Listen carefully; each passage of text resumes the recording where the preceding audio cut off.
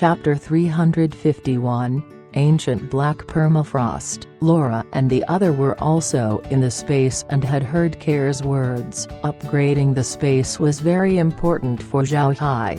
The farm rose by a level, while the ranch by 5. What made Zhao Hai surprised was that not only did the ranch increase the capacity of animals that can be reared, it also turned all of them into magic beasts.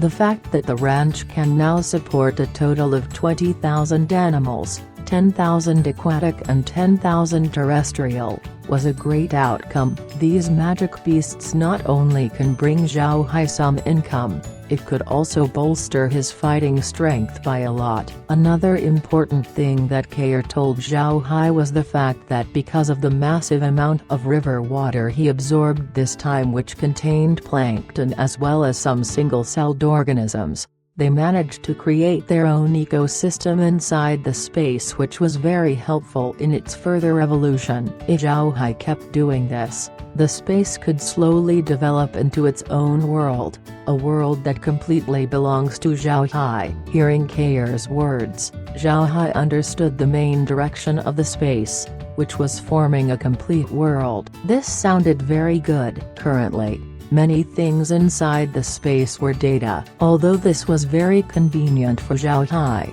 it also can only function like a machine.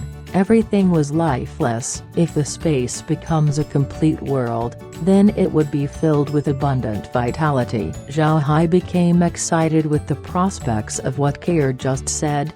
He now has found a direction for the space to evolve to. However, what he needed right now was fully utilize the abilities of the space. Zhao Hai didn't need the magic beasts to fight for him. He has undead to do that. The biggest use of the space currently was to provide him with income. Therefore he was currently prioritizing raising cattle and argali as well as some firefishes, but he only raised 5,000 of them, while the other 5,000 is for raising some ordinary scaleless fish. This fish was very common all throughout the continent. So long as there was fresh water, this fish will be there. This was also the fish that was mostly consumed by humans in the continent. Before, Zhao Hai always wanted to purchase this fish for frying, but it didn't go through. With the amount of water he took in from the river, it was impossible for the arrow turtles to be the only animals that Zhao Hai managed to catch. There were also many kinds of fish present. Each one had their own unique picture inside the ranch shop. Zhao Hai can buy these anytime whenever he wanted to try some fried fish. Zhao Hai didn't care too much about the living conditions of these animals inside the space. As long as Kair and Muir was here, Zhao Hai didn't need to worry. Not only did the space level up when he placed river water in it, it also gave Zhao Hai the idea towards the space's further progression. Now if he placed seawater inside the space, wouldn't it level up? If this was the case, then it would be fantastic. Probably because Zhao Hai had seized the surrounding arrow turtles, there were no attacks that came to the ship the rest of the day. But they also didn't see any other ships, possibly because they fled when the group of arrow turtles arrived. Arrow turtles could heavily damage any ship, so the other vessels may have sought a safe place and didn't dare travel on the river in the meantime. Zhao Hai didn't go out in the evening.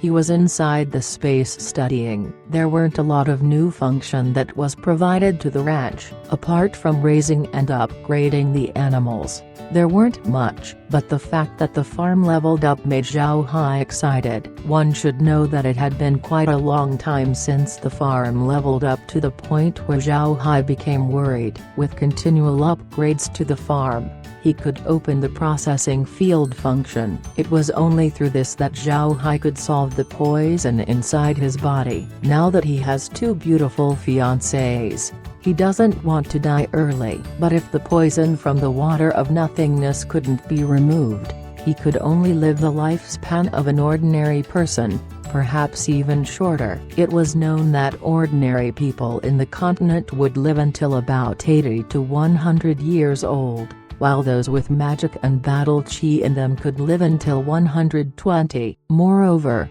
Zhao Hai's body was weaker than an average person. At this rate, he could only live until he is about 60 or 70. Nobody doesn't think about living a long life, so Zhao Hai was naturally the same. He has not lived enough yet, so he would find ways so he could live a bit longer. Removing the poison was first in the list, but it was currently winter season, so looking for special plants would be an arduous task. Therefore, Zhao Hai can only wait until the beginning of spring to do anything. However, absorbing the river's water gave Zhao Hai a wake-up call. Many common things in the continent could upgrade the space as well. This definitely was a good thing for Zhao Hai. The next morning, Zhao Hai appeared early on the top deck. To be honest, the river's scenery was very beautiful. Back on Earth, Zhao Hai had also been crossing rivers, but back then,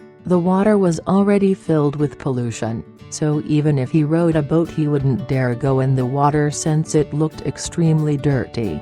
But now, the river still hasn't been polluted, so the surface was very clear. The morning sun would reflect onto the water and make the surface red. It was very attractive to look at. Zhao Hai looked at the surface of the river and sighed, "It's so beautiful. I can't seem to get tired of this scene." Then Stack's voice suddenly came from his side, "Don't worry, if you stare at it every day, you'll eventually get tired of it. How are you feeling? Are you well?" Zhao Hai smiled and said, "I'm fine. Don't say any more. I was really exhausted yesterday."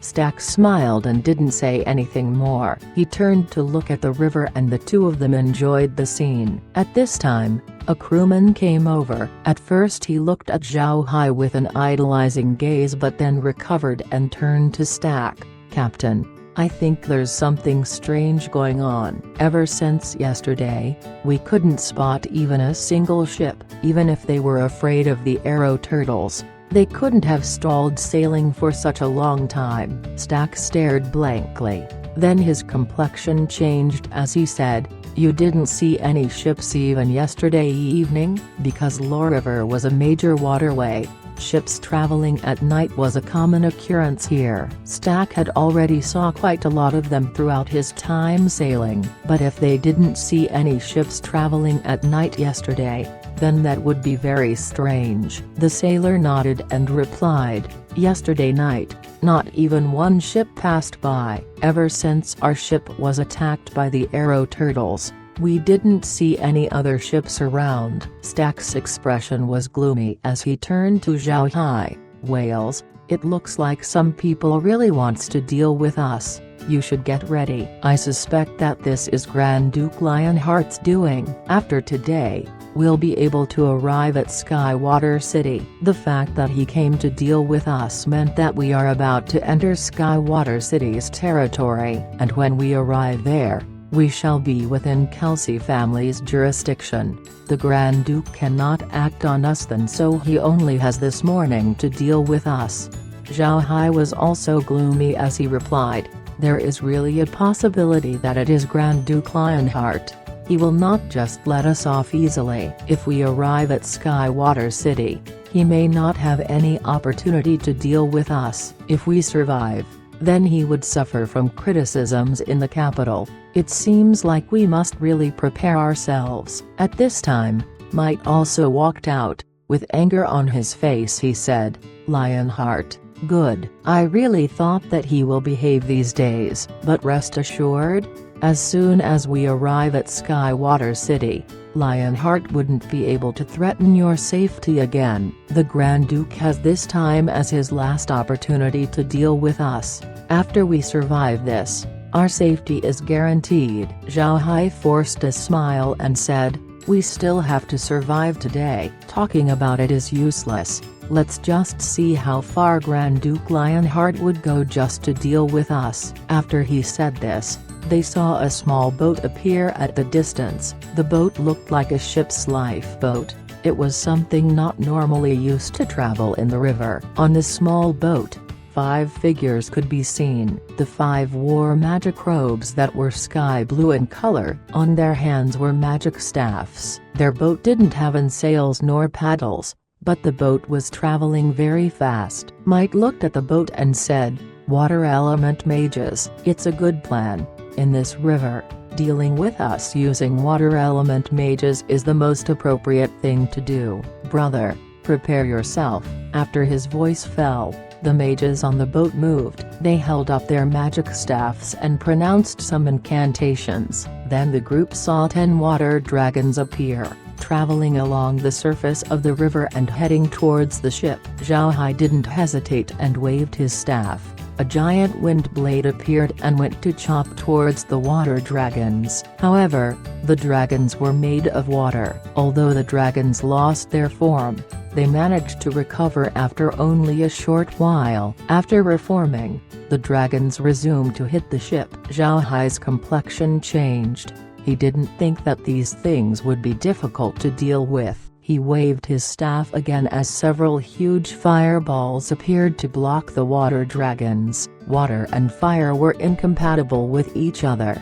The dragons didn't stop upon the arrival of the fireballs and instead intended to pierce through. To the mage's dismay, Zhao Hai's fireballs were very tenacious, halting the dragon's advance. The 2 spells got entangled with each other and both refused to budge. It was a surprise that the fireballs even managed to continually fight back.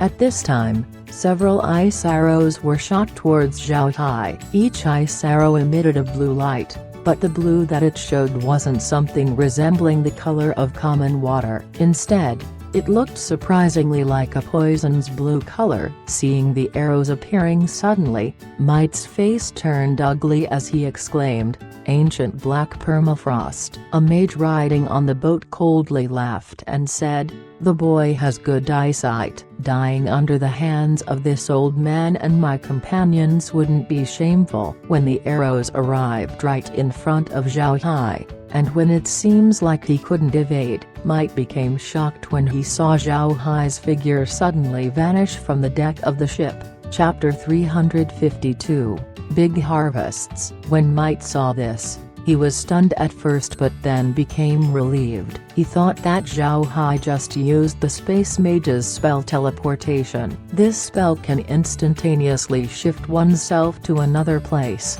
Naturally it would be a place that the eye can see. If it isn't, then one may get trapped inside the turbulence of space and time.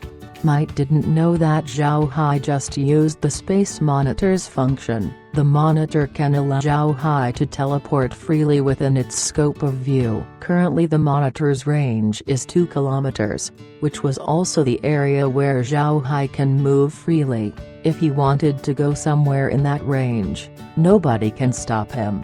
While the 5 water element mages on the boat were stunned, Zhao Hai suddenly arrived at the center of their boat along with a storm of wind blades. Before the water element mages got to recover from their confusion, they were already cut to pieces. After Zhao Hai killed the water mages, he immediately took them inside the space. Just after they were placed inside, the space transmitted a prompt to Zhao Hai.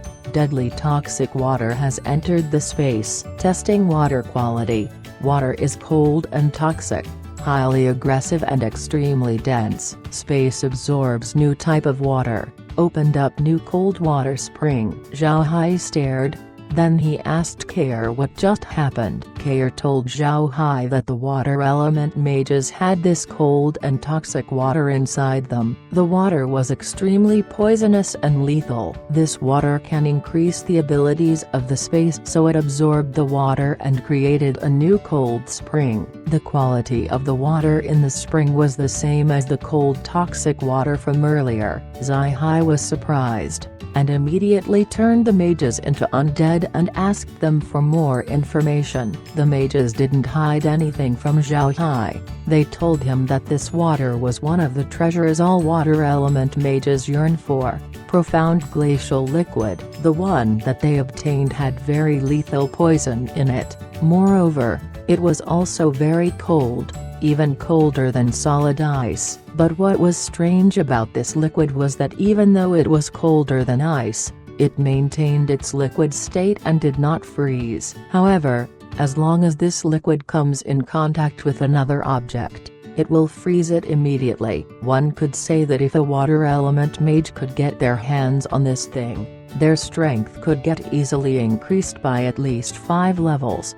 These 5 water element mages had 7th rank strength, so adding on the fact that they had profound glacial liquid, they managed to rack up infamy all throughout the continent. This was the reason might shouted ancient black permafrost before. 1. Coincidentally, they also took refuge under Grand Duke Lionheart these past years. This time, they were asked by Lionheart to go deal with Zhao Hai. They knew that Zhao Hai wasn't weak, so to ensure the accomplishment of the task, they decided to bring their profound glacial liquid. But they didn't expect that not only did they fail, they also gave Zhao Hai's space a new profound glacial spring. Zhao Hai was quite happy.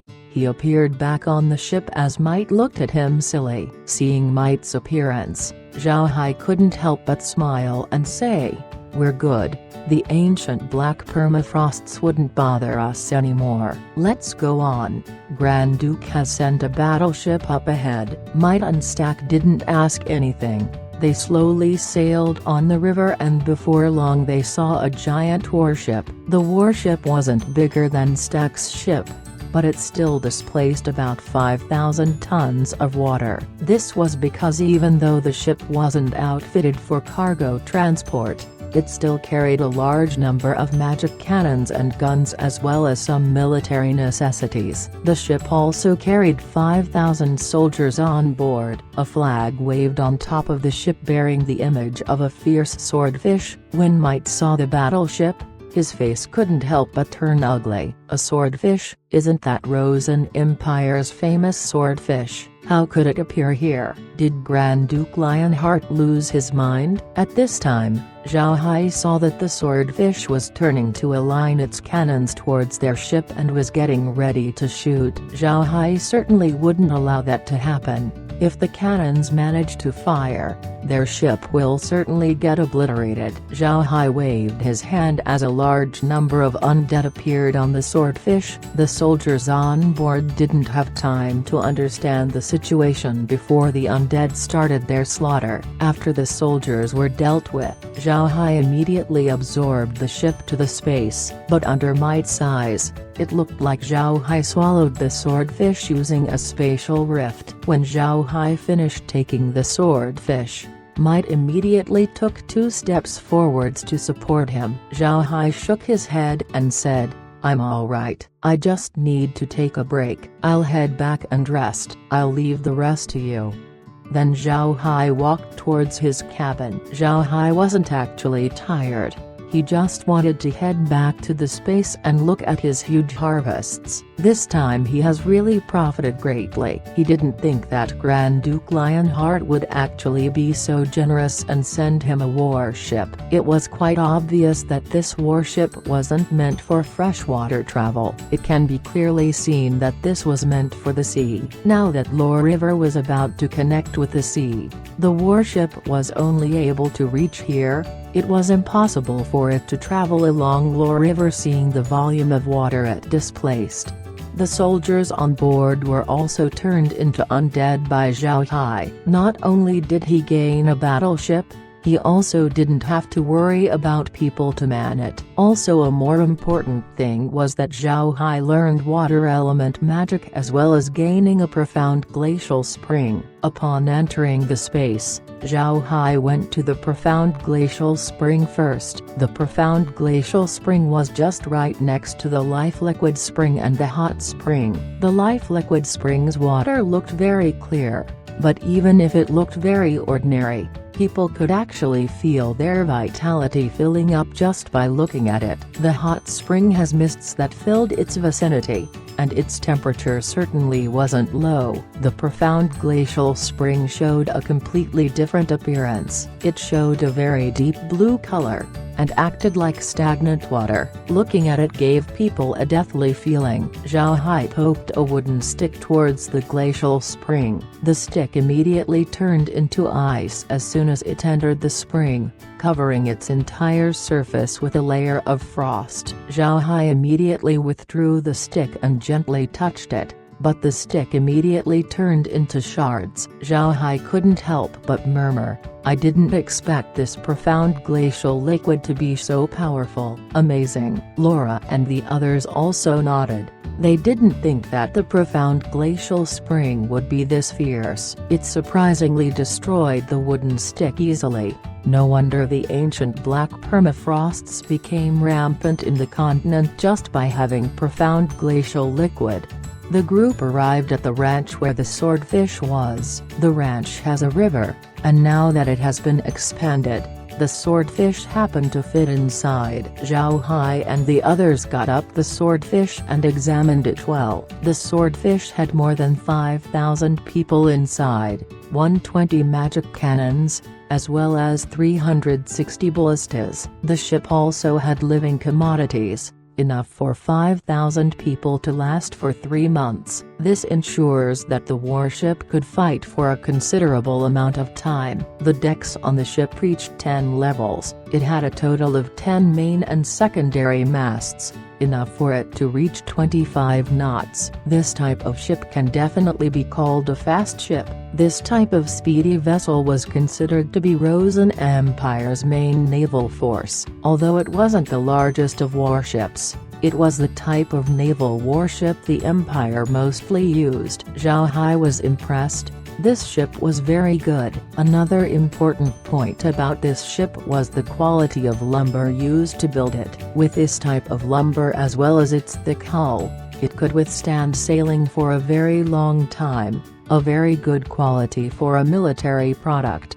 After staying inside the space the entire morning, Zhao Hai came out at lunch and saw Stack and Might. Zhao Hai went towards them and asked, "What happened? What are you looking at? Is there more trouble?" The two saw Zhao Hai coming out and smiled. Stack had a very sincere smile while Might had a hint of awe in it. Stack smiled and said, "It's all right. We're now inside Skywater City's waters. Nobody would dare do anything on this region, even Grand Duke Lionheart." "See that? That is Kelsey family's Spectre battleship." Zhao Hai followed Stack's gaze. Not far away from their ship was a black battleship. The ship's entire body was black, and had a size just enough to allow for freshwater travel. When it just stayed there, it really looked like a Spectre. The Stack continued, "Don't think that Kelsey family's Spectre battleships are inferior to the Swordfish ships just because of its size. That ship is very equipped for magic attacks. If a Spectre and a Swordfish face each other out in sea,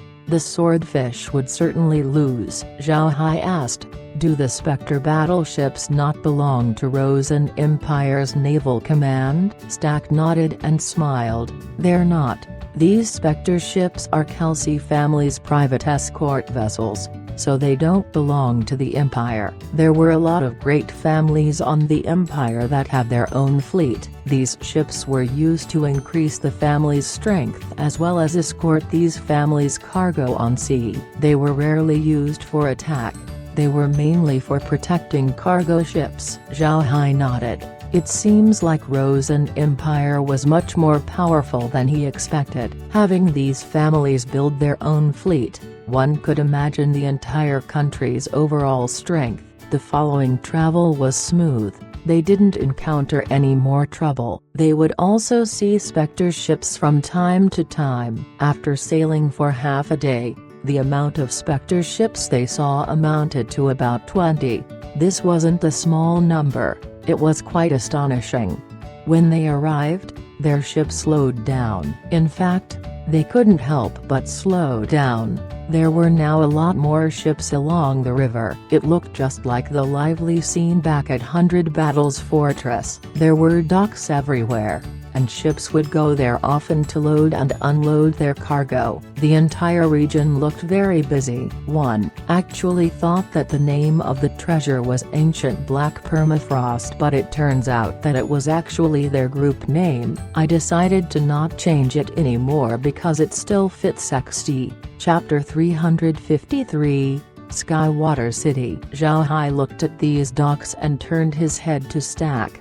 Brother Stack, what are these docks? Do these also belong to Skywater City? Stack nodded. Yes, even though Skywater City has a very good harbor, there are a lot of ships passing through. River ships, sea ships, all kinds of vessels come here every day, and all of them wouldn't be able to fit inside the city. Although these small piers were still quite a ways from Skywater City, they could still transport the goods by land. This method beats just waiting for a free space to dock on. Zhao Hai nodded. Yeah, it's really quite far away. Can we get to Skywater City this evening? Stack shook his head. We can't get there tonight. We'll find a pier to dock on and then rest. Tomorrow we'll arrive at Skywater City. The Shelley family has a private dock inside, so we can go there and disembark.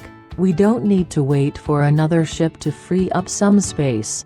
Zhao Hai nodded and simultaneously developed an understanding of Shelley family's forces inside Skywater City. According to everything he has heard of until now, Skywater City was a place of wealth and prosperity. For the Shelley family to have their own private port there meant that they had quite some standing inside Skywater City. Evening came and Stack docked their ship at something called the Mercenaries Pier. From the name, there were a lot of mercenaries present everywhere in the pier. Some mercenaries acted as guards for the ships while some carried cargo between the ships and the docks. A mercenary as a coolie? This may sound absurd, but it's not. What were mercenaries? They were only ordinary civilians in the first place. Most of them lost their home because of various reasons. In order to survive and not become slaves, they could only be mercenaries.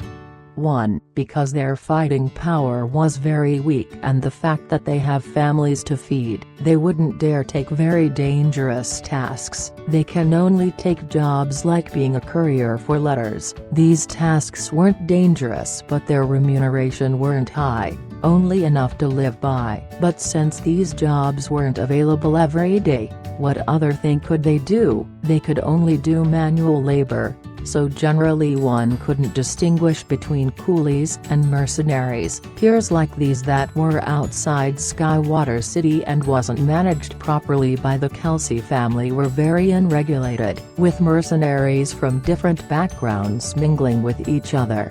There was only one word to describe these docks: chaos. They were very chaotic. When their ship stopped at the pier, Stack told Zhao Hai that it was best for them to not disembark at this pier. Although Zhao Hai was strong, there's no benefit in provoking another group. Zhao Hai didn't want to go to the pier either. Such small pier couldn't catch his attention. Like what Stack implied, these mercenaries were quite rough people. Who knows what they'll do when they see beautiful women like Laura and the others? Zhao Hai didn't want to know the answer. They didn't have to worry about mercenaries while being on board a ship. For the mercenaries, the people on board were their providers for food and clothing. No one would intentionally go inside a ship just to look for trouble. They rested inside the ship that night, and when morning came, Zhao Hai finally moved closer towards Skywater City. After another 2 hours of sailing, they could already see Skywater City's wall vaguely. The nearer they are from Skywater City, the more surprised Zhao Hai became. His expectation for how big Skywater City was blown away. The city was much bigger than River Law City. River Law City has about 1 million citizens, but looking at how Skywater City was 3 times bigger than River Law City, its population could possibly be 3 million. There weren't many large cities such as this in the continent, and for the Kelsey family to be able to control all of such a city was a very amazing feat. One should know that even the Emperor of Rosen Empire couldn't touch this city. This showed Zhao Hai how much power and influence Kelsey family held. Zhao Hai didn't believe that the Radiant Church didn't know that Kelsey family was a family of dark mages. The Radiant Church certainly knew, but they couldn't do anything about it. This made Kelsey family look even more formidable. No wonder the family was the major pillar within the League of Dark Mages. Only they have this kind of strength. Soon, the ship slowly entered a small dock right next to Skywater City. The dock wasn't big. Maybe it could fit 5 or 6 ships like theirs. It was a small pier, but Might told Zhao Hai that even though it was Shelley family who constructed this, they still needed to pay 1 million gold coins as fee every year. If they don't, the Kelsey family would confiscate this pier. For a pier of this size costing 1 million gold coins per year explains how large of a treasure trove Skywater City was. For the Kelsey family to have complete hegemony of this city, they surely did have formidable strength. When the ship docked at the pier, Zhao Hai noticed that there were already people waiting there. Most of these people wore silken clothes mostly used by merchants. They looked very conspicuous. Looking at these people, Mike turned his head to Zhao Hai and said, "They came to meet us. The family already sent me a message to treat Mr. and his group with utmost courtesy." Zhao Hai froze for a moment, then shook his head. "This is too much. I may not be worth it." Might smiled faintly. "It's absolutely worth it. Mr. suffered because of your milk-wine cooperation with the family. Mr. is certainly worth it. Let's head down." Zhao Hai didn't say anything. He just followed Might in disembarking from the ship. Their carriage was also naturally unloaded, as well as their bowls. Just as the two men arrived at the pier, the merchant-dressed men immediately welcomed them. The one at the front was a fat man that looked to be 40-something years old. He laughed and said to Zhao Hai and Might, "The head of Skywater City's Shelley Hotel, Marriott, has met Mr. Wales and Captain Might." Might also gave Marriott a salute and said, "I won't dare. Manager Marriott is too polite." Zhao Hai laughed and said, "For this one to make Manager Marriott come, this one is certainly humbled." Marriott laughed and said, "Mr. is too polite, putting your life on the line to help Shelley family. Mr. is very well worth it." "Sir, please get on the carriage. The hotel has prepared a meal and is only waiting for Mr. to come." Upon hearing Marriott, Zhao Hai smiled and said, "Then I'll be impolite." "Then, manager, please."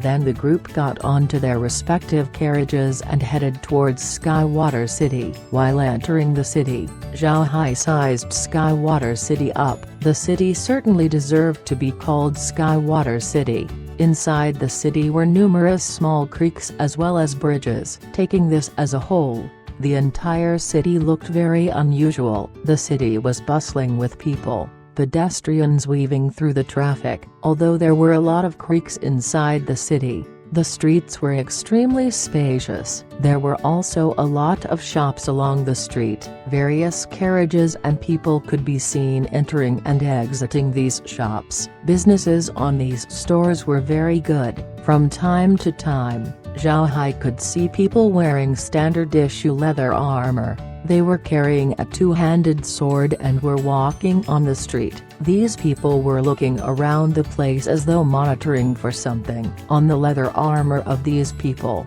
the insignia of the Kelsey family was printed. It seems like they were people from the Kelsey family. Looking at these people, Zhao Hai turned to Laura and asked, "Laura, who are these people? Are they the city garrison? Does the Kelsey family send them to maintain public security?" Laura smiles and answered, "From what I heard, Skywater City has a unique organization called the Urban Administrative and Law Enforcement Bureau. They were tasked specifically to handle public security. They were also responsible for cleaning the streets and other miscellaneous work. Their influence inside Skywater City is quite big."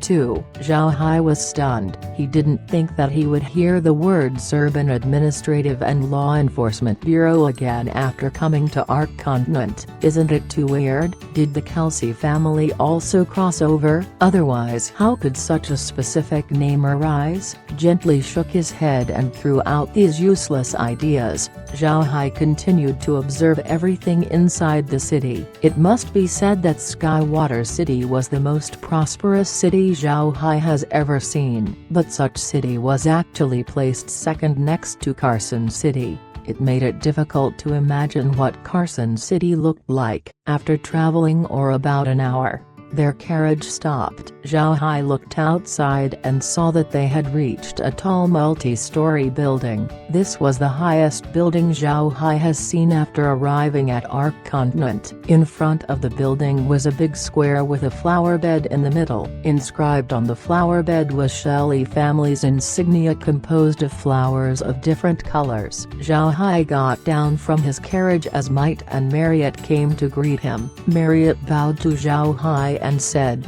"Mr. the food and wine are ready. Today, the hotel will treat Mr. with our hospitality." Zhao Hai laughed and said, "Then, manager, let go. I'm famished." Marriott replied, "Then, Mr. this way please."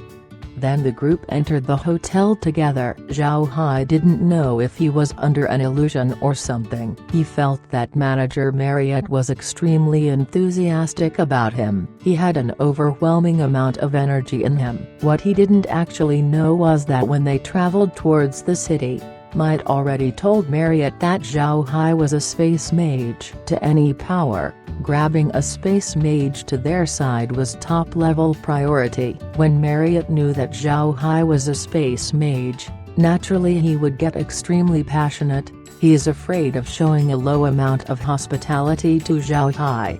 Skywater City's Shelley Hotel was very luxurious. It was full of high-quality services. The people coming in and out of it were all well-dressed and looked well-educated. One only needed a glance to know that the business was doing very well. All of the guests they met greeted Marriott. It can be seen that these people see some importance in the hotel's manager. Zhao Hai saw that these people must be small nobles and didn't have that high of an identity. Although they were inside the Shelley Hotel as guests, that didn't dare offend Marriott. They also flatter the manager from time to time, which was good for their families and businesses. But Marriott didn't look down on them just because of their status. He also greeted the people who approached him with a warm reception. There wasn't an ounce of disrespect given to them, elevating Zhao Hai's evaluation of Marriott. The hotel's manager looked like a well-mannered gentleman.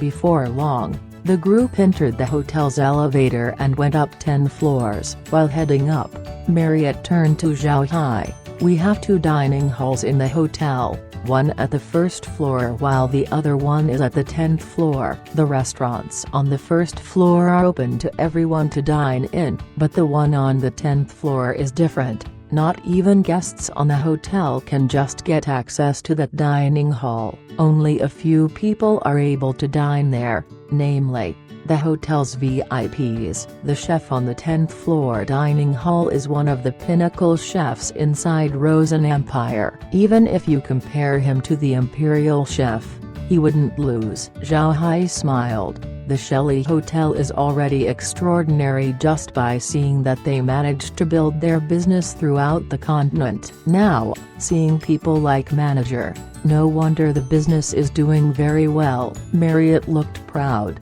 "Mr. overpraised me. Inside Shelley family, there are a lot of people like me, as numerous as the hairs on an ox. I'm just a small hotel manager." Might actually laughed and said, "Manager Marriott is too modest. There are around 11,200 Shelley hotels in the continent, and if we just base on income generated, Skywater City branch could rank in the top 10. This shows how formidable manager Marriott is." Upon hearing this, Zhao Hai looked at Marriott under a new light. He didn't expect that this fat man could be so formidable that among the 11,200 hotels, he would actually rank in the top 10. Wasn't this extremely amazing? Although the hotels have the same reputation, the cities that they were located in were different. It was not easy to rank in the top 10 among this number of hotels. Even if you're placed on a favorable location,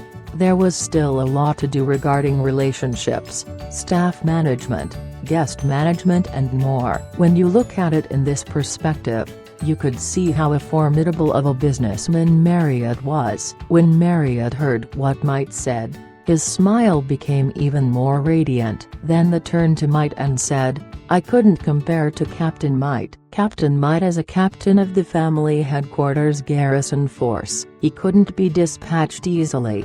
The power he wields is much bigger than us small officials. Might stiffly smiled. "I'm just a little captain, not that powerful." Manager is too polite.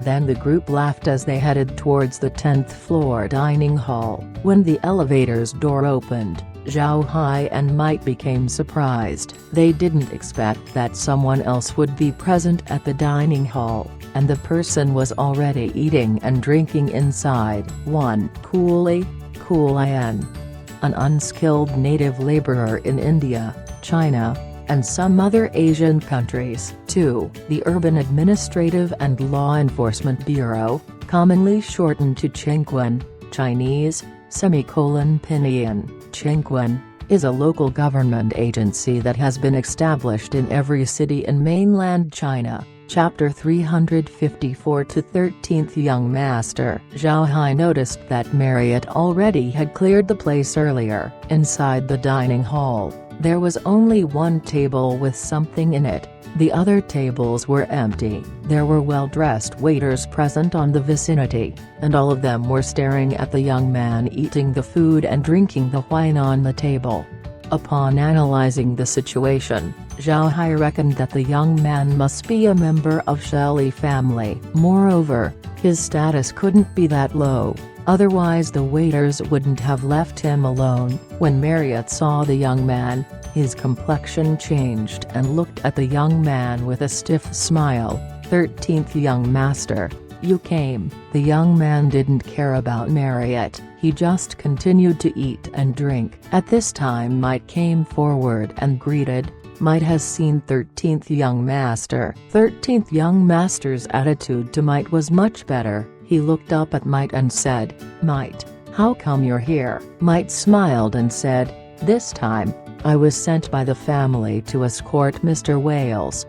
Then Might introduced the 13th Young Master to Zhao Hai. "This is Mr. Wales, a distinguished guest of the family." They instructed to provide him with the highest level of hospitality. Might's words actually warned the young master to mind his attitude towards Zhao Hai. To great nobles such as Shelley family, their system of education had already been ironed out. All family descendants would be educated from a very early age, something most noble families do. Naturally, it was impossible for them to learn by just going to regular classes. So to merchant families such as Shelley family, they would also teach their children merchant training from their early years. But to be a successful merchant, one should have good people skills, so they would generally bring their descendants to social events to hone their skills. The Shelley family was good at this aspect. Their descendants were already very prepared. But there would always be one or two black sheep inside a family, and this 13th Young Master was Shelley family's black sheep. Even though the education that he received from childhood was the same as his elder brothers, the 13th Young Master still turned out different, giving the family a huge headache. Although this 13th Young Master had learned a lot of things, he didn't use it at the appropriate places. In the entire Shelley family, he was the only one who acted like a spoiled brat. Apart from some high-ranking elders in the family, he didn't give anybody any face. Some time ago, he actually had a fight with the son of Grand Duke Lionheart. Later on, The Grand Duke went on to suppress Shelley family's business. The business matter and the earlier scuffle weren't completely unrelated with each other. But the mother of this 13th young master also belonged to a great family that was also very influential. This made his mother have a high standing within the family. It may be because of this reason that the 13th young master was very arrogant. He even looked down on his elder brothers. This character of his was what made the Shelley family's head hurt. He didn't give anyone face. He even treated Marriott like trash. He even made huge troubles for the family. This made the Shelley family come up of ways in dealing with the troubles he caused. But in the end, he was a member of the Shelley family and had an influential mother, so nobody inside the family dared to be impolite to him. Even for someone like Marriott, he still needed to show respect. This made him even more lawless. In the past few days, it wasn't known how many businesses of Shelley family he managed to destroy. The number of people he offended wasn't low either. Fortunately,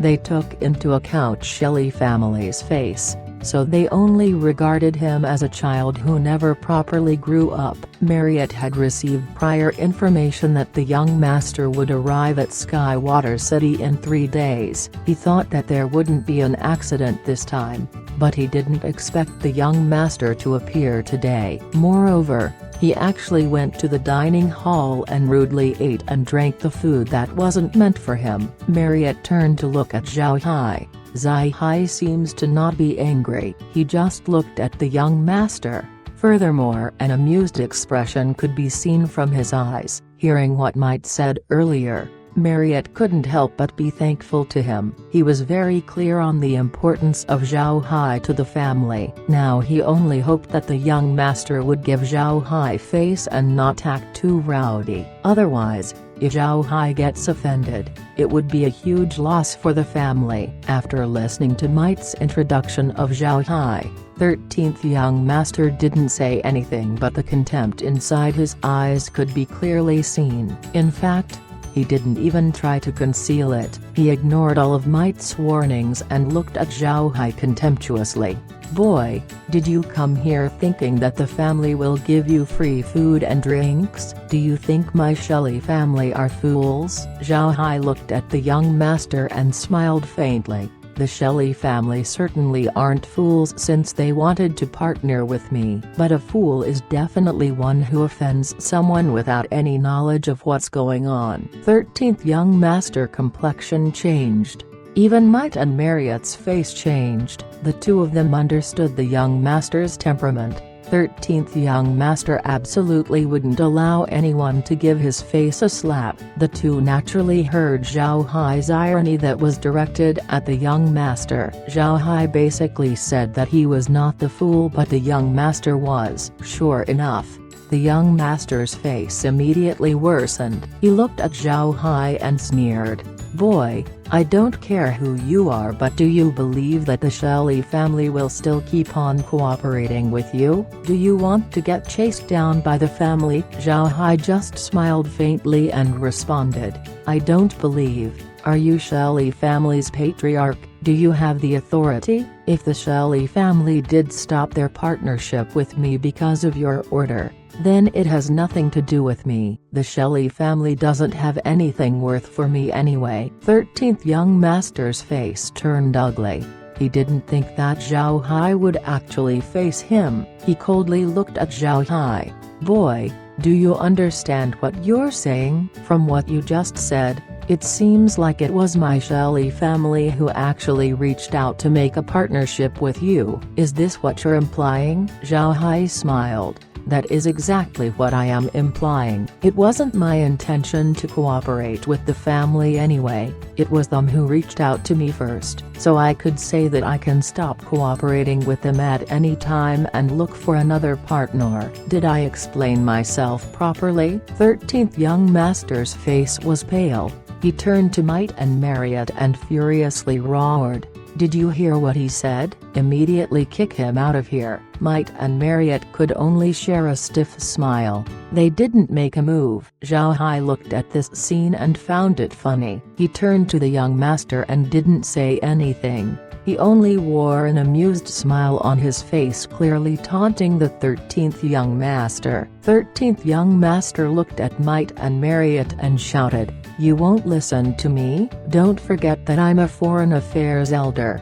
I have the authority to command you. Do you dare defy the clan's orders?" A family didn't necessarily have a foreign affairs elder.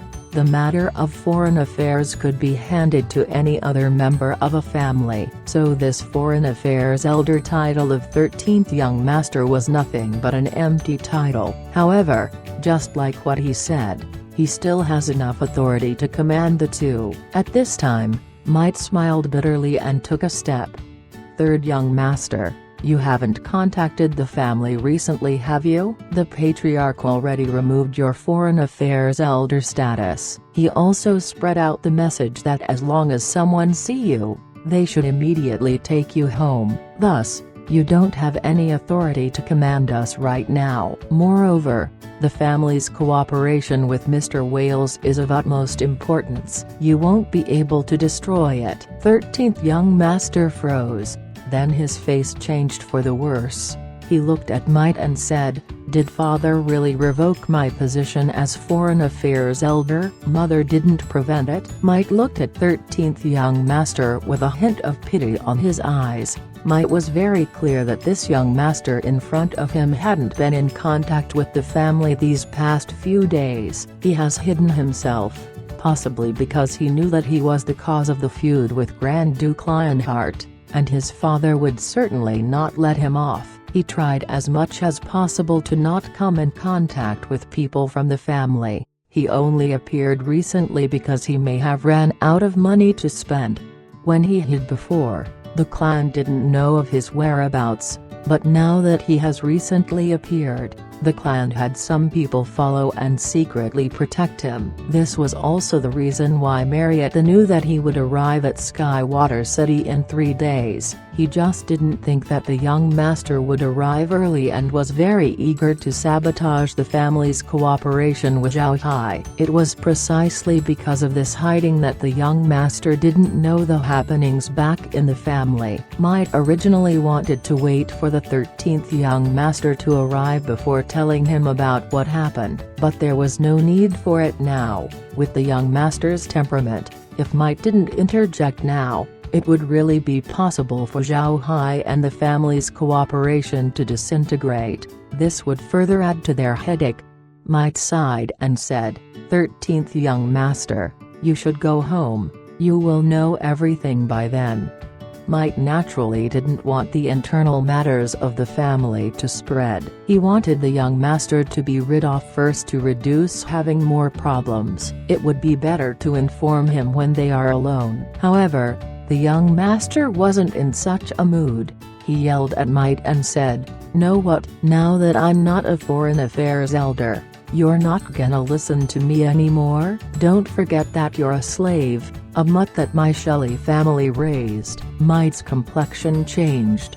Although he was a servant of Shelley family, even the family's patriarch did not say such words to him. With an ugly face, Might looked at the 13th young master and said, "Young master, the family has found out that your mother was sent to the family to destroy it from the inside. The businesses that you destroyed had some traces of your mother's hands in them. This time, your feud with Lionheart was found out to be instigated by your mother as well. In fact, your mother's clan and Lionheart's clan actually formed an alliance years ago to deal with my Shelley family. Now, your mother's clan is already exterminated along with your mother. The reason why the family took a long time to deal with Grand Duke Lionheart is because they were already dealing with your mother's clan. The family had already removed your name from the registry and ordered for your capture so that you would get imprisoned back at the headquarters."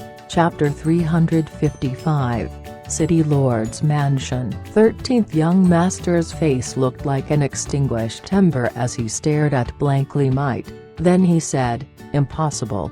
How could the clan already know? I've been very successful these past few years. Why did this happen? Hearing the young master words, Might couldn't help but sneer. It seems like 13th young master already knew about his crimes. Good, I'll report this to the family to save the young master from being interrogated. Maybe the family might even be more lenient to you. The scene right now could only be described as a roller coaster. Zhao Hai thought that the few words he said would really make his cooperation with Shelley family collapse. He didn't think that the situation would actually take a dramatic turn. This was beyond his imaginations. Marriott looked at Zhao Hai, who was still smiling, and apologized with a slight smile. I really apologize for this situation, mister. Please wait for a moment while we prepare. Then he waved his hand as some people immediately came to take the 13th young master. The waiters at the side also cleaned the table and prepared the meals and drinks again. Right behind Zhao Hai was Laura and the others, who were very stunned. They didn't think that something like this would happen today. Like Zhao Hai, this was beyond their imagination. While Zhao Hai sat down, Laura could only stand behind. Zhao Hai looked at Laura and the others, then turned to Marriott. Manager, can you arrange a meal for my people? No need to keep them here, just have them retreat. I know it must have been very hard for them these past days. Marriott was already used to this situation, so he didn't disagree. He smiled and said, I've been very rude to Mr.'s people, forgive me. Then he waved his hand as a waiter led Laura and the others to eat and rest. Zhao Hai really disliked eating while Laura and the others just watch. This made his heart uneasy and apologetic, so he had them go to another place and rest. Inside the dining hall, only Zhao Hai, Might, and Marriott were left. Might looked at Zhao Hai and smiled. Mister isn't angry? Zhao Hai smiled. This matter isn't worthy for me to get angry. Marriott smiled. Mr. is really good-natured. Mr. might have not known, but you have greatly helped the family this time, because Grand Duke Lionheart was very preoccupied in dealing with you. The family had the chance to take care of its other enemy. Now that the clan will start dealing with Grand Duke Luoyan, I believe he wouldn't be able to last much long. Zhao Hai smiled faintly. As long as someone isn't an absolute idiot, they wouldn't dare move against a family like Shelley family. Seeing how deep Yu family's reserves were, how could the Grand Duke survive? Hearing this, Marriott appeared proud but quickly hid his expression. With a stiff smile he said, to be honest, this time was actually quite dangerous for the family. We didn't think that someone would send a woman to destroy us from the inside. Marrying a woman to our family, waiting for her to bear a child, then have the child destroy partnerships and businesses. This plot went on for decades undetected. It was very embarrassing. It was not only Marriott who felt it. When Zhao Hai heard Mind's words, he couldn't help but shiver. In order to destroy Shelley family, 13th young master's mother's clan actually went to such degree. This was a very ridiculous amount effort put into such a plot. Might turned to Zhao Hai and said, Mister, didn't you come this time to seek cooperation with the Khalsi family? Mr. Wales, since you are a friend of mine, allow me to say something you might not want to hear. Your present strength isn't enough for the Khalsi family to consider you for a cooperation. The qualifications that family needed is very high. Zhao Hai showed a faint smile. Don't worry. This time I came to Skywater City to visit Khalsi family with a letter from a mutual friend. They should at least consider me. I offended some people back at Ixa Empire. There's nowhere I could go but here. Might and Marriott didn't say anything since this situation was too common. Offending a person of power in their country but not having the strength to fight back.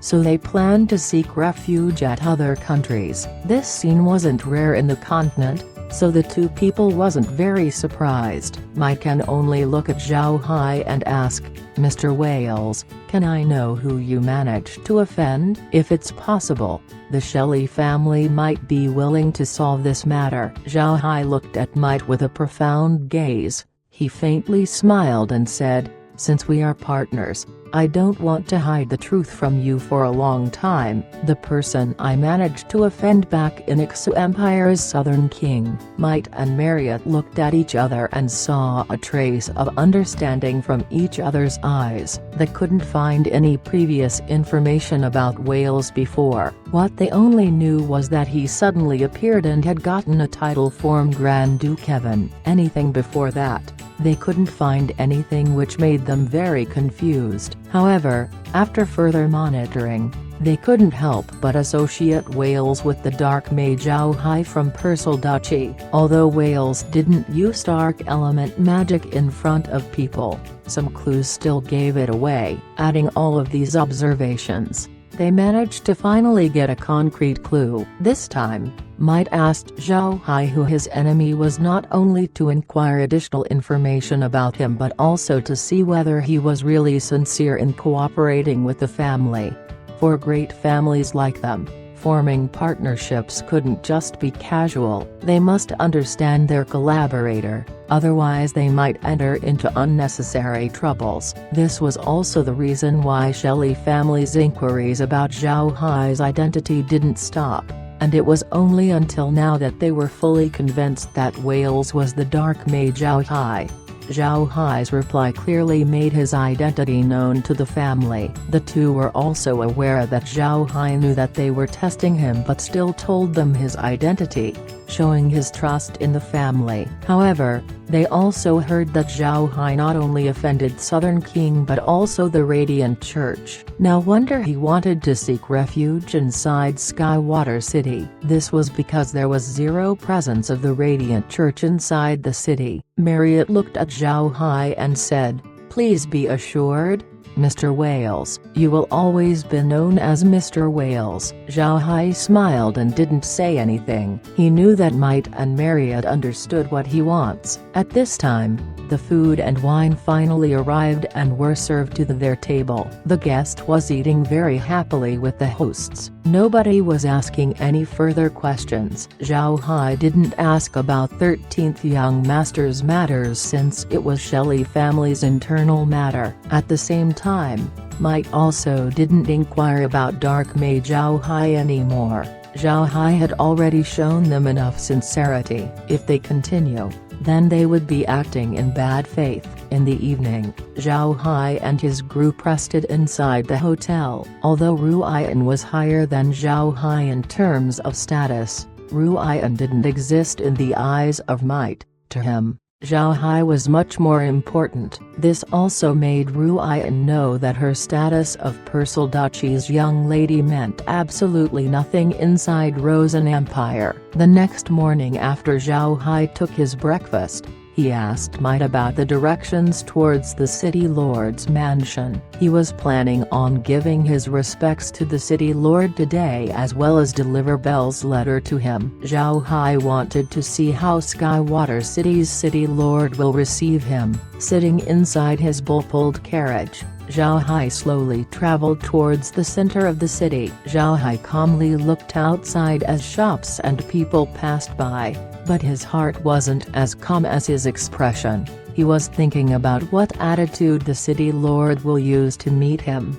One must know that Zhao Hai wasn't a very influential person, so to the eyes of Kelsey family, he may only be an ordinary member of the League of Dark Mages. Kelsey family's influence inside the League was very enormous. The two's status was miles away from each other. Laura also shared Zhao Hai's concerns and was also very nervous. This time they would meet the Kelsey family, one of the pinnacle families inside the continent. It was understandable for their hearts to feel uneasy. It took more than an hour before their carriage reached the central part of the city. This time, along with Zhao Hai and Laura, there was also a person sent by Shelley Hotel to provide directions. In front of the city lord's mansion, There was a large square paved with flat blue stones. The area was about a few thousand square meters and was very lively. There were pedestrians passing through as well as peddlers setting up their stalls. This scene made Zhao Hai anticipate his meeting with the Kelsey family. He thought that the Kelsey family was really a good family to have the magnanimity to allow stalls to be erected here. There were no people in the place several hundred square meters in front of the City Lord Mansion's front gate, and it could also be seen that there were no stalls there. The carriage slowly parked in front of the City Lord's mansion. The front gate was very tall, more than 5 meters high. There was also a giant piece of horizontal tablet about that had the letters City Lord's Mansion written on it. In the place above, the Kelsey family's insignia was carved. The family's insignia was a magic staff surrounded by mists. The insignia was very simple, but this symbol was very famous all throughout the continent. It was because the magic staff shown was the Kelsey family's heirloom treasure passed down from generation to generation. The Dark Scepter. Just by listening to its name one would feel like it is very imposing. And it is indeed very formidable. This staff was a treasure for dark mages. It was said that it could amplify dark element spells by about 50% as well as reduce the amount of time needed to cast it by also 50%. Seeing these two functions, one couldn't help but feel that this magic staff is very fierce. In the midst of a mage battle, these advantages were very important. If your magic was a second faster than the enemy, this meant that you can attack the other party first, which gave you initiative. This made the Dark Scepter a very famous treasure in the continent. At the same time, it was because of this scepter that the ancestors of Kelsey family were able to rack up huge contributions to the Rosen Empire and lay the foundation for the entire family. Chapter 356, Smith. After the carriage stopped, Zhao Hai and the others got off from the vehicle. There were 2 guards standing right by the mansion's front gate. The 2 wore chainmail armor and wore stiff faces as they just stood there motionless. They looked just like sets of armors placed there. From the square towards the front gate of mansion, there were a total of 20 steps. Zhao Hai slowly walked toward the front gate, attracting attention from both pedestrians and peddlers. Zhao Hai didn't care about the gazes of these people and continued towards the mansion's front gate. The 2 guards didn't move as though they didn't notice Zhao Hai. This made Zhao Hai a bit confused, but he still went forward and used the knocker on the mansion's gate. After 2 knocks, Zhao Hai stopped. Then the gate opened as a young male servant came from inside. He looked at Zhao Hai and gave him a salute. "What does Mr. need?" Zhao Hai smiled faintly. "A friend had me send this letter to the city lord. I'll have to trouble you to hand this to him." Then he handed the letter that Bell wrote. The young man received the letter, and when he looked at it his expression changed. He immediately opened the gate and said, "Mr. Please let me welcome you to the reception hall. This one will immediately deliver your letter."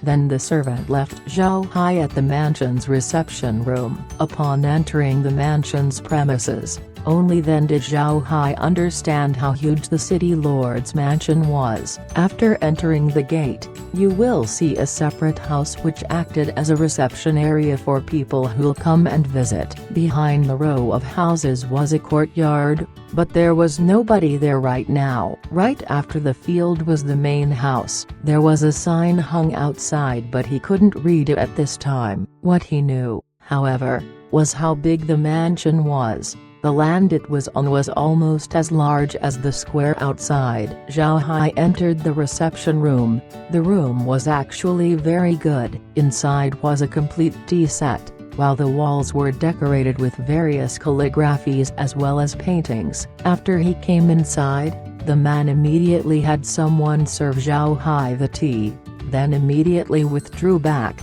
Everything seemed to be going along the proper customs. When Zhao Hai saw this scene, he couldn't help but nod secretly. Looking at the servant's performance, as well as the customs of Kelsey family, He knew how educated the people inside the mansion were, quite fitting for a family placed at the pinnacle among others in the continent. Zhao Hai calmed down and sat quietly inside the reception room while drinking tea. He didn't become uneasy regarding the city lord's mansion. He already did what he could. All that happens later on will depend on the Kelsey family. When Zhao Hai was about to start drinking his second cup of tea, footsteps could be heard outside the room. Then the male servant who received Zhao Hai appeared after opening the door. At the side of this servant was an old man that looked to be between 60 to 70 years old. The silk clothing that the man wore was very well managed. It didn't have any creases in it. His hair was combed very well. He seemed to be very meticulous. He wore a very serious face that looked like he was in total concentration. His face was full of wrinkles and he had some amount of gray hair. Despite these, his eyes were full of vitality and seemed to be shining. Zhao Hai quickly stood up as the old man looked towards Zhao Hai and said, "Greetings, mister. I am the city lord's assistant. The city lord asked me to invite Mr. over." Zhao Hai bowed as well and said, "I'll have to trouble Mr."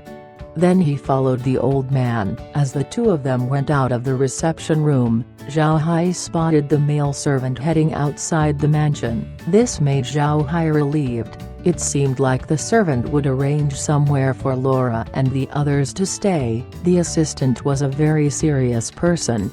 He didn't say a word to Zhao Hai as they walked towards the main mansion. Zhao Hai also took the time to evaluate the city lord's mansion. The building closest to the gate was the reception hall. It was right next to the courtyard. After walking further, there was a martial art arena and there were people currently practicing inside. After passing the arena, there was another building with a sign on it that said Steward's Hall. Crossing the Steward's Hall, there was another gate towards the interior part of the city lord's mansion. After entering the gate, you were again met with another training field where warriors could be seen training. Behind the field was a building with a sign that said, Secretariat. After passing that building, there was a small courtyard, but this time there was nobody practicing here. Inside, there was a fountain pond with flowers nearby. The place looked very silent and tranquil. Behind the small square was a small building.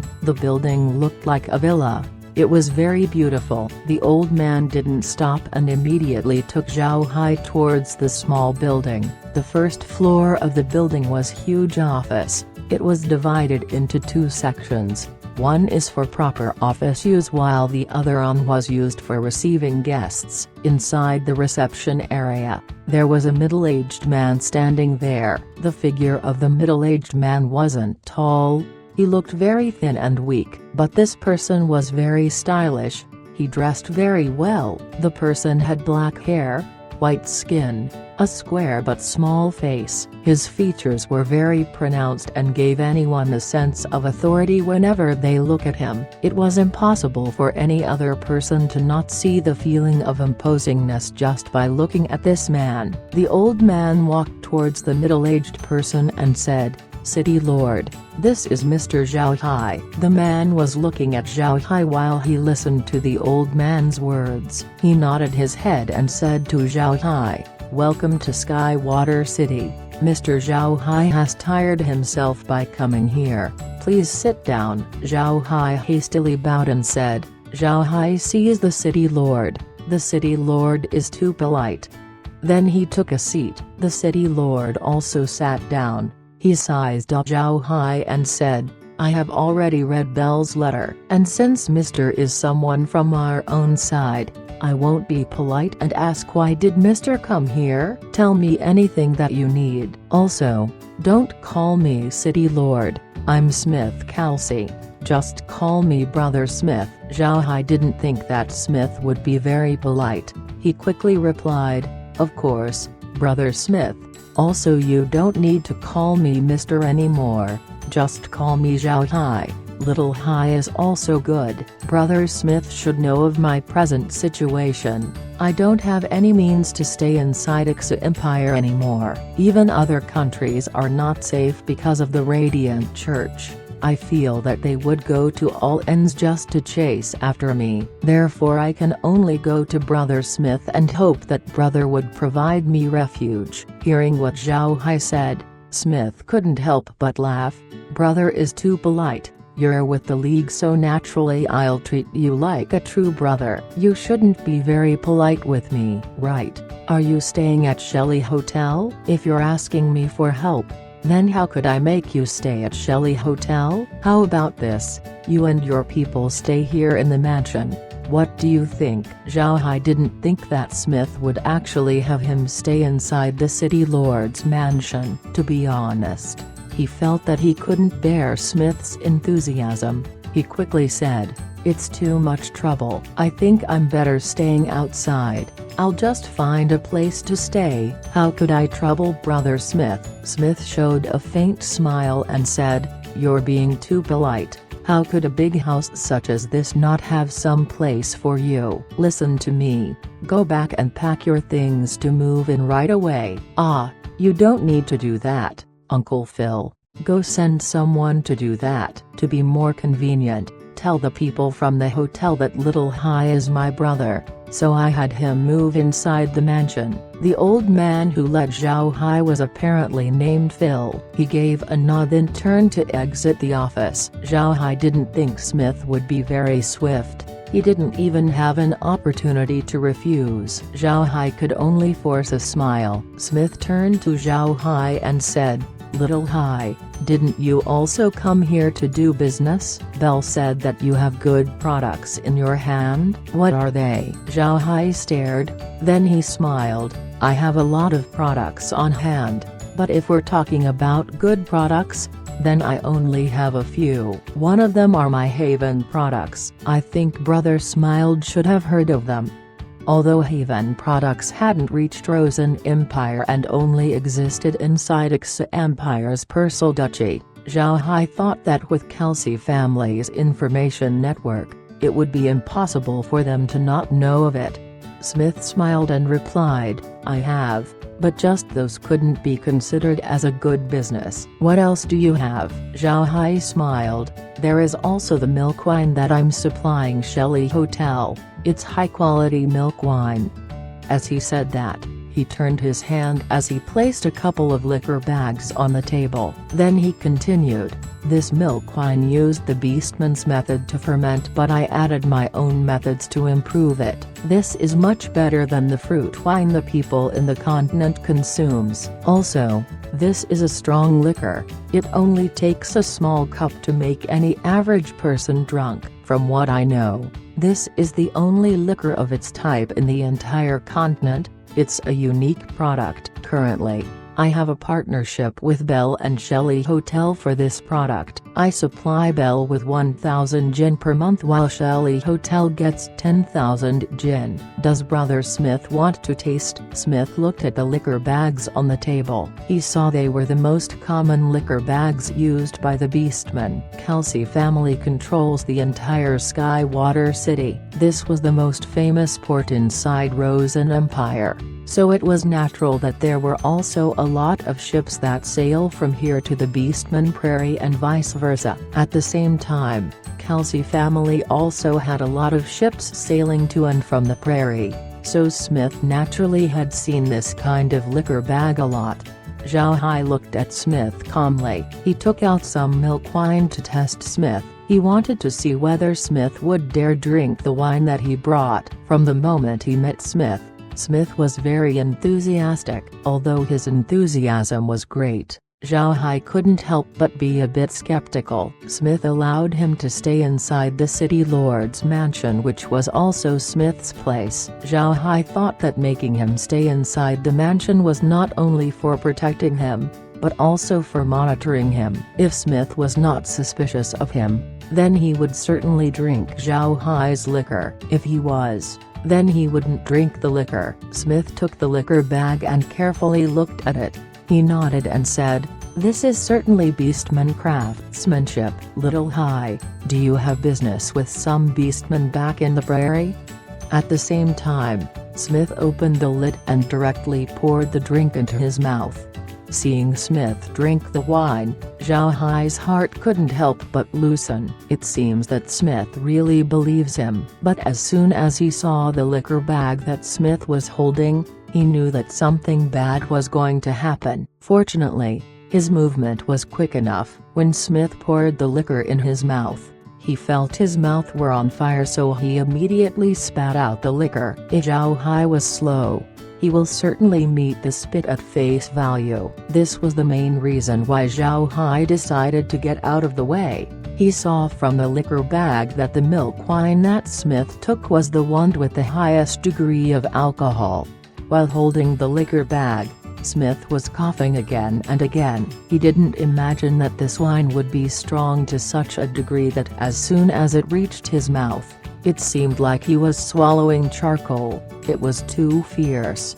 Zhao Hai immediately picked up a teapot and poured Smith a cup of tea, and at the same time taking the liquor bag from Smith's hands. Smith wasn't polite and immediately drank the tea to make himself feel better. When he finally managed to somewhat recover, he looked at the liquor bag in Zhao Hai's hand in fear and turned to Zhao Hai. "I must say, Little Hai, are you sure that's alcohol? Isn't that poison?" Zhao Hai laughed and said, "Brother Smith, I wouldn't drink this wine like that. This wine is very strong. Even the beastmen who were famous for their alcohol tolerance can't drink that much. This wine had to be drank slowly, and also, the bag you drank contained the strongest liquor of the batch. The other bags aren't as strong as this one. Want to give them another try?" Zhao Hai usually didn't talk like this to people he met for the first time, but it was surprising that Smith and him didn't have any sense of being strangers with each other. The two seemed to know each other for a long time. After seeing Smith drink his liquor,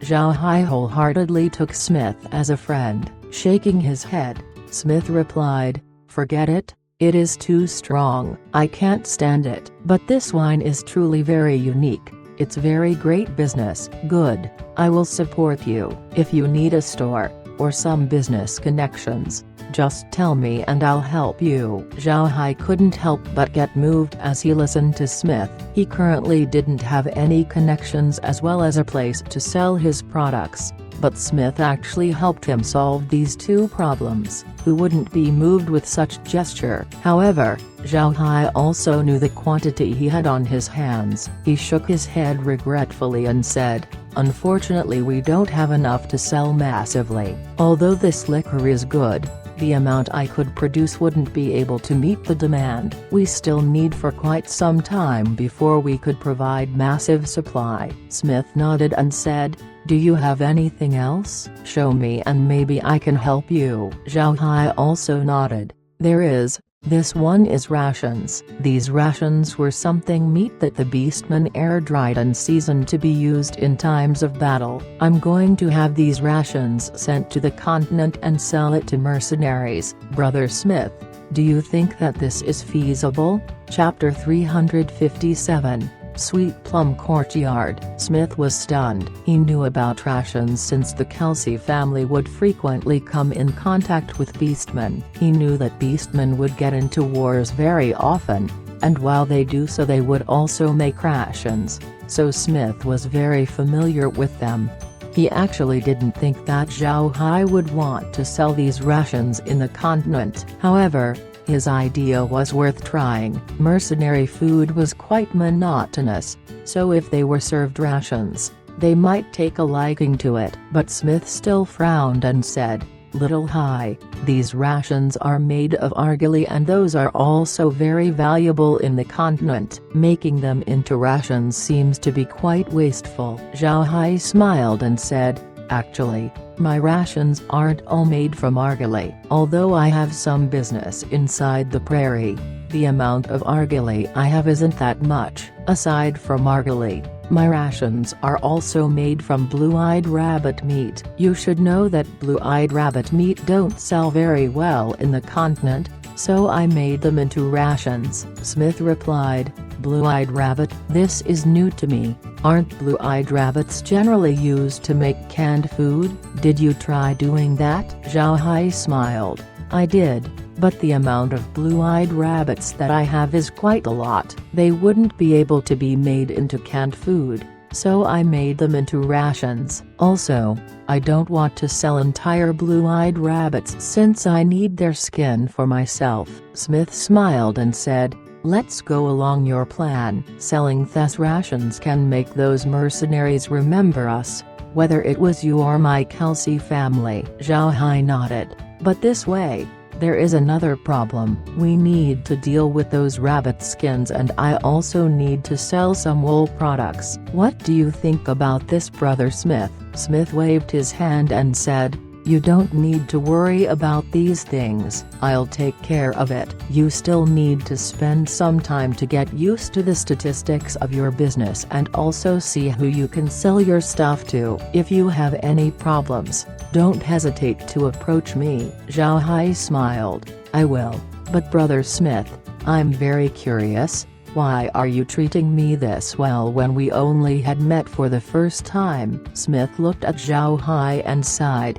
"For you, it's because you deserve it. We, the League of Dark Mages, have always been at a disadvantage in our confrontations with the Radiant Church, especially in the recent years. We always had come with losses with our bouts with them. We think that it is because of our lack of information about the church. The intel you provided some time ago was very important to the League. It made us vent out and feel better." Now Zhao Hai knew why. No wonder Smith was extremely polite to him. The reason was actually this: from what he understood from Smith's words, the Kelsey family considers the League of Dark Mage as their own family. They cherish the League, therefore they can feel this much gratitude to him. Zhao Hai thought that there was nothing wrong with this. Kelsey family could be said to be the strongest dark mage family in the entire continent. The rise and fall of their family was interlinked with the fate of dark element magic, therefore, they couldn't bear see the profession of dark mage die down. For this reason they set up the League of Dark Mages. However, since they were also dark mages, they knew that dark mages don't like someone being their superiors, so they set the League up to be a loose alliance and gave it a very relaxed atmosphere. Sure enough, they managed to succeed with this model. They managed to have dark mages and other people join to help each other. As to dealing with the Radiant Church, there was no need for them to deliberately take action. After all, dark mages already consider the Radiant Church as their #1 enemy. Zhao Hai looked at Smith and showed a faint smile. "My enmity with the Radiant Church is very deep. This time, on the prairie, I managed to slay a 9th level expert of the church. The intel I got was from that 9th rank." Smith stared blankly. He didn't know that Zhao Hai had managed to kill a 9th rank expert of the Radiant Church. This information gave him a shock. He looked at Zhao Hai and said, "Did you really kill a church's 9th rank expert?" Zhao Hai nodded. "Yes, a 9th rank fire element mage, one of the successful products of their ultimate weapon program. This time, the church extended their hand towards the cow-headed race and cooperated with the Fighting Bull clan to defeat the Herculean Bull clan. I gave the Herculean Bulls a helping hand. Not only did we manage to extinguish the Fighting Bulls, we also killed the church's 9th rank expert as well as a Herculean Bull spy working for the church. Now, I'm currently the cow-headed race's crown prince." Smith was once again stunned. The Kelsey family had already been doing business with the Beastmen for many years, but being a prince of a Beastman race, how could human get that status? Smith was initially hospitable to Zhao Hai since the latter helped the League of Dark Mages solve a few matters and also because of Bell's letter. Bell praised Zhao Hai very much in his letter, so Smith decided to treat Zhao Hai well, but Smith didn't imagine that Zhao Hai would continually give him surprises. First was his business. His views and ideas were very good for business. This was especially true when he heard that there are only two other parties that supplied the milk wine. At this time, Smith felt his blood pumping and his body turning warm. Smith was very clear about the proportion of profits unique businesses could bring in, and it was very high. Moreover, he was also a person who looked at the bigger picture, therefore he accepted this business but asked if Zhao Hai had any other products. He wanted to see whether there was avenue for another good business. He wanted to see what other ideas Zhao Hai might have. Soon after, the business idea came about. When he heard the proposal, Smith felt puzzled because the business sounded very common and too ordinary that it looked like there was no special characteristics to it at all. However, after Zhao Hai talked about the mercenaries as customers, Smith knew what Zhao Hai's business target was. The mercenaries in the continent, as a whole, represented a force that couldn't be underestimated. Although the strength of mercenaries were commonly very small, Smith couldn't just underestimate their capabilities. These great families have information networks among those mercenaries. They knew how terrifying mercenaries could be when they grew up. But although they are quite terrifying, they have low level of efficacy. So if they provide them with rations, which could be considered as a special type of food, it would be a great help to the mercenaries. No other business could provide this much help to the mercenaries. And lastly, Zhao Hai revealed that he was also a crown prince of the Herculean Bull clan. This was the information that hit Smith the hardest. A beastman race's crown prince held a very high status inside the prairie. No matter what race you are, as long as you are a race's crown prince, even a warring clan would accept you with courteous hospitality. This was what this status represented. But not to even say being a prince, even being a clan member of a beastman race was a very difficult thing to do. This was because beastmen generally didn't trust humans, so it was close to impossible for a human to be a beastman's clan member. And a crown prince, how difficult would it be for a human to become one? Smith almost didn't want to think about it. He looked at Zhao Hai and didn't know what to say. Seeing Smith's appearance, Zhao Hai knew what the other was thinking. He just smiled and continued, "Brother Smith, to tell you the truth, I'm not only the crown prince of the Herculean Bull clan, I also hold friendship flags from the Big-Bellied Pig clan as well as the Giant Horned Bull clan. You see that magic beast pulling my carriage? That is the Giant Horned Bull's relative beast. I also have the Fighting Bull's relative beast as well as the Herculean Bulls. On the Beastman Prairie, I can confidently say that I won't be attacked by other beastmen." He. Smith stared blankly at Zhao Hai. This news was very big. They didn't think that Zhao Hai had such capabilities and wouldn't be attacked by the beastmen at all. This was a dream for every human merchant. Smith recovered after some time. Then they turned to Zhao Hai and asked, "Brother, can I know what these friendship flags that you were talking about?" Hearing Smith ask him, Zhao Hai knew that Smith didn't have any idea what a friendship flag was. After all, beastmen wouldn't give humans their friendship flags. But he didn't want to hide the truth from Smith, so he immediately explained to Smith what a friendship flag was. Smith understood that the flag that their clan acquired before was just an ordinary flag. It was no use at all. The two chatted for a while.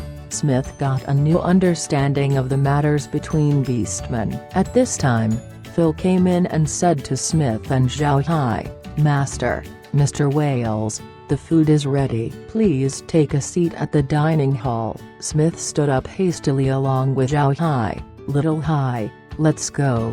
Come taste the food of my mansion's chefs." "Uncle Phil, are Little Hai's baggages taken care of?" Phil bowed and said, "It has been brought in and placed inside Sweet Plum Courtyard." Mr.'s servants were also sent to the courtyard. Smith nodded, then turned to Zhao Hai and said, You'll be staying inside Sweet Plum Courtyard from now on. Your people have also been sent there. That is an independent courtyard and is the farthest from the main house. That courtyard will be for your use and yours alone. If you need me for something, go tell me or Uncle Phil. Uncle Phil watched me grow up.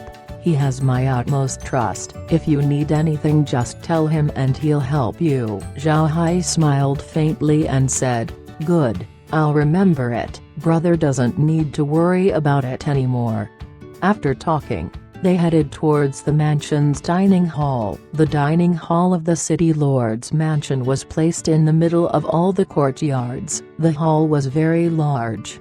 There was a place for ordinary people to eat, a place for the family to eat, a place for elders to eat, and lastly also a place for guests to eat. Chapter 358, Megan. The room that they were in right now was the place where guests would dine in. Here, there were individual compartments to eat your meals. One could also order their own dishes, in contrast to ordinary people where their meals were always set.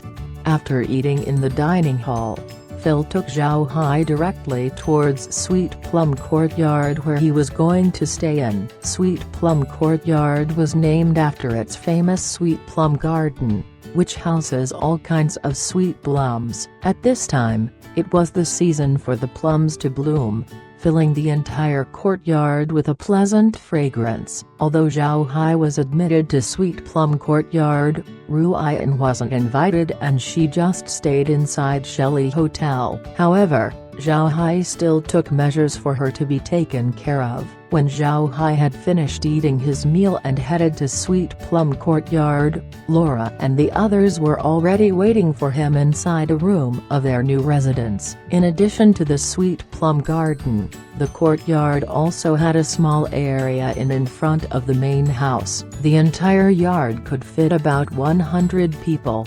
It was not a small courtyard. After entering the room, Zhao Hai saw Laura and the others sitting inside. Their expression were full of worries when they saw Zhao Hai enter. Laura and the others immediately stood up as Laura asked, "Brother Hai, what's all of this about? Why did they send us here?" Zhao Hai looked at Laura's worried face. He smiled and answered, "No need to be worried. We'll start living here from now on. This is something Brother Smith prepared for us." Then he told Laura and the others about his meeting with Smith today. Listening to Zhao Hai's story, Laura and the others were stunned. But Laura immediately wore a happy expression. She turned to Zhao Hai and said, "Brother Hai, aren't you worried that Smith arranged for us to stay here so that he could monitor our movements?" Zhao Hai showed a faint smile and said, "Isn't it good if he watched over us? This way, we can make him more willing to cooperate with us. He will not doubt us, which would be very beneficial for our cause." Laura and the others stared blankly, but they immediately understood what Zhao Hai meant. Laura embarrassingly said, "So Brother Hai meant that initially, he. Now I understand." Zhao Hai smiled, "Good. In the following 2 days, we should see the statistics of our products, how much grain we can make, as well as the production for our milk, wine and rations. Then we'll inform Grandpa Green to ramp up our productions. I'll go and see Ruian's situation.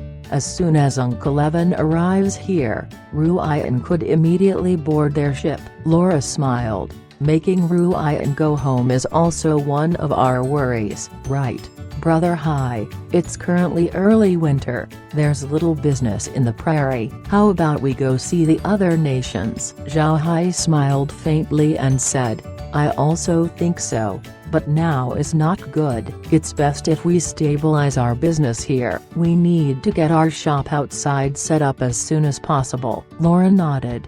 "That's also good. In the next 2 days, we'll see our inventory and have our productions set up." Zhao Hai also nodded. "I didn't think that it would be this smooth. With Brother Smith's help, we now have a lot of things on our hand that we can work on. Also, it's the best time to visit the slave market. Want to come and see?" Laura agreed.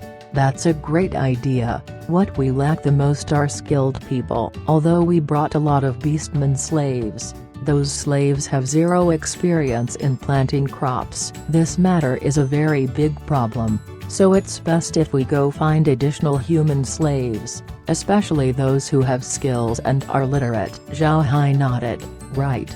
We have too low of a population in our territory. Our territory isn't that much smaller than the entire Xa Empire, but the amount of people inside are really too few. Even if we improve the land now, there would be no people to work on it. These days, Zhao Hai had always been thinking about his territory. In addition to the Black Wasteland, there was still the Carrion Fog which Kair could use to expand their territory. But currently, even if he improves all of this land, the hands that could work on it were really too few. Presently, the amount of people he had was enough to farm the existing fields, but with the increasing amount of factories that they would build, the amount of people who could plant crops would get lesser and lesser. It was very fortunate that it's currently winter, so there was no need to plant crops outside. At this time, there was a sudden burst of noise coming from outside. This made Zhao Hai and the others stare.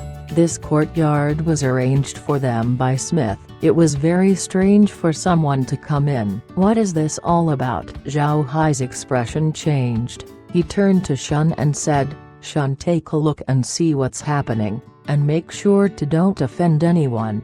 Shun nodded and opened the door to head outside. Megan liked the plum blossoms since she was a child, so Sweet Plum Courtyard became her most favorite place to visit. If it wasn't for Sweet Plum Courtyard being too far, she would have already moved in here. Since it's the beginning parts of winter, the sweet plums were on their full blossom inside the garden. Megan got a few friends together and visited the garden. Along the way, they were drinking a few cups of warmed-up wine as they were chatting about matters in the continent. The city lord's mansion's Sweet Plum Courtyard was very famous inside Skywater City. This courtyard had the largest plum garden in the entire city. When it is early winter, it was the best time to come and see the scenery. Many noble young ladies and young gentlemen would come visit Sweet Plum Courtyard to appreciate the garden throughout the year, but it was always better with a little snow on the ground. Megan had 2 servants by her side. In order to not disturb the front yard, they came into the courtyard via the back door. This was not only to minimize the disturbance, but this was also the closest way towards the plum garden. Megan's servant opened the door to the courtyard and the group went in and headed towards the plum garden. But at this moment, Megan felt that something was different about the courtyard. Before this day, Megan didn't have anyone clean the courtyard, so the place should look quite messy. But now, the yard was very clean. It seems like it had been cleaned by someone, she just didn't know why. One could say that Megan's itinerary became quite soured. In her mind, Sugar Plum Courtyard with a bit of dead leaves and twigs contrasting with the elegant garden, 2 different facades, was very beautiful. But now, the courtyard has been tidied up, the ground was swept and the waters were cleaned. Meg felt very confused. At this time, the door to the courtyard's main house opened. Then a shadow of a small and thin warrior wearing leather armor suddenly appeared and stared at them with his naturally cold eyes. The young ladies and young gentlemen who came with Meg quietly stood in place. They all looked at the thin figure. Everybody was very silent. The person who came out was naturally Shun. Shun understood what Zhao Hai meant. He doesn't want to stir up unnecessary trouble, so he told Shun to not offend anyone when he comes out. Shun looked at the young gentlemen and ladies and groaned a bit inside. Then he looked at Megan, who didn't understand what was going on. Shun saw that Megan and the other ladies were mostly carrying hand warmers, while the young men were wearing thick soft bearskin clothes. Each and every one of them were dressed beautifully. At their back were a lot of servants. Some servants were carrying food boxes while the others were carrying some charcoal stoves. The group looked very lively.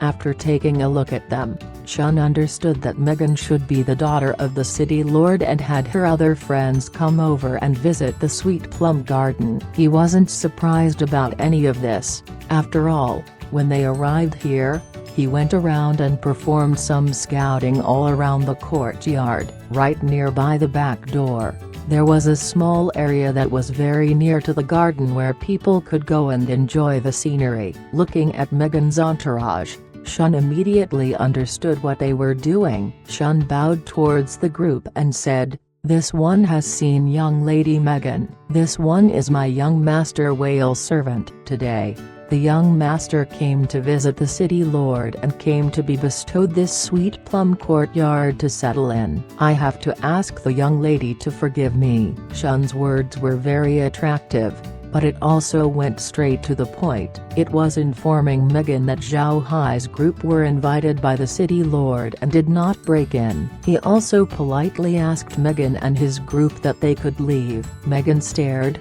Then with a confused look she asked Shun, "Are you really father's guests?" Shun quickly replied, "I'll have to be honest to the young lady. The only guest of the city lord is my young master. I'm just the young master's servant." When he had just finished speaking, Zhao Hai's voice could be heard. "All right, Shun, no need to say these. We were the one who originally disturbed the young lady. The young lady can come visit anytime she wants." Shun nodded and turned to Megan and said, "I apologize to the young lady. Please continue on. We'll just have to rest inside the house." Shun's lowered attitude made Megan embarrassed. The young men and ladies who came with her also felt embarrassed. Megan hurriedly said, "Since that is so, I and the others won't disturb Mr.'s rest. We'll be excusing ourselves." As she was about to leave, a female voice came, "Miss, please stay." Then Laura came out of the door. Shun bowed to Laura and then went behind her. Laura bowed and said, "The young lady doesn't need to leave." Just like the young master said, we were the ones who intruded inside the city lord's mansion. So how could we let the young lady leave? I invite the young lady and her friends to the plum gardens. We won't be disturbing your visit. Hearing Laura's words, Megan became even more embarrassed. She quickly responded, "Then wouldn't we be disturbing your group's rest?" Laura smiled and said, "It was my young master who disturbed the lady's visit to the plum garden, and he also asked me to invite you." "Right. This is some strong liquor that the young master wanted to gift the young miss. It's quite fierce, but I guarantee that it is very pleasant." Then she gave the liquor bag to Shun as the latter handed off the bag towards Megan's servant. Then he turned back. Chapter 359, Plum Blossom Princess. After handing off the liquor to Megan's servant, Shun returned to Laura's side. Laura bowed towards Megan and said, "This one wouldn't bother the young lady and her friends anymore." Then she smiled towards Megan and headed back towards the house. Shun naturally followed her back.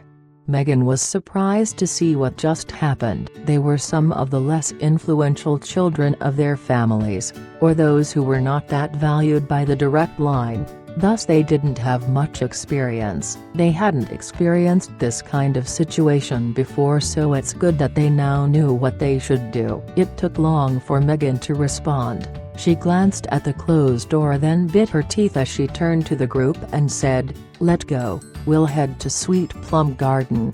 The people looked at Megan as if they didn't understand what she just said. In their opinion, they should just leave the courtyard. This was basic courtesy of a noble. Megan glanced at her friends and said, "The gentleman had already given us a bag of wine. We don't want to disappoint the mister's good graces either, right? So let's go." Let's head to Sweet Plum Garden." When the group heard what Ruyan said, they all thought for a moment, then they cheered up and followed Megan towards the garden. They couldn't wait to enjoy the scenery of the garden. Hearing Megan's group cheering, Zhao Hai smiled and didn't say anything. He held his cup and took a sip of his tea. Zhao Hai really liked the taste of milk tea. It tastes like Zhao Hai's most favorite tea. It tastes lighter than dark tea, but since there was milk inside, it feels very good in the mouth. Zhao Hai loved it very much. Laura looked at Zhao Hai and couldn't help but smile. "Brother Hai, is it really okay to give those wine to them? Those are 10 gins of strong liquor." Zhao Hai showed a faint smile and said, "Wouldn't it be better if they drank it? They could advertise it for us." Laura's smile became brighter. This was because she knew that this wasn't good advertisement. She clearly knew that Zhao Hai was just pranking them. Megan and her group arrived at the plum garden and they immediately had their servants prepare the cloth to spread around the small square. Then the charcoal stove was lit and the servants prepared the kettle to warm some wine on the stove. At the same time, the table was also filled with several small dishes, but it was clear to those in attendance that these dishes were only meant for decoration. Nobody will eat these. Currently, nobody present was in the mood to enjoy the plum garden. Their interest was preoccupied by the liquor bag on the servant's hand. These people weren't in contact with their clan's businesses, therefore, most of them simply haven't seen a beastman liquor bag before. So when the servant presented the leather-made bag, the group became very curious. Megan knew what they were thinking. She looked at the liquor bag in her servant's hand and nodded. "This should be a beastman's milk wine. It seems like we are going to taste a fresh one today. Go warm the wine up." The servant immediately complied, then carefully poured the wine to the kettle, then placed it on the charcoal stove. Megan looked at the liquor bag surprised as she said, "That's not right. I remember that milk wine should have a creamy color. How can this wine be transparent?" A young lady at her side also nodded. "Yeah, I used to drink milk wine back at home. The liquor was milky and looked like goat's milk, but this one looks like water. Are you sure this isn't water?" However, it was clear that nobody believed it to be so because soon enough the scent of wine came out from the kettle. There were several young men who couldn't help but sniff the wine. One of them said, "This wine is very fragrant. This is the first time I smelled such pleasant fragrance. Now I'm curious as to how it tastes." Several people nodded. They also smelled the wine and the wine was indeed very fragrant. Currently, there was a strange scene inside the garden's square. Everyone was looking at the kettle and not even sparing attention to the blooming plums around. Before long, the kettle had warmed. Then the servant immediately served each person a cup. The group impatiently drank the liquor, and no matter whether they were men or women, they immediately coughed continuously. Their faces were extremely red. When the group recovered, the young ladies couldn't help but place their wine cups down. They looked at the wine with a bit of fear. However, the young men didn't let go of their wine. They relished the experience and took small sips of the liquor. It didn't matter whether it was strong or not. They couldn't stop drinking. The taste of the wine was really good, especially during this wintertime where this fragrant warm glass of wine was a very welcome beverage. The young men couldn't help but drink a couple more cups. When the young ladies saw the men, they eventually overcame their hesitation and learned to take sips like the young men. Soon they managed to place a cup of wine on their stomachs. High alcohol content wines have their own characteristic. After drinking it, the person would feel heat all over their body. After taking her sip, Megan could feel her body heating up. Although the weather was cold, the group was currently sweating. Another characteristic of wine was that the more you drink, The more you feel like drinking more. The feeling of faintness and dizziness was really amazing. The servants felt that something was wrong. Their young masters and ladies seemed to turn into drunkards and kept pouring liquor to their mouths. Soon afterwards, the 10 gins of liquor that Zhao Hai gave eventually ran out. Looking at these young men and women, their faces were very red and they had a very dizzied expressions. The servants immediately escorted them home. When they reached the courtyard's door, Shun was already there, who just silently looked at them while smiling. Shun was very clear to the strength of their wine, not to mention these young nobles who didn't drink wine on their own. Even old drunkards in the continent probably would also get drunk from drinking this much wine. The degree of that wine isn't something to joke about. At this time, Shu arrived and looked at Shun. "What's this?" Shun smiled. "They're drunk. It's young master's advertising plan. When these people come home, they should become the best type of advertisement for the wine." Then the two of them revealed a sly grin. Early next morning, Megan opened her eyes and looked around for a while and saw that she was in her room. She stood up but couldn't help but stagger. She sat up and was puzzled. Worn in her body were her sleeping clothes. This was normal, but she felt that something was wrong. While she was puzzled, she suddenly saw a person lying underneath her bed. This was her own maid. The maid wore a neat dress and had also fallen asleep. Megan suddenly felt her mouth turn dry. She nudged her maid and said, "Little May, give me water." Little May was naturally the girl who was sleeping just below her bed. When the girl heard Megan's calls, she immediately woke up. She happily looked at Megan and said, "Miss, you're awake. Great. Wait a moment, I'll go bring you some water immediately." The little May ran up to a table and poured Megan a glass of water from a canteen. The canteen was wrapped with leather, so the water inside wasn't too cold and was very suitable for drinking. Megan drank the water and felt a bit better. She turned to May. "Little May, what happened to me? When did I fall asleep? How come I can't remember?" May looked at Megan's appearance. She knew why Megan couldn't remember anything. She quickly responded, "Miss, you really can't remember? Yesterday, you and Miss Holly along with the others went to Plum Garden to enjoy yourselves. Then you drank the liquor that Mr. Wales gave and got drunk off of it. Yesterday, you didn't eat dinner and immediately went to sleep." Megan stared and frowned. She thought for a moment and saw that the memories only looked like an impression. She couldn't help but nod and say, "The events look very vague. The wine was very strong. I remember Holly drinking a lot along with me. I didn't expect to get drunk." Did father know? Megan's father was naturally Smith. Megan somewhat feared that the matter was made known to Smith. Although Smith didn't prevent her from playing with her friends, she didn't know how he'll react when he finds out that she got drunk. After all, the teachings of the family were very strict. Little May didn't think anything of it and nodded. "He knows. Last night, the Lord was informed, but when he learned that Miss got drunk off the liquor that Mr. Wales provided, he didn't say anything but made you take a good rest." Megan was stunned. Then she immediately said, "Come help me change clothes. I want to see father." May complied, then helped Megan dress herself up.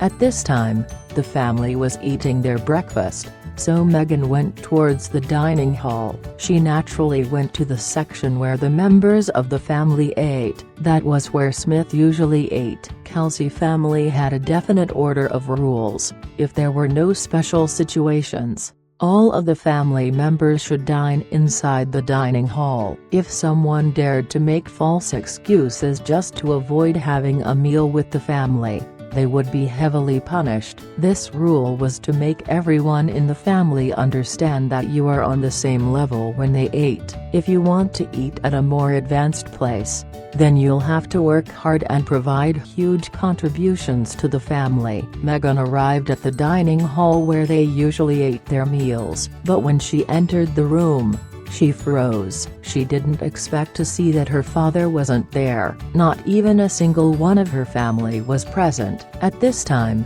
a servant could be seen walking towards Meghan. He immediately bowed and said, "Young lady, you came." The Lord said that today the family will be dining at hall number 3. The servant immediately continued, "Even though Mr. Wales came yesterday, the Lord still wanted to introduce him to the family. Therefore, the Lord invited the family to dine inside dining hall 3. Meghan understood. She nodded and walked towards dining hall 3. Before long, Meghan arrived outside the dining hall. Outside the hall was a servant, and inside the hall was the sound of people chatting. When the servant saw Meghan, he hastily said, "Ms. Meghan." Then while the servant was opening the door, Meghan immediately went inside. Upon entering the hall, Meghan saw that his father, mother, and 2 brothers have already arrived. There was a large table inside the hall, but the group surprisingly sat on the side table commonly used for resting. Meghan was City Lord Smith's only daughter. It was a strict rule in Kelsey family that men can only have one wife, and that daughters cannot be used to marry outside for benefit. This rule ensures the prosperity of the Kelsey family. Each adult male inside the family is only allowed to have single wife, so the children will have only a single pair of parents. This made it very unlikely for the family to fragment. Moreover, it was also an ironclad rule for the Kelsey family that daughters couldn't be used to marry for benefits. There was a saying inside Kelsey family that basically means, if a family sold their women for benefits, then that family will be deemed to fall. This was because if you are forced to marry your family's women for benefits, then that meant that the men were incompetent. Under these rules, the male descendants of the Kelsey family became very outstanding. They took complete obedience to their ancestors' words, so each of them only took a single wife. Because of this, the family showed its solidarity. It didn't show any signs of splitting. Even though City Lord Smith was only a third-in-line successor of the family, he also respected the words of their ancestors. He only married a single wife and had 3 children, Chris, Dia, and Meghan. Since Meghan was his only daughter, Smith loved her very much, and because of the Kelsey family's strict standard of education, Meghan didn't turn out to be like Ruyan. In contrast, she was a very gentle and well-mannered young lady. The friends that she had were also very simple friends. This was because all of them knew that she had no influence back at her home. If you asked her to go back to her family to do something, she certainly wouldn't have any power to do it. So those who came in contact with Meghan were also like her, children who didn't have any influence back at home. In some sense, they were just people who lived there to eat and live simply. Although the household knew about this, they didn't give Meghan a hard time. Instead, they ensured that Meghan grew up in a safe environment. Additionally, Meghan's fame was also very good inside Skywater City. One couldn't count the number of poor people inside the city who have received her good graces. This made her have a nickname inside the city, Plum Blossom Princess. The nickname had 2 meanings. The first was that Meghan liked plum blossoms, and the other was that she was as pure as a plum, and during the cold winter, she would be there and open up beautifully. Chapter 360, Business. Smith looked at Meghan, who was hastily walking, and then smiled to Zhao Hai. "Little Hai, come, I'll introduce you to. This is my daughter Meghan, the little princess of my family." "Meghan, meet Zhao Hai." "Ah." He currently uses the alias Wales. Hearing Smith saying that Zhao Hai was Wales, Meghan couldn't help but stare. Then she remembered Laura, who gave her milk wine yesterday. However, Meghan immediately recovered. She went forward and gave Zhao Hai a salute and said, "Meghan has seen Mr. Zhao Hai." Zhao Hai got up immediately and returned her courtesy. He said, "Ms. Meghan is too courteous." Since she was still standing up, Meghan went to sit next to her big brother. But when Zhao Hai looked at Megan, he couldn't help but feel stunned. Not only because of Megan's name, but also because of her appearance. When Zhao Hai first saw Laura, she was surprised because Laura closely resembled a certain tailor back on Earth, but she has a bit more courageous aura. And this time when he saw Megan, he was startled. This was because Megan not only has the same name as a certain American actress, she also resembled her appearance. Both their statures were a bit tall, a sweet and pretty appearance, but this Megan has a certain look on her eyes that the other Megan didn't have. Currently, Megan was wearing a young lady's skirt that most noble young ladies wear. She appeared very beautiful, as attractive as a real princess. However, Zhao Hai also knew that staring at a girl for too long is impolite. Therefore he looked at Megan for a short while, then turned his head to Smith to continue talking. Chris and Dia were also sitting at the side and calmly listened to the people speaking on the table. Although they were of the same age group as Zhao Hai, they felt something different from him. It's not only because of his imposing aura, but it was also mainly because he was comfortably talking with Smith as though they were equals. It gave the two young men tremendous pressure. At this time, the meals were already prepared. Since it was breakfast, the dishes on the table weren't very complex, each looked very defined but still simple nonetheless.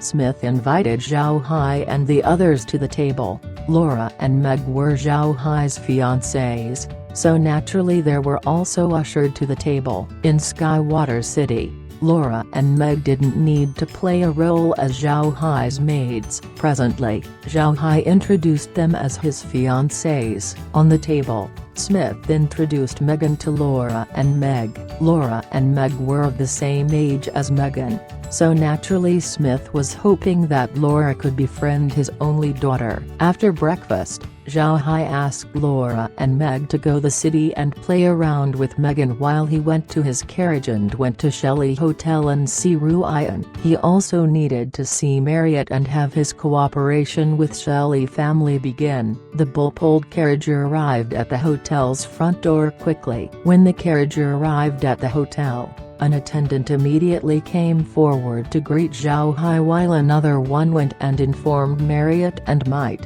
Zhao Hai first went to the suite Ruian was staying in. Ruian's room was naturally the best accommodation in the hotel. Because of her connection with Zhao Hai, the hotel has taken good care of her. Outside Ruian's room, Shun knocked on the door while Jill opened it. When he saw Zhao Hai, he immediately led him inside the room. Since this was the hotel's best accommodation, there was a living room present. After Zhao Hai and Shun arrived and sat down, Jill went and served Zhao Hai some tea. Zhao Hai looked at the silent Ruian and calmly said, "Young lady, this trouble was caused by me. I have already talked clearly with the Grand Duke. He will send a ship to come and meet you. You need only to stay in the hotel these days. You could also take a walk around the city. You're safe here." Ruian lowered her head and said, "I thank Mr. for the care and I apologize for the trouble I caused along the way. I'm sorry." Ruian becoming very polite made Zhao Hai feel very strange. Then he shook his head and said, "To talk about trouble, the majority we encountered on the road were mostly caused by me anyway. It should be me who'll say sorry. This time you've lost so many guards without knowing. I'm really sorry about that. If Miss Ruian has any trouble in the future, you can go look for me. I'll see what I can do to help." Ruian looked up at Zhao Hai, then lowered her head again as she said, "Ruian thanks Mr." Zhao Hai saw that Ruian didn't want to get in contact with him, but he didn't say anything. He just stood up and said, "Then I won't disturb the young lady any further. Rest well, young lady. Farewell." Zhao Hai led Shun out of the room and saw Might and Marriott standing outside. Zhao Hai couldn't help but stare. Then he laughed and said, "What are you two doing here? Are you eavesdropping?" Might and Marriott couldn't help but stare at each other and smile bitterly. Obviously they didn't come to eavesdrop. They were here to see Zhao Hai. Before, when they heard that Zhao Hai would visit the city lord, they thought that it would only be an ordinary visit. After all, the status between Zhao Hai and Smith was quite too far. But who would have thought that Zhao Hai would actually be given a residence inside the city lord's mansion? The city lord even sent some people to tell them that Zhao Hai will now live inside the mansion and that they were here to collect his things. They didn't dare stop them. One must know that Kelsey family was the hegemon inside Skywater City. They immediately handed Zhao Hai's things over. This made the two of them worried. They didn't think that Zhao Hai would have such a good relationship with the Smith. If Zhao Hai chooses to cooperate with the Kelsey family, then what would happen to them? This became a problem. After all, the Kelsey family is much stronger than Shelley family. Yesterday, they were very worried that Zhao Hai would cut off his cooperation with Shelley family. If this was the case, their losses would be very huge. Although losing 10,000 gin of milk wine isn't a big deal to Shelley family, Zhao Hai was a space mage. For such a person to have a connection to them, it would be very good for Shelley family. So when they heard from the attendant that Zhao Hai came, the two of them couldn't sit still. They immediately went to Ru Ian's room and wanted to intercept Zhao Hai. But when they looked at Zhao Hai's joking appearance, they immediately sighed with relief. This meant that Zhao Hai wasn't intending to cut their partnership.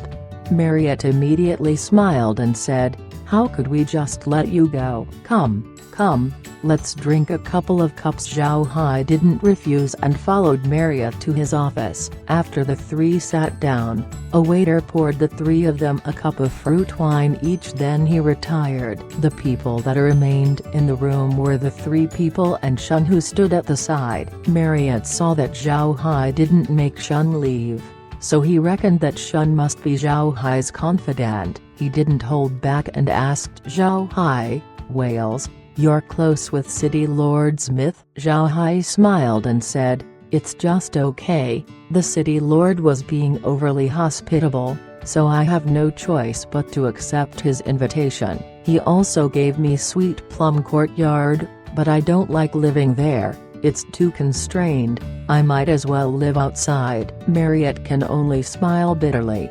If others heard what Zhao Hai just said, they would think of him as a hypocrite. Inside Skywater City, if you can manage to live inside the city lord's mansion, then you certainly are someone with extraordinary status. Not to mention, Smith gave him Sweet Plum Courtyard.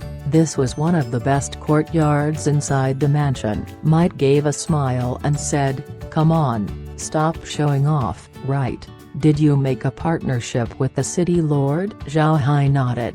"Yes, we're also partnering up for milk wine as well as other things. Thus, there would be no way for me to increase how much I supply here. We only have to wait until later on when the output of my wine increases. Then we can slowly increase the supply." "What do you think?" Might and Marriott relaxed. It was like a piece of heavy stone fell out from their hearts. They were very afraid that Zhao Hai wouldn't be able to cooperate with them anymore. As long as they have a partnership with Zhao Hai, everything was good. Marriott immediately responded, "Of course, we'll wait until you increase your production." Zhao Hai looked at Marriott and smiled faintly. "I also have several things that may be used for our cooperation. I don't know if you'll accept." Marriott stared, then quickly nodded. "What kind of products?" "Let me see." Zhao Hai gave a faint smile as he waved his hand. On the ground, there was a pile of things. Might and Marriott saw very ordinary things: bamboo rice, and various magic vegetables. These were very common in the continent, not really remarkable. Seeing their appearance, Zhao Hai just smiled as he said, "Make your people prepare some dishes using these. After he have a meal, then we'll continue discussing." Marriott wasn't a fool. He knew where Zhao Hai was getting at, so he immediately ordered an attendant to take these rice and vegetables to the kitchen to prepare some dishes and have them sent to the dining hall.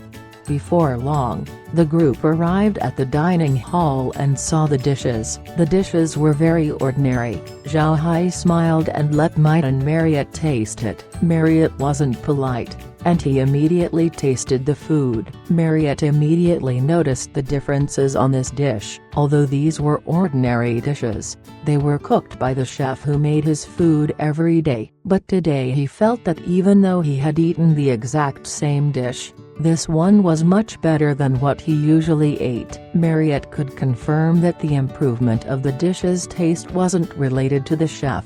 This was surely because the vegetables used were very good. So when adding on to the chef's exceptional skills, the dish made was naturally a delicacy. Marriott placed his fork down, then he turned to Zhao Hai and said, "You're saying that you'll cooperate with this?" Zhao Hai smiled faintly and said, "Right, what do you think? Can we strike a partnership? I can guarantee that the vegetables' quality will stay the same in the future." Marriott's eyes lit up.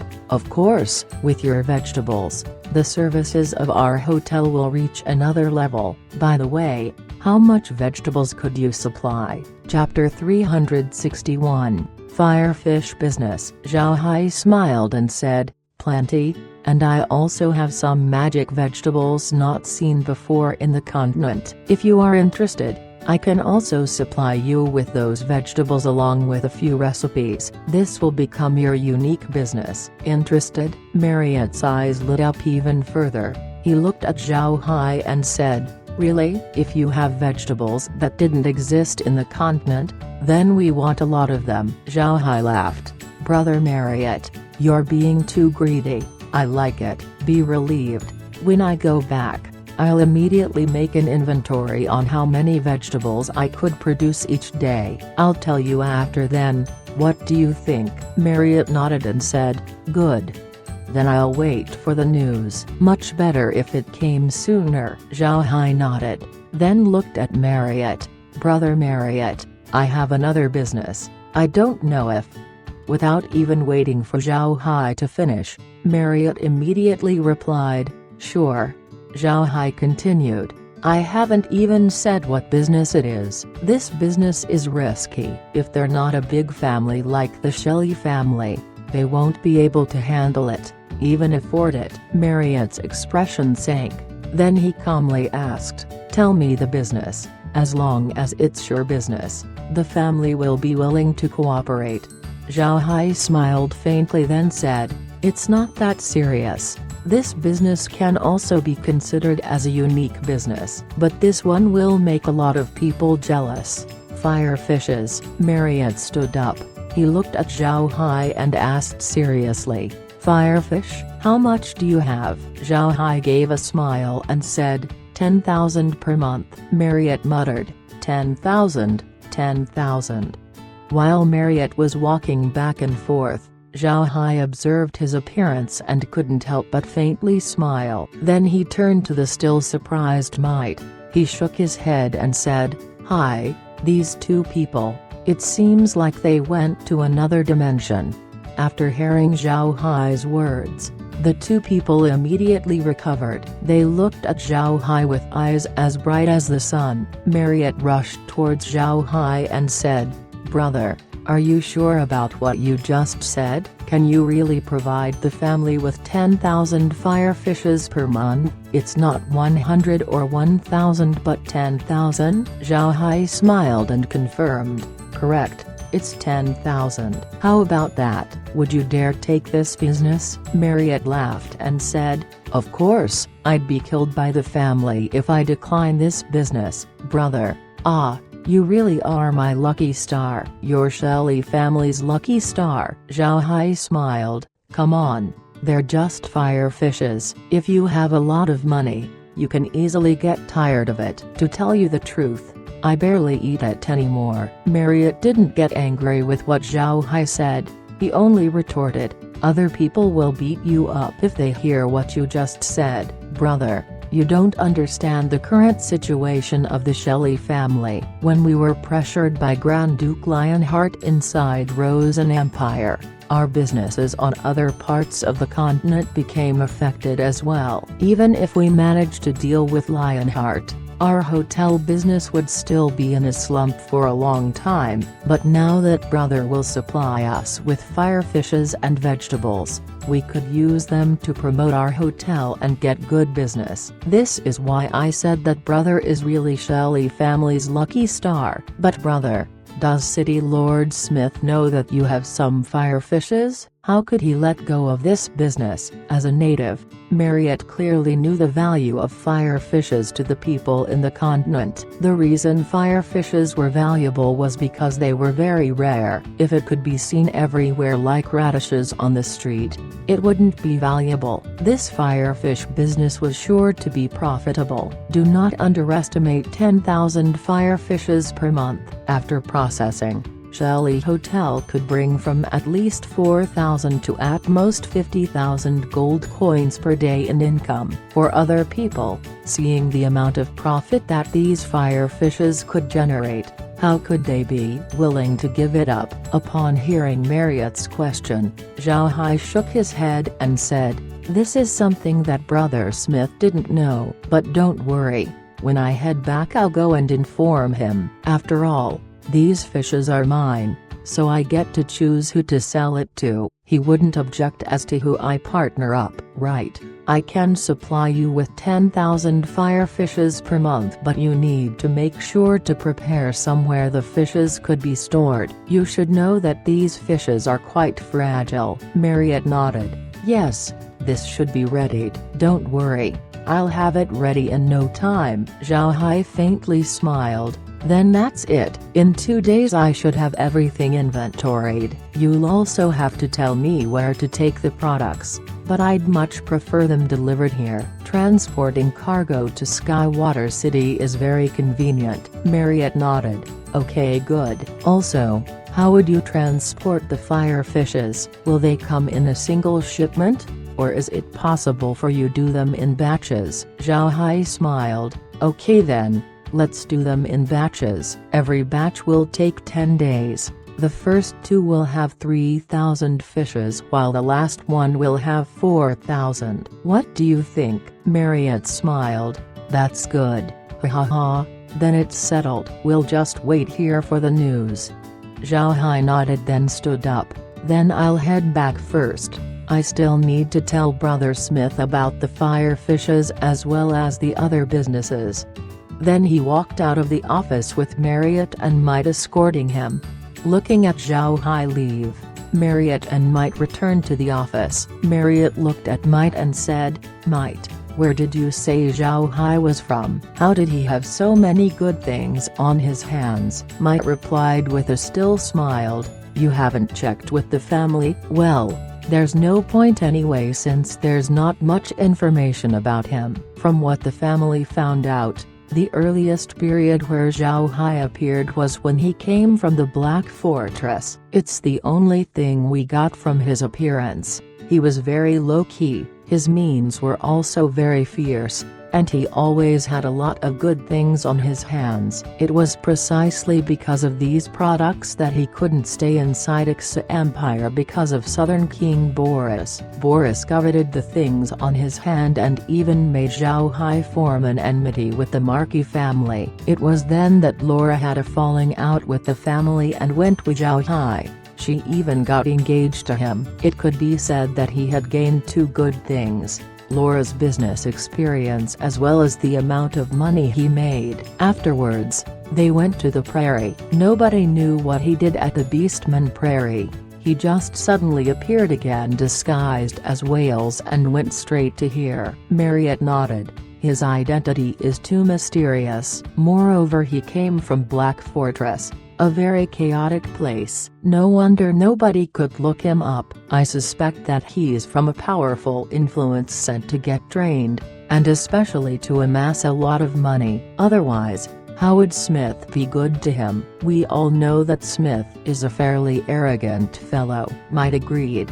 This matter is truly strange. If he had a relationship with Smith, he should have immediately went to Rosen Empire in the beginning. Why did he have to run up to Xa Empire, especially in a place such as Purcell Duchy? Moreover, with him being driven out of the duchy, The Kelsey family actually never gave help. If the Kelsey family pressured Boris, there was no way for Zhao Hai to suffer that much. This is really weird. Marriott nodded. Only Zhao Hai could explain this matter. But what struck me strange was also the fact that he was quite worried about meeting Smith. Also, why did Smith suddenly accept him immediately? Mike gave a forced smile and said, "Smith isn't an idiot. Zhao Hai is a space mage. How could he not regard him as important?" Marriott patted his head. "Oh, I actually forgot about that. We're actually really lucky for making contact with Zhao Hai." "Right. Did you ask whether it was possible to buy some spatial items from him?" Mike smiled and said, "I'll find an opportunity in the future to ask him. Anyway, it's already good to have a connection with a space mage. We might even be able to get some spatial equipments to play with later on." Then the two of them widely grinned. At this time, Zhao Hai was sitting inside his carriage and headed towards Sweet Plum Courtyard. After he arrived at the courtyard, he immediately went to the space and returned to Iron Mountain Fortress. He asked Green to perform an inventory on their products to see how much they could supply. After having everything finished, then they would start their business with Smith as well as the Shelley family. Today, Laura and Meg were out playing around with Megan. This was also what Zhao Hai wanted. He wanted to have the two women take a short vacation. The two had followed Zhao Hai for so long. They were subjected to the cold winds in the prairie as well as the tension of hurrying along because of the attacks. They didn't have any time to get relaxed. Now that they arrived at Skywater City, they had Megan accompany them around. With the city lord's little princess with them, their security isn't an issue. Thus, Zhao Hai just let them enjoy their vacation. Laura and Meg were quite happy. It was quite a long time since they were able to play around. They were different from nerd hermit Zhao Hai. They weren't used to always staying indoors. They were females. They liked window shopping as well as buying clothes. It was just a pity that because of their situation, they couldn't do that. But today, since they had the opportunity to do so, naturally they would enjoy themselves well. Megan was also delighted. After all, the three's ages were very similar. Moreover, Laura had been a businesswoman for a long time, so she knew how to interact with people, and with Meg's gentle disposition that was akin to calm water, the three women immediately bonded with each other very well.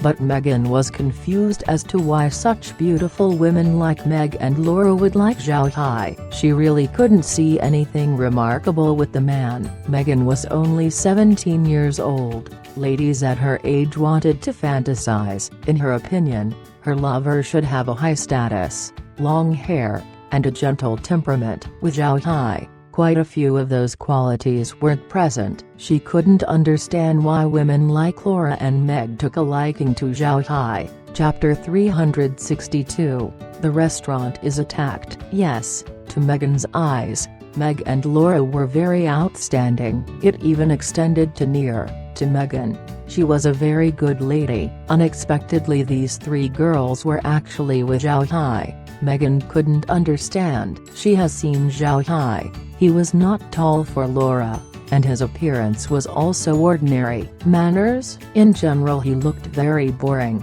Such a man with no merit to get Meg and Laura's affection was very unreasonable. Although this was what Megan thought deep within her heart, she didn't say it out loud. In any case, Meg and Laura didn't discuss this topic with her. Skywater City was a paradise for women who love window shopping. You could see and buy everything here that was from the continent. The three went to a variety of shops accompanied with several guards. They kept going in and out of stores. Their escort guards were stuffed full of things that they bought. Even more pressing was the carriage behind the guards was also full of things. Women window shopping was akin to men drinking. Many women do not understand why men like to drink, just as men don't understand why women loved window shopping, going out to stroll and buy items, even sometimes coming home with nothing. This made men confused for millennia. Shu also followed behind Laura and Meg. Zhao Hai sent him to watch over Laura and Meg so that there would be no worries just in case they get into trouble. For even more guarantee to their safety, Zhao Hai also gave Meg the ghost staff. This was so that if something happens, Zhao Hai could arrive at the fastest time possible. They strolled until noon. When Megan saw that the weather wasn't morning anymore, she turned her head to Laura and said, "Sister Laura, let's go take a rest and eat." Laura also watched the skies. She nodded and said, "Right, I'm also quite hungry. Let's go." Megan smiled and said, "Since we are already outside, we should head towards East District where a famous seafood restaurant is located. That place is very famous inside Skywater City." Naturally, Meg and Laura wouldn't oppose. It was rare for them to have chance to come out and play, so they would take every opportunity to stroll around. Not long after the group boarded the carriage, they immediately arrived at the front of a restaurant called Ocean's Home. This restaurant was large. Its building was 7 stories high. It was here that one could get the best seafood inside Skywater City. The entire building composed the entire restaurant. Today, Laura and the others rode inside Megan's carriage. Megan's carriage was pulled by the magnificent 4th-rank Magic Beast Snowflake horse, the same as the one Laura previously used. It seems like women tend to be partial towards this beautiful white horse. As soon as the carriage stopped at the front of the restaurant, a man walked out of the store alone. This man was dressed in a businessman's garments and looked very ordinary. However, the smile on his face was something people would get mesmerized to see. When the person saw Megan get down from her carriage, he immediately went forward and bowed. "This one has seen Miss Megan. The restaurant is very honored to be visited by the Miss today." Megan wore a polite smile and said, "Manager is being too polite. Today I came to introduce my 2 friends to your seafood. I'll have to ask the manager to prepare us a table." The manager immediately complied. "It has already been prepared for the Miss. The table is on the 6th floor inside the Seaverse room. In there, not only can you and your friends eat your meal, you could also witness the city's seascape. This is our restaurant's best room." Megan smiled. "I really troubled manager. Then please lead us there."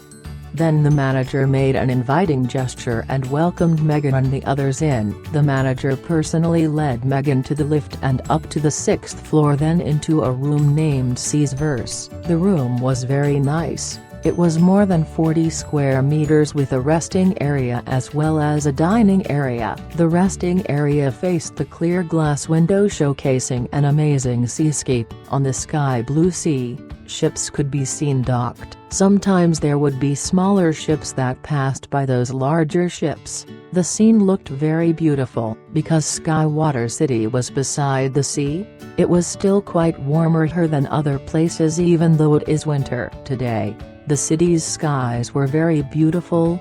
The sun was in full bloom up above. Although there was no magic furnaces inside the room, the place was still warm. It was neither too hot nor too cold. The temperature was just right. After asking Megan to enter the room, the manager told Megan, "Miss, please take a seat. The dishes will be served immediately." Megan replied politely, "Thank you, manager. The manager has taken very good care of me and my friends."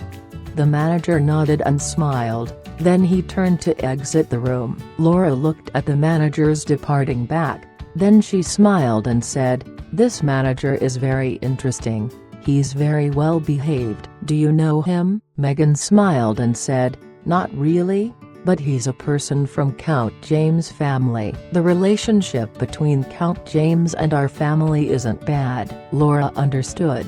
"So, majority of the businesses in the city are controlled by nobles. What businesses does your family have?" Megan shook her head.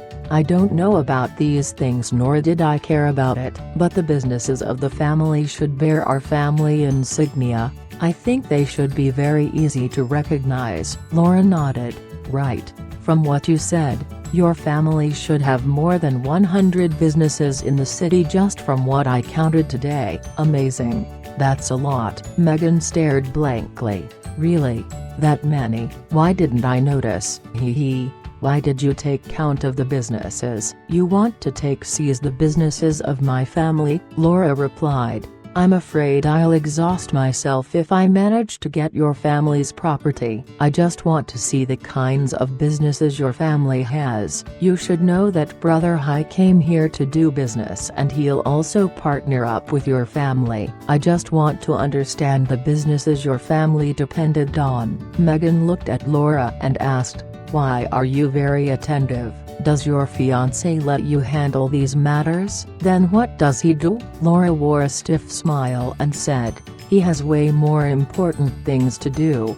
Also his body isn't that healthy. I don't want him to overexhaust himself." "Why are you asking?" "You seem to have an opinion on him, Meghan." "I don't have any opinion on him. I just don't understand why a beautiful girl like Sister Laura would like such an ordinary-looking man. He's not even as tall as you." When Laura heard what Meghan said, she couldn't help but laugh and answer, "Our story is quite long, but Brother Hai is a good man. He's certainly not like what you imagine. You must know that if a man is good-natured, his status and appearance won't matter. If a girl wants to marry a man, she should marry one who will be good to her, not because of their properties, or status, or ability. It doesn't matter if they are the world's richest person or the most competent person. If they couldn't make you happy, then what's the point?" Meghan looked thoughtfully at Laura. "You say that he was very good you, but if he really loves you, and also very good to you, then why would he also be engaged to Sister Meg?" Laura smiled. "Brother Hai grew up together with Meg. Their feelings for each other are very deep. If Brother Hai would really give up on Sister Meg for me, then Sister Meg would get sad. For Sister Meg to be on his side for many years only to be left behind isn't something a proper man would do. If that happens, then what stops Brother Hai from leaving me behind in the future?" Little Meghan, sometimes, man's heavy affection isn't a bad thing. On the contrary, it is quite better for men. Meg looked at Meghan and said, "What's the matter, Meghan? Do you have someone you like? How about bringing us to take a look?" Meghan's face immediately reddened. She looked at Meg and retorted, "Don't talk nonsense. With such number of people in the city, how could I find someone I fancy?" While the girls were chatting, a voice suddenly came from outside. "Young lady, Dean James seeks an audience." Meghan stared, then she nodded and said, "Please come in, Dean." The door opened and then a 20-year-old young man came in. This young master looked like a well-pampered son of a wealthy family. He was 1.8 meters tall and had good features. He looked like sculpture of a general. He also wore a tailor-made suit. It was impossible to not describe him as handsome. Meg stood up and bowed towards the young man. "I've seen young Master Dean. How come young Master Dean has any free time to come visit today?" Dean returned the courtesy and then smiled.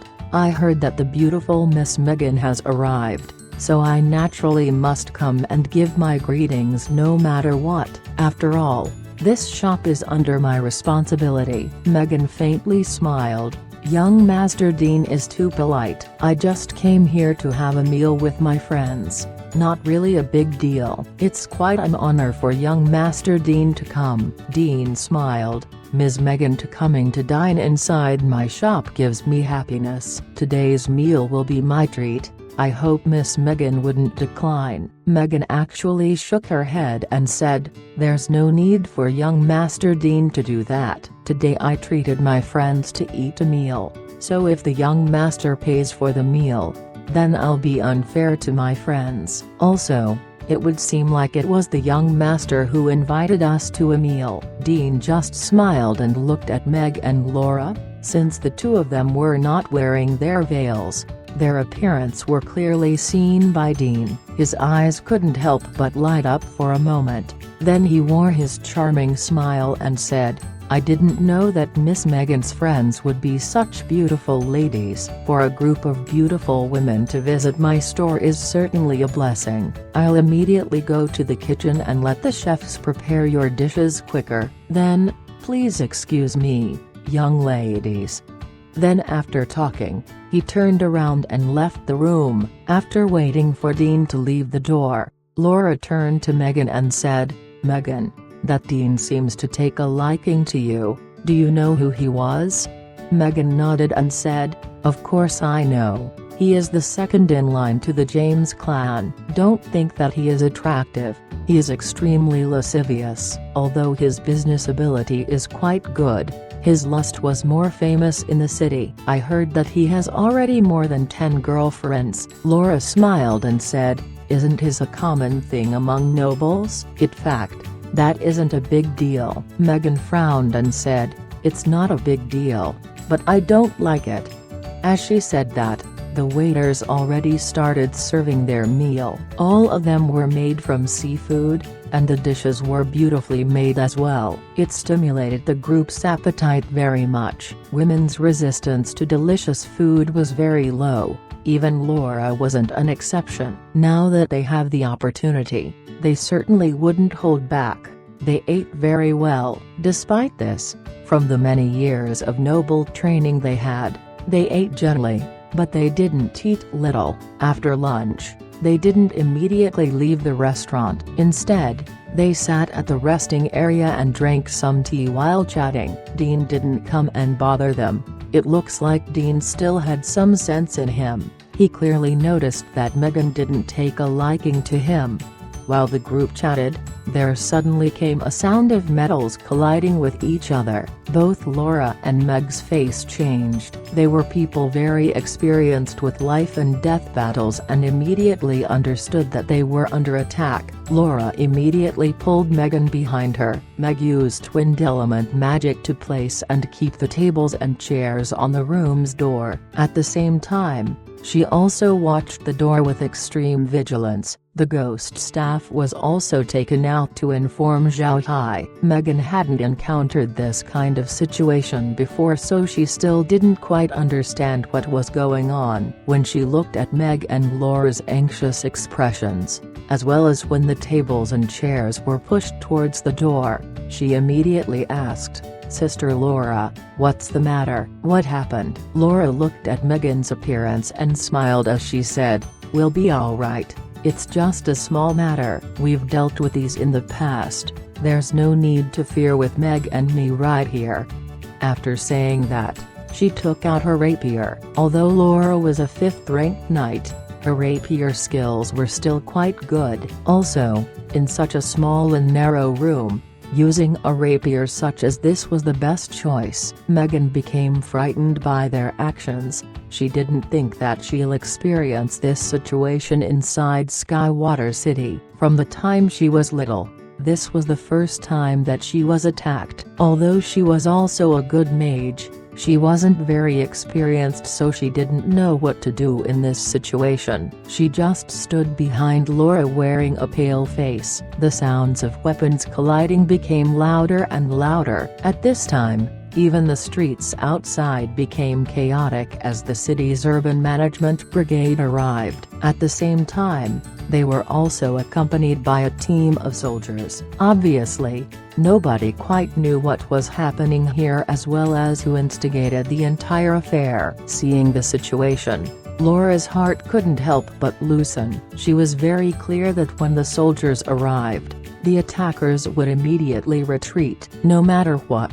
This was Skywater City, and Megan was the city lord's daughter. Those who dared attack Megan inside Skywater City surely had a lot of guts, but at the same time, they needed to act swiftly and accurately. There was no salvation for them if they missed this opportunity. The Kelsey family aren't really known for being lenient. Chapter 363, Furious. At this time, the window of the room suddenly shattered. Strangely, there was nobody that could be seen, but the shattered window was the one closest to Megan. Zhao Hai's voice suddenly reached Meg's ear.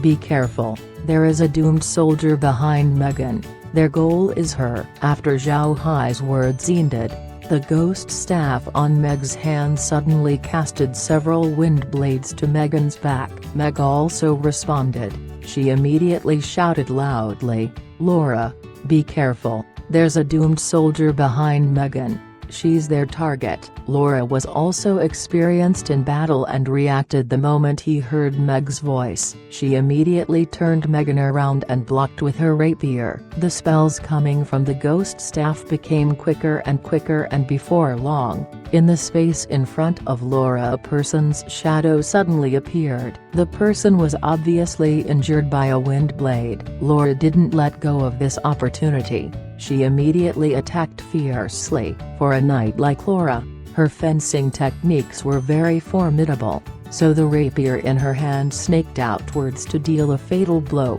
for the doomed soldier in the shadows. This kind of confrontation wasn't his strong point. Not to mention Laura's rapier, Meg's spells also gave him a headache. He didn't know that the spells that Meg casted were actually caused by Zhao Hai controlling the ghost staff. The spells were very fast and powerful. Each of them had the power of a 7th-rank mage. Finally, the doomed soldier wasn't able to resist the constant barrage of attacks from Laura and Meg. Before long, he was slain by Laura's rapier. The doomed soldier's body was immediately wrapped by a black mist coming from the ghost staff before it vanished. Laura and Meg were no strangers to this situation. They knew that this was done by Zhao Hai. Megan, on the other hand, was terrified. Megan was a princess who was pampered since she was at a young age, so when she encountered this situation, she couldn't help but be extremely scared,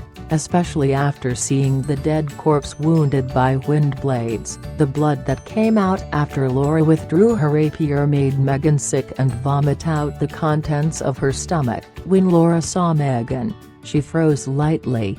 Then she immediately withdrew a cup of spatial water and supported Megan to sit on a nearby chair. She comforted the young lady and said in a soft voice, "We're okay now, Megan. No need to be afraid anymore. The other person was a bad one. We're only fighting those bad people. Come here and have a glass of water to make you feel better." After Megan heard Laura comfort her, she actually cried. She was really afraid. This was the first time that she witnessed death this close. Under Laura's comforting voice, Megan felt better. Then she received the water on Laura's hand and drank it bit by bit. When the water reached her stomach, Megan's body immediately experienced a warm feeling as the uncomfortable feeling disappeared until her body became stabilized. At this time, someone knocked on the door of their room. The three women immediately became anxious. Then they heard Shu's voice, "Miss Laura, Miss Meg, are you alright? Please open the door." Laura looked at Meg. Then Meg lowered her head. She was waiting for Zhao Hai's instructions. When she heard Zhao Hai's affirmation, she looked at Laura and nodded her head. When Laura saw this, she couldn't help but feel relieved. Meg immediately used wind element magic to move the tables and chairs out of the way. Laura opened the door and saw the anxious Shu standing there. When Shu saw Laura open the door for him, he felt relieved. However, when he saw the broken window inside the room, his expression couldn't help but worsen. He bowed and said, "I've made Miss Laura afraid. Please punish me." Laura waved her hand and said, "It's nothing. We didn't get injured anyway." "Has the enemy been dealt with?" Shu immediately nodded and said, "It's solved. The people from Kelsey family are also here, so the place should be very secure." "But miss, all of those who came and attacked us committed suicide." Laura showed a faint smile. Did they think that suicide is useful? They forgot that the Kelsey family is a family of dark mages that have the means to interrogate dead people. Shu nodded. At this point a group of armored soldiers walked over led by a young man. Shu looked at the man and opened the door for him. He knew that the young man was Megan's older brother, Chris. It was very obvious that Chris felt guilt over Megan. He threw away all noble courtesy and rushed straight towards the room. When he arrived, He saw Shu holding the door and Laura who was beside it. Seeing Laura, Chris relaxed and wiped a cold sweat. Then he asked, "Miss Laura, is Megan alright?" Laura smiled and said, "She's alright, but a bit frightened. Currently she's getting much better." Then Shu opened the door further and invited Chris towards their room. Inside the room was Meg sitting beside Megan, comforting the latter with soft words. Chris quickly entered the room and inspected it. When he saw the broken window, his complexion changed. He thought that Megan hadn't suffered an attack, but it looks like it wasn't so. Someone unexpectedly broke through the window and attacked them. When Megan saw Chris come in, she immediately stood up and rushed to his brother's chest and cried while saying, "Big brother, I was very afraid. A bad guy jumped in from the window and wanted to kill me." Chris held Megan and comforted her immediately. "It's alright, Big brother is here. Megan doesn't need to be afraid anymore." After comforting Megan for quite some time, Megan calmed down. At this time, a voice suddenly came, "Young Master." Young Master Dean came to ask for an audience. Chris' complexion changed as he replied with a cold voice, "Make him come." Before long, Dean came in. He didn't have his prior demeanor and his head was full of sweat. When he saw Megan was alright, he felt relieved, but when he saw the shattered window, his heartbeat immediately sped up. Dean immediately arrived in front of Chris as he bowed. "Dean has seen first young Master Chris. Today, it was our fault for being too lightly guarded that Miss Megan was given a fright. Please accept my apology. I'll promise to visit at another day to apologize to the city lord." Chris wore a cold face as he looked at Dean. "Dean, be thankful that my little sister did not have an accident. Otherwise, I wouldn't be able to forgive you. You better provide an explanation for today or else I will be impolite." After he said that, Chris turned to Megan and said, "Megan, let's go. Come home with Big brother. Father is very worried for you." Naturally, Chris didn't forget Laura and Meg when they left. Chris knew clearly that Megan didn't have battle experience. For her younger sister to be safe, it certainly has something to do with Laura and Meg. In addition, the two ladies were also their guests, so he didn't dare to forget about them. Seeing the group leave the room, Dean's face immediately turned ugly. Then he shouted at command, "Someone come here."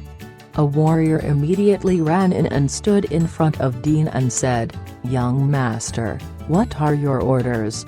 With a cold voice, Dean commanded, "Go and find out who are responsible for today's attack. When I find out, I will rip them to shreds."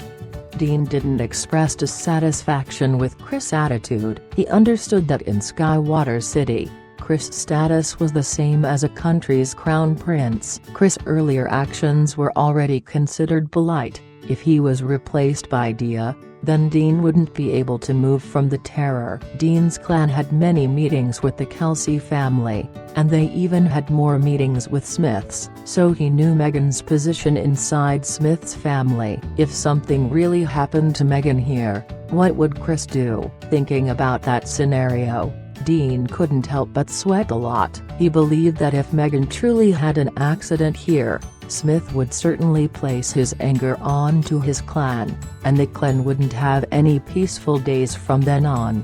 Smith's power inside Skywater City was known by all its inhabitants. When they heard that someone attacked Smith's daughter inside Skywater City, they knew that a storm was coming. All of the powers here knew that they could only bear the brunt of Smith's anger, whether they were involved or not. This was because to them, Skywater City belonged to Smith. Chris and the others quickly arrived at the city lord's mansion. As soon as they entered the gates of the place, they immediately saw Smith waiting there. When Megan saw his father, she immediately complained tearfully, and naturally Smith comforted her. The group immediately arrived at the living room. At this time, Zhao Hai also arrived. Zhao Hai asked Laura softly about their situation. Since he was not at the scene, he naturally worried about the ladies. At this time Megan recovered, Smith's wife was also comforting her. Then Laura and Meg told the family about what happened when the doomed soldier came in from the window.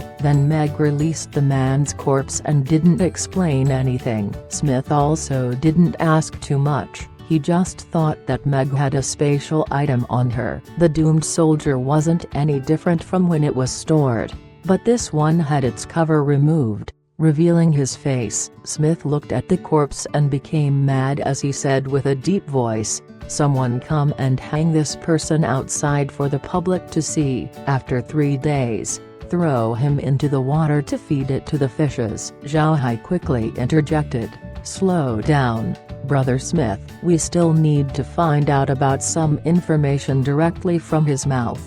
Smith looked at Zhao Hai and said, "Do you want to?" Smith was also a dark mage, so he knew what Zhao Hai meant. Zhao Hai didn't hide any truth from him as he nodded and said, "Right, I'll turn him into an advanced undead, then let's find out who dared to attack Megan inside Skywater City." Chapter 364, As expected, Smith never thought of using this method because it was very dangerous for a dark mage to turn a body into an advanced level undead. Smith didn't expect that Zhao Hai surprisingly wanted to do so. Smith looked at Zhao Hai and said, "Don't bother, doing that kind of thing is too dangerous and it will have a huge impact on you. Just believe in the power of my Kelsey family. We'll definitely find out who is responsible for today." Zhao Hai shook his head. "Consider this matter finished. It'll take too long and I suspect this wouldn't be the first time that they'll attack. Moreover,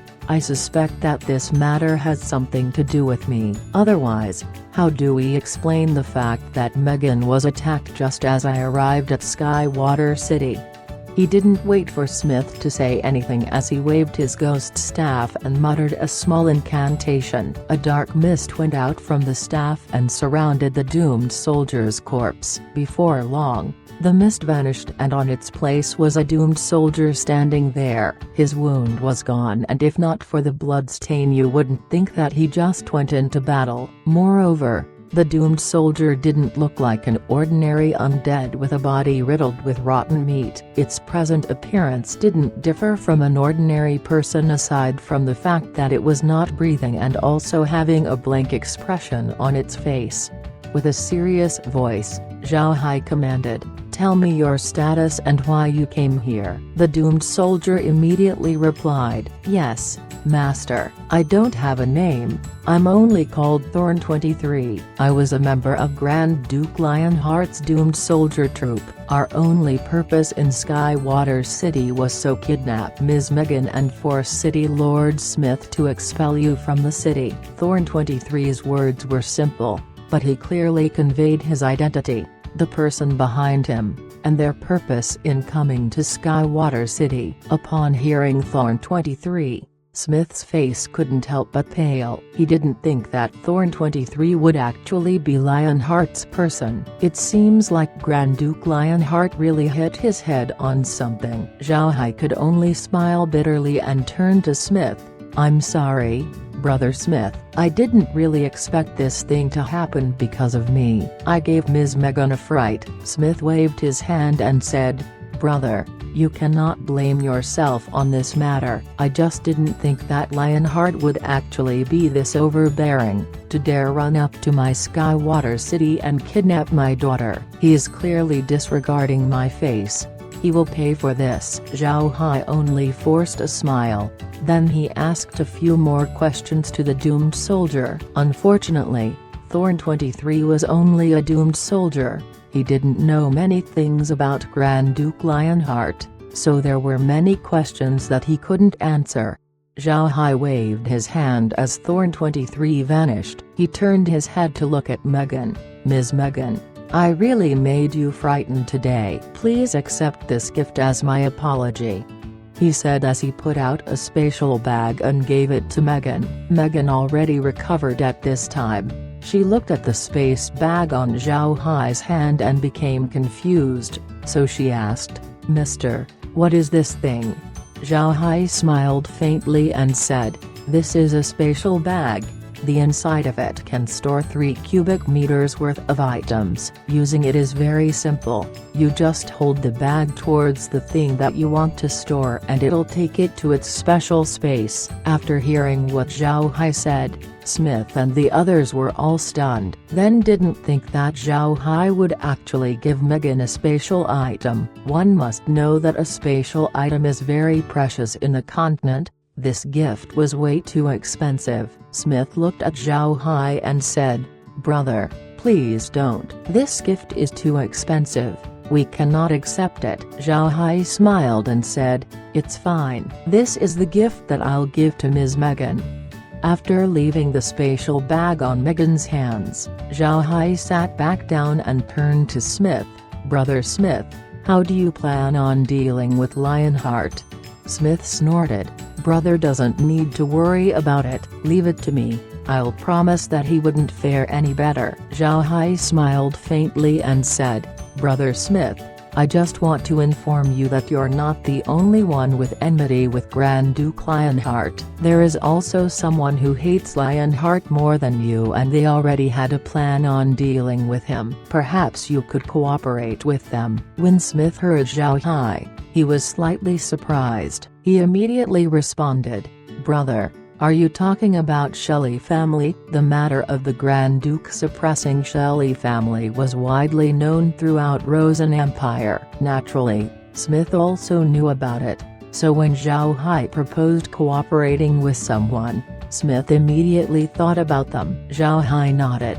"Yes, it's the Shelley family." Some time ago, when Lionheart started suppressing the Shelley family, the family already wanted to deal with him, but because of an internal matter, the family didn't have a chance to counterattack. For this reason, I was also implicated. The reason the Grand Duke wanted to deal with me is because I had a partnership with the family. Moreover, I did not follow his command to not stay at their hotels. This made the Grand Duke chase me around up until here. But now that Shelley family's internal matter was resolved, they can now carry on and deal with Grand Duke Lionheart. I think that with your help, Lionheart would certainly have no chance to escape." Smith nodded. "That is reasonable. For someone like Lionheart, one should finish him in one swift strike. If you fail, he will certainly take revenge. My strength isn't enough to kill Lionheart, but with Shelley family being a big merchant family added to the mix,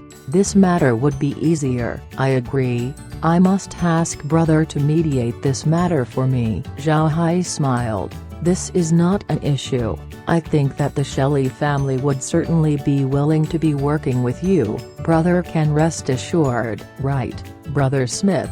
I forgot to say one thing yesterday. It's also about business. I don't know if Brother Smith is interested in dealing with firefishes." Upon hearing Zhao Hai, Smith's eyes couldn't help but light up. He immediately replied, "Brother, say it carefully." Zhao Hai smiled and said, "I already expressed my intent to supply the Shelley family with 10,000 firefishes per month. If Brother Smith is interested, I could supply you with 20,000 firefishes each month. I don't care what you do with it, I'll just supply you with those firefishes." Smith's eyes were sparkling with divine light at this moment. He looked at Zhao Hai and said, "Can brother really guarantee a supply of 20,000 firefishes per month?"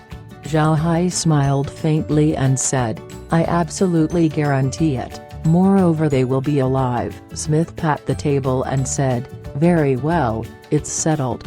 20,000 firefishes per month. I don't care about the price as long as brother can guarantee the supply every month." Zhao Hai smiled and said, "Then we're settled. I'll go back and prepare. Tomorrow I'll go to Shelley Hotel and tell them the matter of your cooperation. I'll excuse myself." After saying that, he stood up and gave Smith a salute before he led Laura and the others to the exit. Seeing Zhao Hai's group go out, Chris couldn't help but turn to Smith and said, "Father, this Zhao Hai is too mysterious. Why do you place so much trust in him?" Smith looked at Chris and said, Nobody in this world doesn't have any secrets. Why do we fear his secrets? As long as he isn't a threat to us, then we're good. He has a lot of enemies in the continent. He could only rely on us for help. So why should we not trust him? Chris, you have to remember, everyone has their own secrets. As long as someone is friendly with us, we didn't need to fear anything. Chris nodded and expressed his understanding.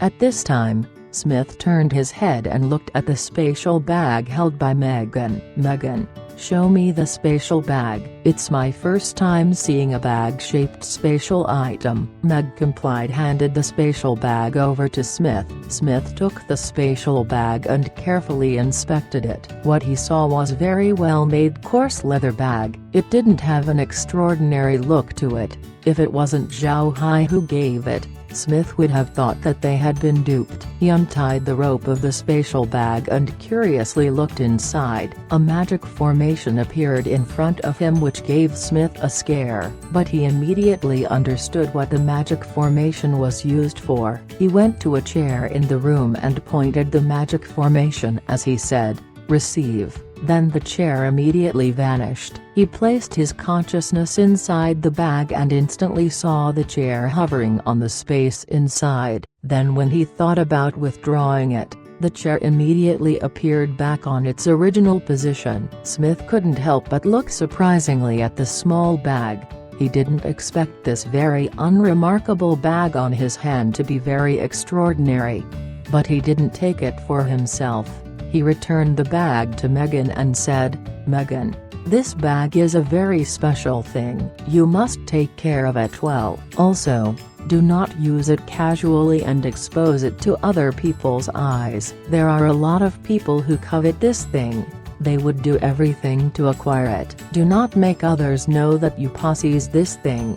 Understand?" Megan nodded as she looked happily at the small bag. She also saw the process of Smith using the bag. She didn't think that such ordinary-looking bag was very mysterious. Looking at Megan, Chris and Dia were envious. One must know that spatial items inside the Kelsey territory were very scarce. Even Smith didn't have one, not to say them. At this time, Smith's wife stood up and looked at Smith. "Dear, I'll head back with Megan. I'll be giving her a bath and then have her rest. You still need to be busy."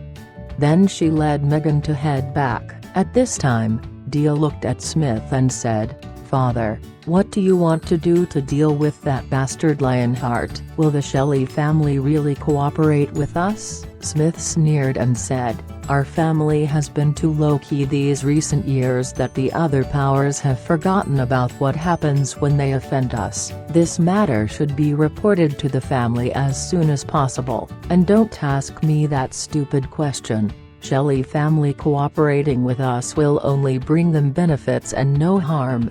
How could the Shelley family disagree? Now, the two of you, go." Chris and Dia bowed then turned back. Chapter 365, Grand Duke Lionheart and the Buddha family. When Zhao Hai's group returned to Sweet Plum Courtyard, they immediately went to the space. Upon arriving, Laura and Meg relaxed. Zhao Hai looked at Laura's appearance and smiled. "Laura, I didn't think that your swordsmanship has become so fierce. Haha, that's great." Laura proudly lifted her chin up. "Naturally, did you think that me being a knight is a joke? I feel that I may even break through to 6th rank soon." Zhao Hai smiled. "It looks like we need to find you a magic beast mount the next time we go to the prairie." "Laura, you could also use a blood hawk as a mount. What do you think?" After the ranch leveled up, the Bloodhawks became even stronger. "I reckon you could already ride them safely." Laura smiled. "Forget it, let's talk about this later. There's a lot of magic beasts in the space anyway. I could just choose any time I want. If I want to fly, I could use a Bloodhawk. If I want to go on ground, we have moonlight lions. We also have the swordfish to travel on water. If all of them are not enough, we still have Little Wen. I could ask Little Wen to be my temporary mount. No problem." Zhao Hai couldn't help but laugh. What Laura said was quite right. There were already quite a lot of magic beasts inside the space. If it came to the point of choosing mounts, Laura would have a lot to choose from. A few moments after the group talked a bit, Zhao Hai turned and asked Kair, how many vegetables do we have stored right now? Kair immediately replied, presently, we have about 2 million jin of vegetables, 1 billion jin of grain, around 50,000 jin of milk wine, and also 20,000 jin of rations. After hearing the report, Zhao Hai nodded. Reduce the amount of grain planted in the space and increase the quantity of vegetables. After a batch of scaleless fish matures, go and raise some fire fishes. We must make sure to have sufficient supply in both vegetables and fire fishes. Kair nodded, then went towards the farm to manage it. Even though the ranch was turned over to Muir still listens to Kair. This made it so that Kair technically managed the entire space. Zhao Hai directly telling Kair about everything is fine. Now that Zhao Hai's concerns about the farm were handed over to Kair, he nodded and led Laura and the others back to Iron Mountain Fort. Iron Mountain Fort was already in full-blown winter. Snow and ice filled the plains outside the fort while the temperature inside reached 10 degrees. People inside wore thick clothes. However, the situation inside the fort was generally quite good. Because Kair was present, the usage of firewood reduced by a lot, so the majority of bamboo and oil trees were instead used by the slaves to make some furniture. Although the slaves haven't done these kinds of things before, don't forget that Laura already brought in some artisans, so even though the furniture made by the slaves weren't actually good-looking, they were still functional. Thus, there were already a lot of half-step carpenters present inside Iron Mountain Fort. Zhao Hai was happy when he saw this scene. Those half-step carpenters were already absolved of their slave status. He also told them that if they could improve upon their carpentry, he would reward them with land. This aroused the enthusiasm of the slaves. After the slaves returned from their work in the factories, they would begin and practice their craftsmanship. This made some of them reveal their talents, which Green noticed. Then he made them wholeheartedly train themselves on the trade. Of course, the other slaves weren't discouraged to practice. Green expressed that they should still try their best while not being too hasty and not make things focusing on beauty. They should instead focus on quality and functionality. Learning to this point is already enough. One should not forget that come spring, 100,000 slaves would arrive, and each and every one of these 100,000 slaves would need their own things to use. This was also why Zhao Hai really wanted to purchase some artisan slaves upon arriving at Skywater City. He specifically wanted masons, blacksmiths, as well as artisans who knew how to bake clay bricks. At the same time, Zhao Hai also wanted to have some craftsmen who specialized in making houses. Building a house wasn't an easy thing. If the house wasn't built good enough, not only would it not provide warmth, it also wouldn't be able to survive winds and rains. Currently, what Zhao Hai lacked weren't ordinary slaves, it was skilled slaves. Naturally, skilled slaves were not actually cheap.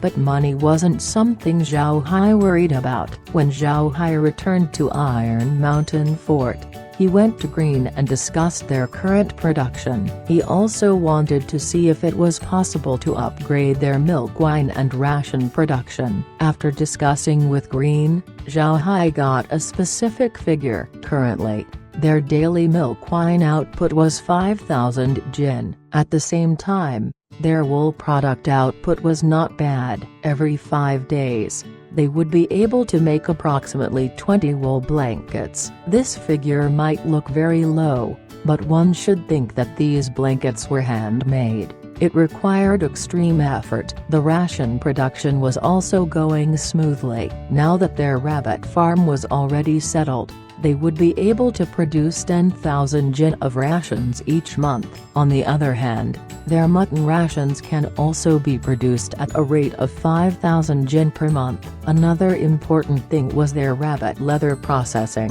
While the beastmen tanned the leather, the human women can turn these leather into fur-covered garments. Since the skins of the rabbits inside Zhao Hai's space were red, the garments and cloaks turned out to be very beautiful. At this rate, Zhao Hai would be able to add another product to his catalog. This was very good news. After knowing the situation here, Zhao Hai returned to the space and discussed with care how much vegetables they could produce each month. This metric was very important. It was going to be used by Shelley Hotel, which was a stable business that provided more income than their growing business back in Persaldachi.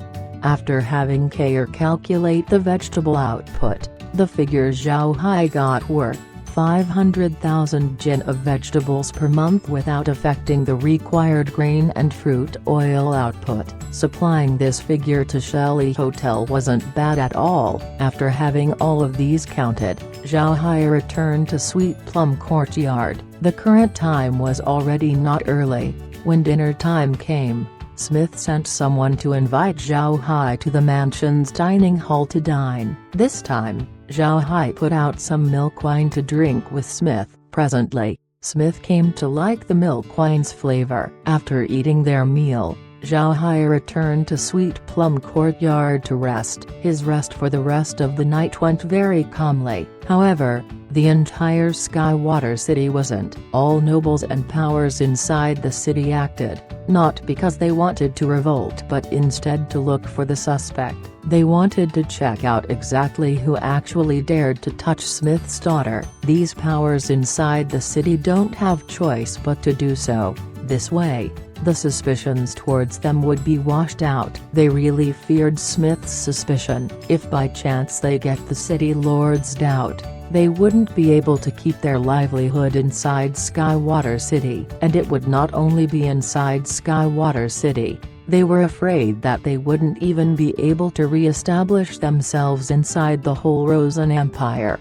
In fact, the major reason why these people became so anxious was the fact that the city immediately went into martial law after Megan was attacked. There were people from the Urban Management Bureau everywhere on the streets. Along with them, the city garrison, warriors from Kelsey family, and even mercenary companies were seen inspecting everything along the blocks. On this day, the business inside Skywater City dropped threefold. It was obvious that the effects of the matter were very huge. Seeing Smith acted very seriously this time, the aristocrats inside Skywater City as well as the other powers became nervous. At this time, if someone actually offended Smith, they would die a terrible death. Compared to the others, the Shelley Hotel was very calm. Although they also worked along with the city and also sent their warriors to patrol around, their range of movement wasn't that large. The people from the hotel only covered 2 streets near them and made sure that there was nothing unusual going on. They acted very low-key,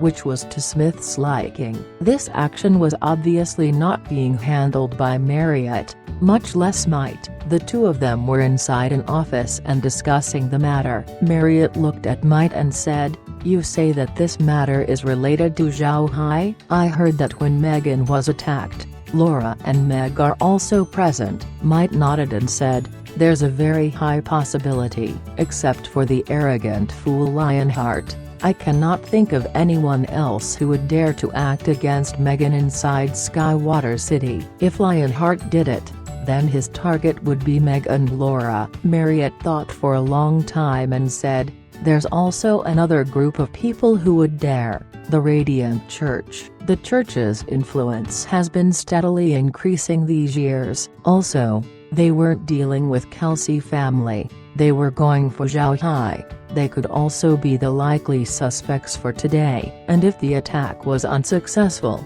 they could just plant the blame on Zhao Hai since Megan was the only one implicated. This way, they could create a wedge between Smith and Zhao Hai, which would be great for the church. Mite's complexion went down a single step.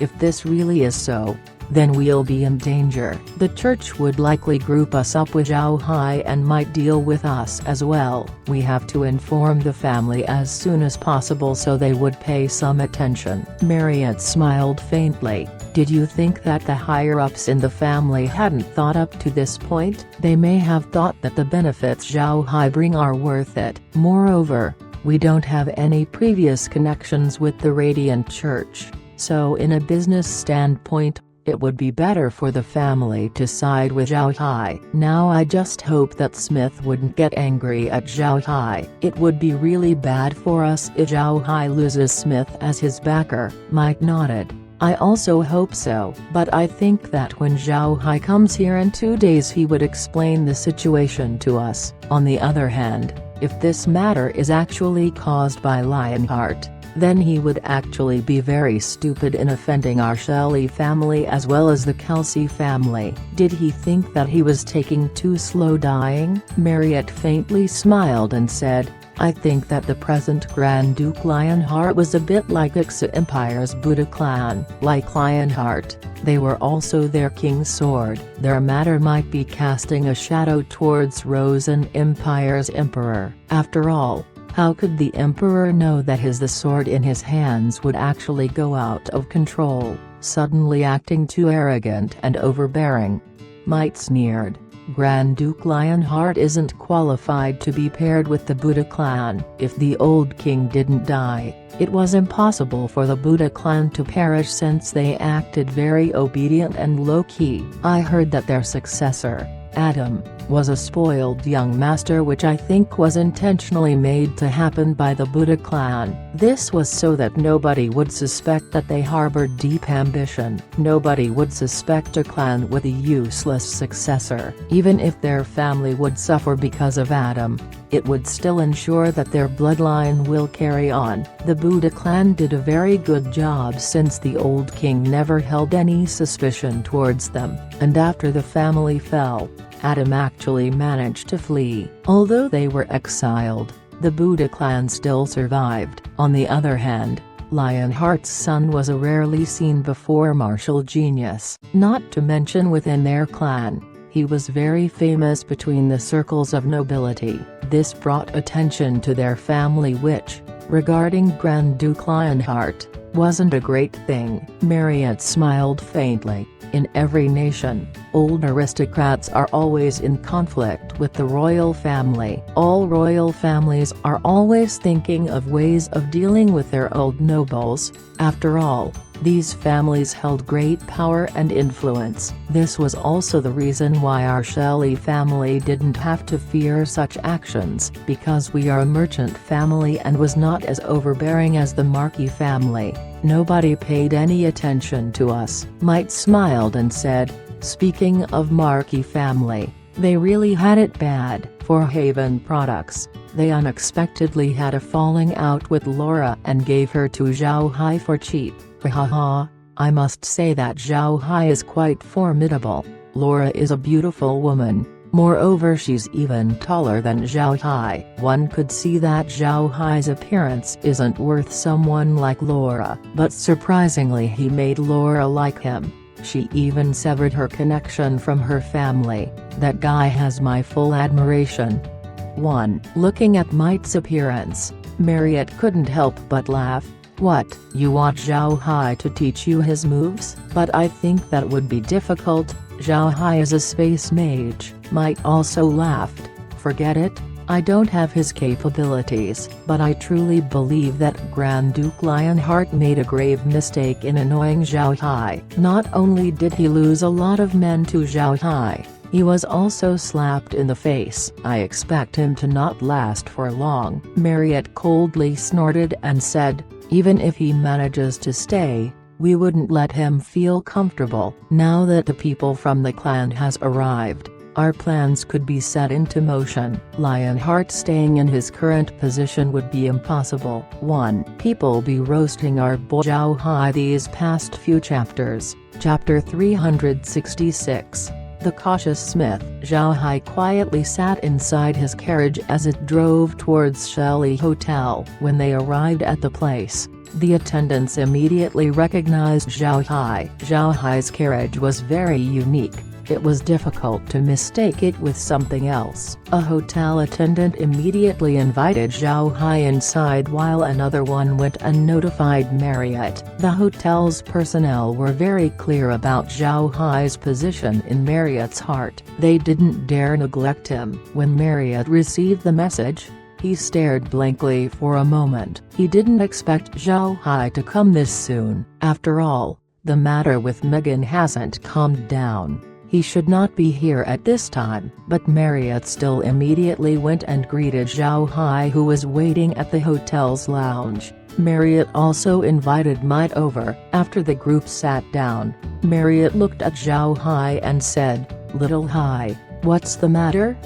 After meeting several times, they already treated each other as friends. Marriott already changed how he addressed Zhao Hai from Wales to Little Hai in order to make the other side feel more familiar with him. Regarding how he was called, Zhao Hai didn't mind. He just smiled and said, "Did you forget what I told you yesterday? I already have the amount of vegetables that I produce calculated." Upon hearing Zhao Hai talk business, Marriott felt relieved. He was really afraid that Zhao Hai had a falling out with Smith and came to ask them for help. Although they would still help Zhao Hai, the family's gains would become smaller since now they couldn't use Zhao Hai as a bridge to form a relationship with Smith.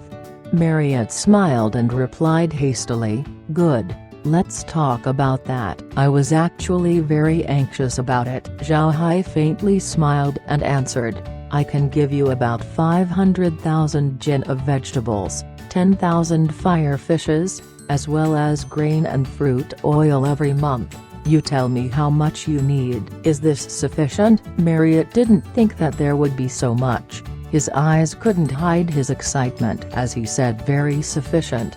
It's absolutely good enough. Be relieved. We will certainly make the price worth it." Zhao Hai smiled and said, "I'm not afraid that you'll disappoint me with the price, since these things are mine. If you dare slash the price, I will not supply you anymore." Ha ha ha. Marriott and Might also chuckled. Then Might looked at Zhao Hai and said, "Brother Hai, can I ask you details about Miss Megan's attack yesterday?" Might clearly knew that Zhao Hai likes a frank person. If you want something from him, then you should get to the point. Zhao Hai's temper was like that of a warrior. He prefers if you just ask him directly. Zhao Hai replied, "The matter was already investigated by Brother Smith. Even if you don't ask, I'll still inform you since this is the second reason why I came here today." Might and Marriott stared blankly.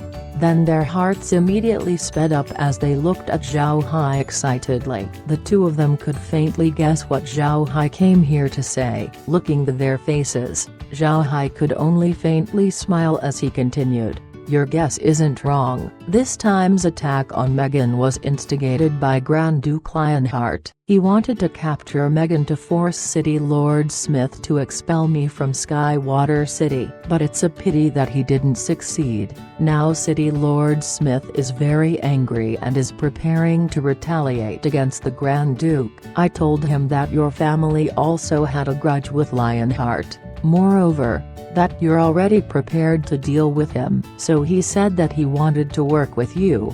What do you think? Will you agree?" Although Might and Marriott faintly knew what Zhao Hai was going to say, they still couldn't help but get excited. They didn't expect Zhao Hai to have a high standing inside Smith's eyes. After all, Megan got in trouble because of him. But Smith actually didn't blame Zhao Hai. Nevertheless, this matter was absolutely a good thing for the Shelley family. Although they were already prepared to deal with Lionheart, it was not easy to do so inside Rosen Empire. They still needed to pay a small price, but if the Kelsey family were to help them, the matter would be completely different. The Kelsey family was an established noble line inside Rosen Empire. With their help, dealing with the Grand Duke would be much easier. Shelley family and Grand Duke Lionheart's conflict exposed the family to their deficiencies. Although they were a powerful merchant family, they were not legitimate nobles. This made their influence much lesser than a noble like Grand Duke Lionheart. They don't have much power when it came to a national level. Since their business was too big and spread out in the continent, there was no sense of belonging when it came to the various nations that they operate in.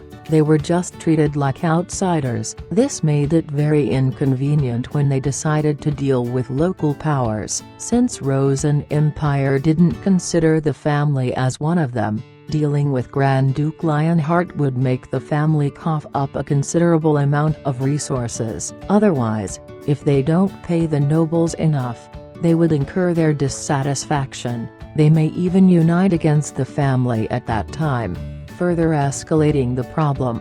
But with Kelsey family in the equation, the situation would be different. The Kelsey family was a formidable power inside Rosen Empire. They were a family that even the royal clan would need to think twice before provoking. Fortunately, the Kelsey family's style were to be low-key, so even if the royal clan sees them as a thorn in their eye, they didn't have much resentment for the family.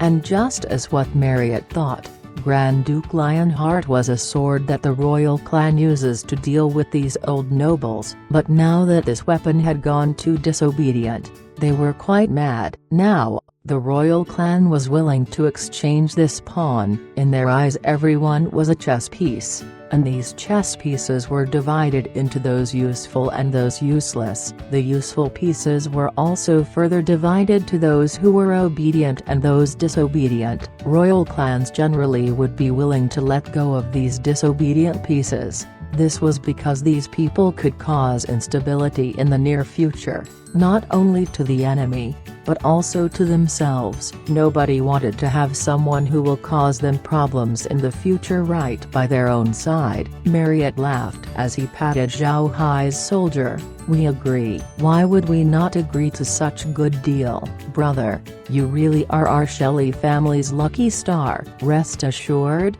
I can promise you in behalf of the family that we would fully cooperate with the Kelsey family. Please pass this message to City Lord Smith for me. Zhao Hai smiled and said, good, then I'll head back and inform City Lord Smith. Right, in the next days I will have people deliver the vegetables. How does 100,000 jin for the first delivery sound? Marriott nodded and said, good. How will you deliver it here? Do you have a ship? Zhao Hai smiled faintly and said, be relieved, there will be no mistake.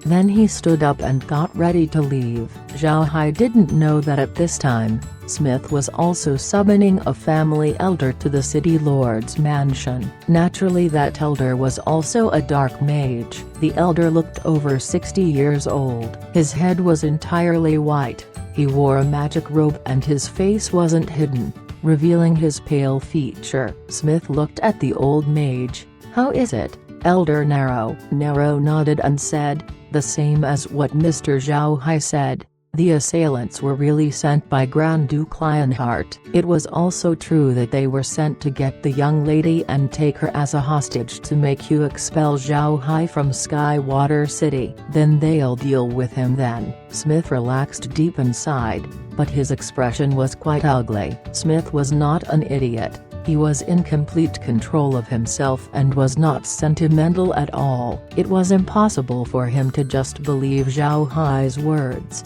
so he had Elder Narrow come and confirm. The elder turned a doomed soldier who attacked Megan into an advanced level undead and asked him the same questions, and it turned out to be the same as what Zhao Hai said. Smith was relieved. At the same time, the fires in his heart ignited completely. Grand Duke Lionheart actually didn't care about Kelsey family's face. Although Smith was only the second in line, he was still a very important member of the family. Otherwise they wouldn't have handed Skywater City over to him. One must know that Skywater City was Kelsey family's money bag. Also, although Megan was Smith's daughter, She was also the family's most favored young lady. Historically, the gender ratio between the male and female descendants of the family was mostly skewed towards the masculine side. This was especially true for Meghan's generation. In the entire Kelsey family,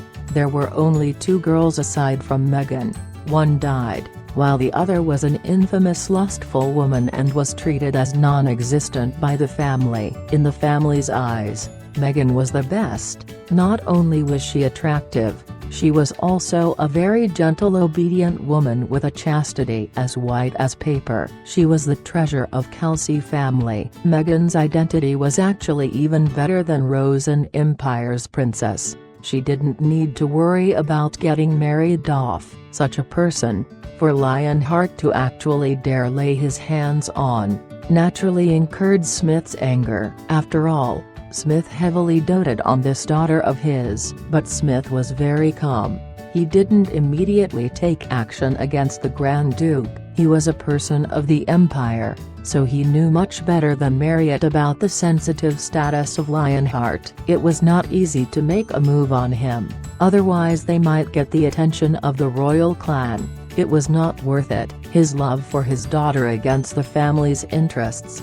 He had to make a few concessions. Regarding Zhao Hai, on the other hand, Smith was completely relieved that he didn't lie about this matter. Even after Meghan was attacked, he still admitted that it was likely to have been caused by him. He didn't cover it up and instead told Smith everything clearly. This made Smith feel better about Zhao Hai. Chapter 367, Smith's Appreciation. A person who was truly honest, and boldly shoulders his responsibility. This was what Smith classified Zhao Hai as, but when Zhao Hai proposed collaborating with the Shelley family, Smith's evaluation elevated by another level. He now regarded Zhao Hai as an overall great person. Being able to use a situation to their advantage was not something that only merchants do.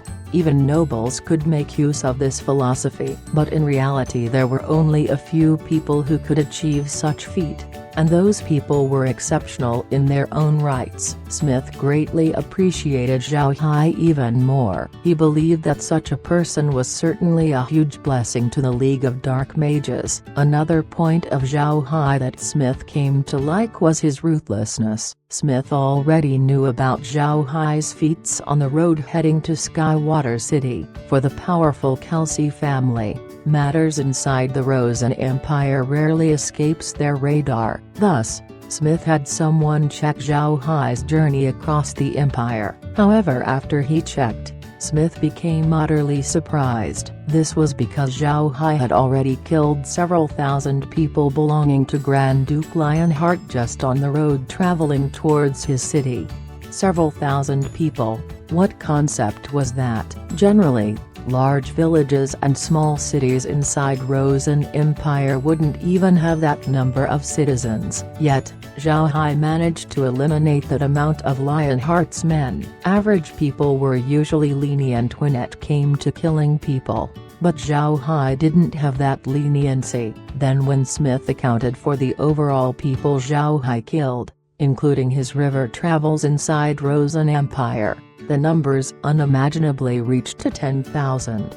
A single person killing 10,000? What kind of joke was that? Isn't that something a vicious and merciless person would do? But Zhao Hai exactly did that. This made Smith admire Zhao Hai. As a leader, it was not acceptable to be merciful to your enemies. If your heart was too soft, it would be very easy for your enemies to control your actions, while at the same time it would be hard for you to control your subordinates. That kind of situation was extremely unfavorable to any leader. Smith also knew how Zhao Hai handled the bandits back in Lifeline Canyon. This was the reason why Smith didn't see Zhao Hai as a murderous person. He knew how to deal with things and he did it very well. He didn't kill blindly, and wasn't unreasonably ruthless. Normally, with Zhao Hai's outstanding performance, someone like Smith would harbor some worries. This was because Zhao Hai was someone from the League. If he continues to express his talents, he may be able to wrestle control of the League from the Kelsey family. However, Smith also knew that the League of Dark Mages was a fairly loose organization. Even the Kelsey family struggles keeping it under control. So Smith knew that it was impossible for Zhao Hai to have complete control of the League. He also believed that Zhao Hai wouldn't bring trouble to the Kelsey family. On the other hand, Zhao Hai and the Radiant Church shared a very deep enmity with each other. People knew that the Radiant Church wishes to get rid of Zhao Hai as soon as possible. This pushed Zhao Hai to side with the League. All of these facts made it so that Smith was very happy that Zhao Hai was an outstanding member of their organization. For the League to advance, they couldn't let go of such talented people. This was especially so for those with talent in leadership. These skills were badly needed by any organization. The reason the Radiant Church was quickly gaining power was because they had been using religion to amass talents from all around the continent. They also have close connections with the higher-ups of various nations, and these higher-ups would take the task of looking for talented individuals in place of the church. This made it so that the Radiant Church didn't lack in the personnel department, helping them accelerate their growth these past years. But in comparison, the League of Dark Mages has fallen short in this aspect. There were only a few people who knew about the existence of the League. Moreover, the League couldn't use religion to attract the masses. After all, who would want to worship something like the Dark God? There was also the matter with the temperament of Dark Mages. Almost all of them were very eccentric. Not only are they generally bad at leading people, they were bad in interacting with other people, period. Therefore, the League had suffered a disadvantage with their fight against the Radiant Church. Currently, the only leading role present inside the League was the Kelsey family, but even they couldn't control all of the organization's members. This was not good for the family, since if all the Dark Mages were to be eliminated by the church, their family's end wouldn't be too far off. So when Smith saw this new member of the League who had enmity with the Radiant Church, possess astonishing strength, popular with the Beastmen, vicious, and most importantly, a good leader, he knew that this Zhao Hai was the talent that the League badly needed.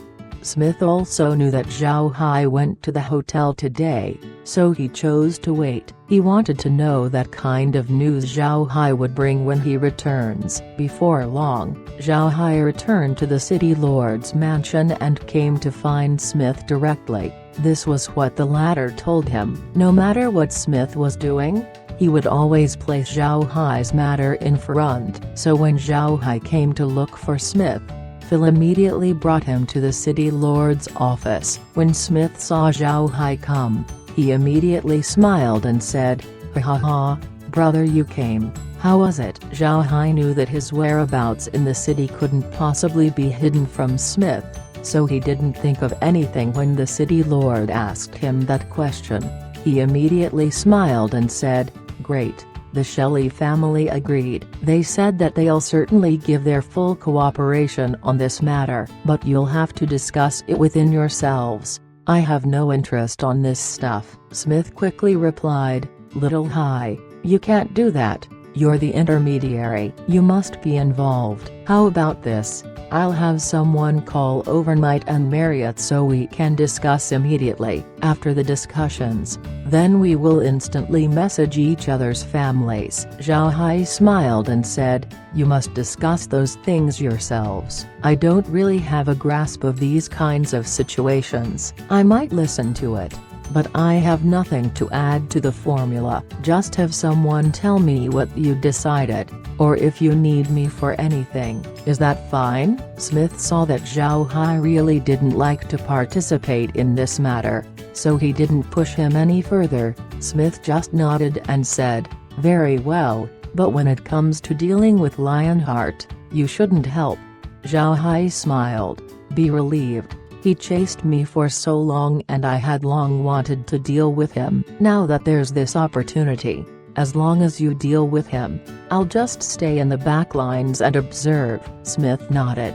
The Zhao Hai turned back, Him and Smith didn't discuss anything about their business. Smith was currently busy with coping with Lionheart, so Zhao Hai believed that it was not the proper time to discuss those matters. When he returned to Sweet Plum Courtyard, Zhao Hai didn't notice Laura nor Meg. They weren't inside the house but instead were at the small bar near Plum Garden. They were doing lady stuff there, and there was also another lady who wasn't familiar with Zhao Hai, so he naturally wouldn't bother the group. When Zhao Hai returned to his room, he immediately went to the space to rest as well as see if Smith invited Marriott at this time. Although the City Lord's mansion was big, it wasn't to the degree where the monitor cannot cover the entirety of it. While he was inside the City Lord's mansion, it was obvious that Zhao Hai could monitor what Smith and the others were doing. The reason why Zhao Hai decided to hide and didn't accept Smith's invitation was because he didn't want Smith to be suspicious. When Smith and Marriott discusses how to deal with Lionheart and their respective coordinations,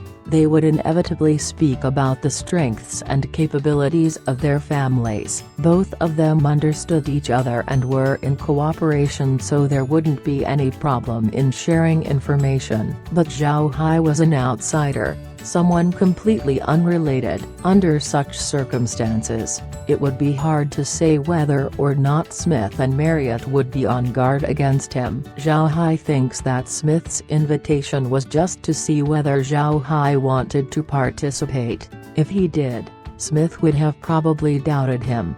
Although he didn't know exactly what Smith had in his mind, Zhao Hai still thinks that he shouldn't be involved in their discussions. After all, he could just listen to them right here, so why bother staying there? Smith immediately sent someone to invite Marriott over. He wanted to get this matter taken care of as soon as possible. The earlier they deal with Lionheart, the lesser time the Grand Duke would have to prepare, and also the less resources they would need to spend. This time, with Lionheart's attempt in kidnapping Megan being a failure, it was certain that he would be on guard. If he was given too much time to prepare, he would be even harder to deal with. Marriott didn't expect Smith to invite him over to the mansion this quickly. When Smith sent someone over to call him, he immediately knew what Smith wanted to discuss. It was this point that solidified Marriott's idea of Zhao Hai's position in Smith's heart. It really seems like Smith was very fond of Zhao Hai, otherwise he wouldn't call Marriott over this quickly. Marriott and Might immediately rode their horses towards the City Lord's mansion. Phil was already there to invite them over to the mansion's living room where Smith was waiting for them. Marriott and Might immediately gave a salute to Smith. The City Lord was also polite and quickly asked the two to take a seat while a servant served them fresh tea. After Smith drank a bit of tea,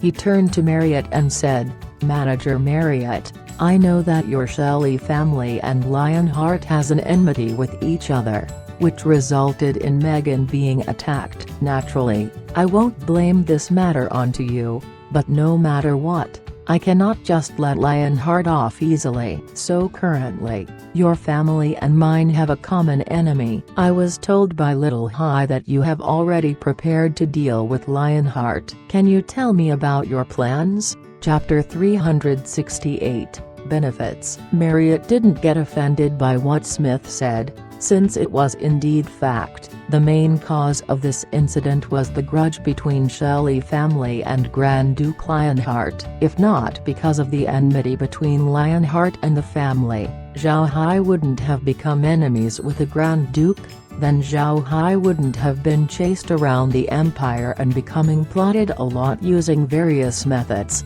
Therefore, Marriott approved Smith's view. The Shelley family will have benefits with no repercussions with this time's cooperation, so Smith's accusations would have to fall on deaf ears. In the end, this was the difference between an experienced merchant versus a great noble. Great nobles hold their dignity dearly, Anybody who dared disregard their dignity would be fought and dealt with. This was something that they needed to do because in their opinion, a great noble who didn't have any dignity couldn't be called a noble. This mentality was something that was cemented onto their souls across the years. This pride wasn't something that they couldn't just erase.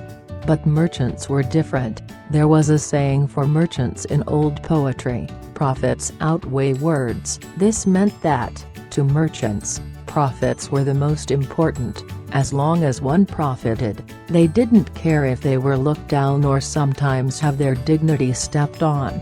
Thus, Marriott just showed a faint smile and said, "It is also because of what City Lord has said that we came today bringing this small gift for Miss Megan. I hope that the City Lord wouldn't decline." We also wanted to express our full cooperation for today's discussion. After all, we will have to depend on the City Lord. Smith looked at Marriott and smiled. "Then I'll take this for Megan and then continue on with our plans." I actually wanted to invite Little Hai today to participate, but Little Hai said that he had nothing to contribute. But he also said that if he would help if something comes up. He was also hounded around by Lionheart. Marriott smiled. "This matter had really been unfair to Mr. Zhao Hai. Because of my family and Lionheart's matter, he actually got involved. This wasn't in our initial intentions." Smith looked at Marriott profoundly. Then he smiled and said, "Don't treat Zhao Hai like a fool.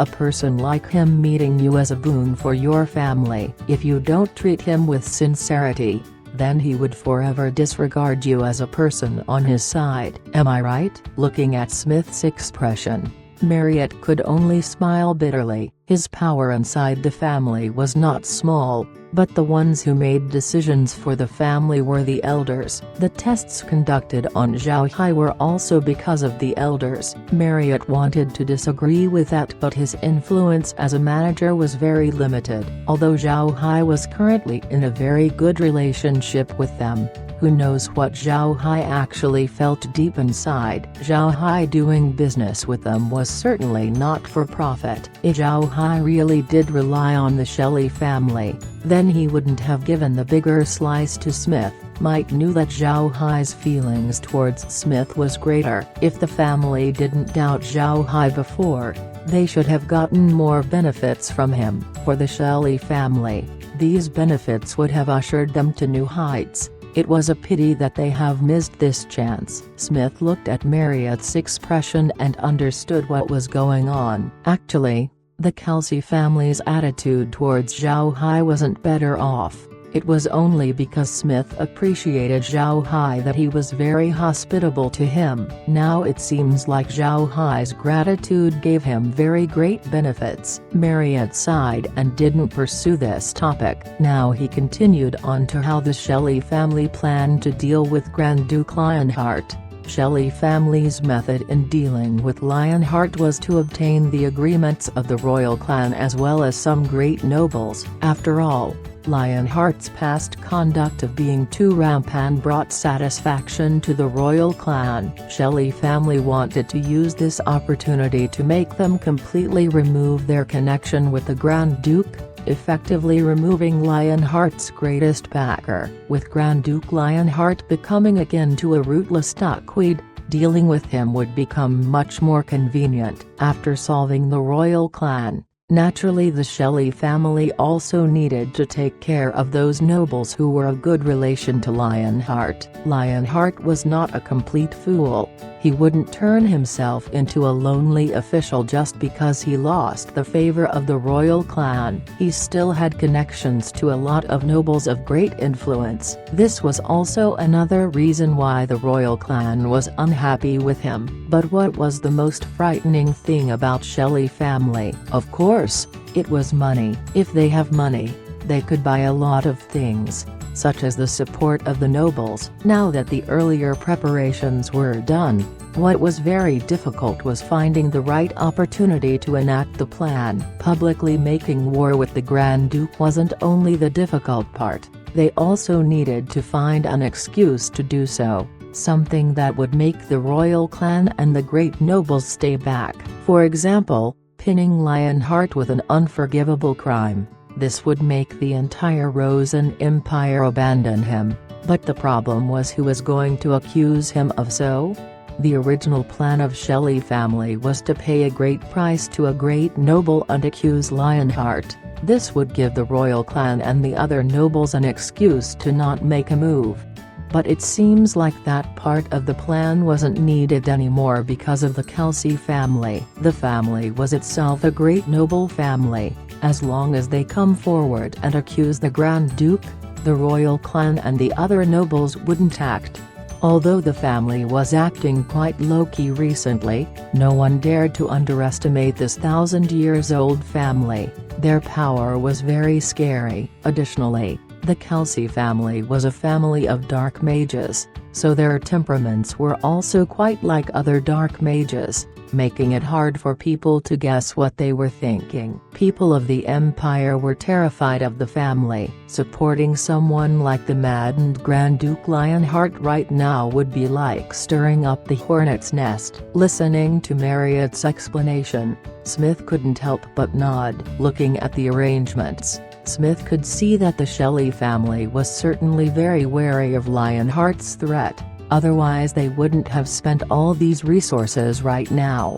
At this time, Smith changed how he viewed the Shelley family. In the end, the Shelley family was a merchant family who had immense wealth. However, this wealth was also extremely coveted by a lot of people. If Lionheart succeeds in suppressing the family, then it was certain that the family wouldn't be able to live comfortably in the continent. Such a big fat piece of cake. It was impossible that nobody wanted to have a part of it. Therefore, the Shelley family would rather pay a huge price to deal with Lionheart. This was to inform the continent, "We have money, if you offend us, we'll buy your life, not only your life, but your entire family's life, your entire clan's life."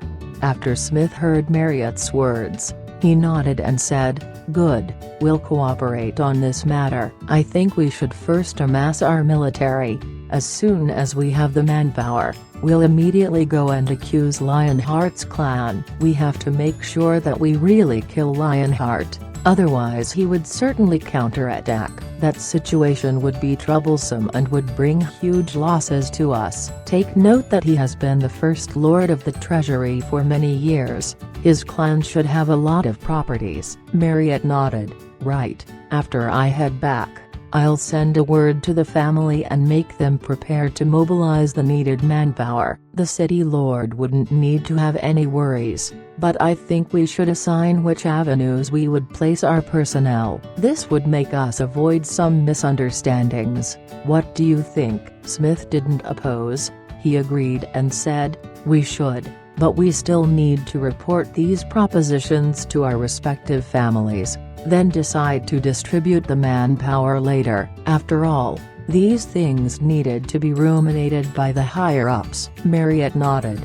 Then he asked to be excused along with Might. After they left, Smith immediately prepared the letter to be sent to the family, telling them exactly what they agreed on. Smith believed that the people from the family would agree.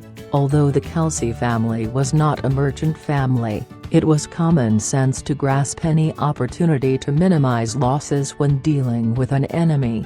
Moreover, this matter would allow them to make a connection to the Shelley family. Even though the Shelley family was just a merchant family, the family's hotel business had been spread out across the entire continent. This was simply a hidden intelligence network. As long as the Kelsey family forms a relationship with them, they would be able to get their intelligence from there. For the Kelsey family, this was a very huge benefit to the League of Dark Mages. This was also the reason why Smith didn't prevent Zhao Hai from partnering with the Shelley family. In his opinion, coming in contact with the Shelley family was a good opportunity. Zhao Hai, who sat in the space, turned off the screen. He didn't expect the Shelley family to pay such a huge price to deal with Lionheart. At the same time, He didn't expect that the royal clan and the great nobles of the empire would agree in the face of benefits for people like them to let go of someone with the status of a Grand Duke in exchange for benefits. This world was too brutal. But this also gave Zhao Hai hope in the revival of the Buddha clan, a hope that he could allow the Buddha clan to flourish in the continent once more. In the end, everything ends up on these two characters. Benefit. In the past, the nobles have dealt with the Buddha clan because of these benefits. They didn't want the old king to use the Buddha clan to decrease their benefits. But in the present, the Buddha clan couldn't be used as a sword anymore. If the clan could bring benefits to these nobles, why would they keep hating on the Buddha clan? In reality, those nobles didn't hate the Buddha clan. What they hated was the old king who wanted to weaken their power. The Buddha clan was just a sacrificial pawn. Zhao Hai reconsidered whether what he was doing was right, and he has come to the conclusion that his current direction was the correct one. Currently, the Buddha clan was weak. There was no way for them to bring benefits to these nobles. If they don't get these benefits, there was no way for them to accept the Buddha clan back. Moreover, from Marriott and Might's words, he understood that this world was a world of benefits. If he was not capable of helping the League of Mages, if he was not capable of helping the Shelley family, would Smith and Marriott be polite with him? Definitely not. It was more apparent to great families like the Kelsey family and the Shelley family, since they were all looking out for their own benefits. If Zhao Hai couldn't provide them with benefits anymore, then they may not hesitate to give up on him. This was the rule of survival for the aristocracy, but this was also Zhao Hai's most hated rule. If the entire world turns into bare, naked world of clamoring for benefits, what point was there for a person to live in it? Perhaps when that time came, humans wouldn't be called humans anymore. It was more appropriate to address them as wild beasts. While Zhao Hai was thinking about these things, Kair suddenly told Zhao Hai that Laura was outside and that Smith was calling him over to eat. Zhao Hai's body immediately came out of the space. He opened his door to walk out and saw Shun approaching his door to call him. When Shun saw Zhao Hai come out, he immediately gave a bow and said, "Young master, City Lord Smith asks you to dine with him." Zhao Hai nodded and looked at Shun. "Shun, have you been well these days? Are you eating your meal? Did they neglect you?" Shun quickly bowed to reply, "There are no problems, young master, we are eating well. Because of your status, we had been treated with importance. There was no point of neglect. Even the people of Kelsey family were very kind and polite to us." Zhao Hai nodded. "That's good. Remember, if there's something wrong, don't hesitate to tell me. There's no need for us to really live here.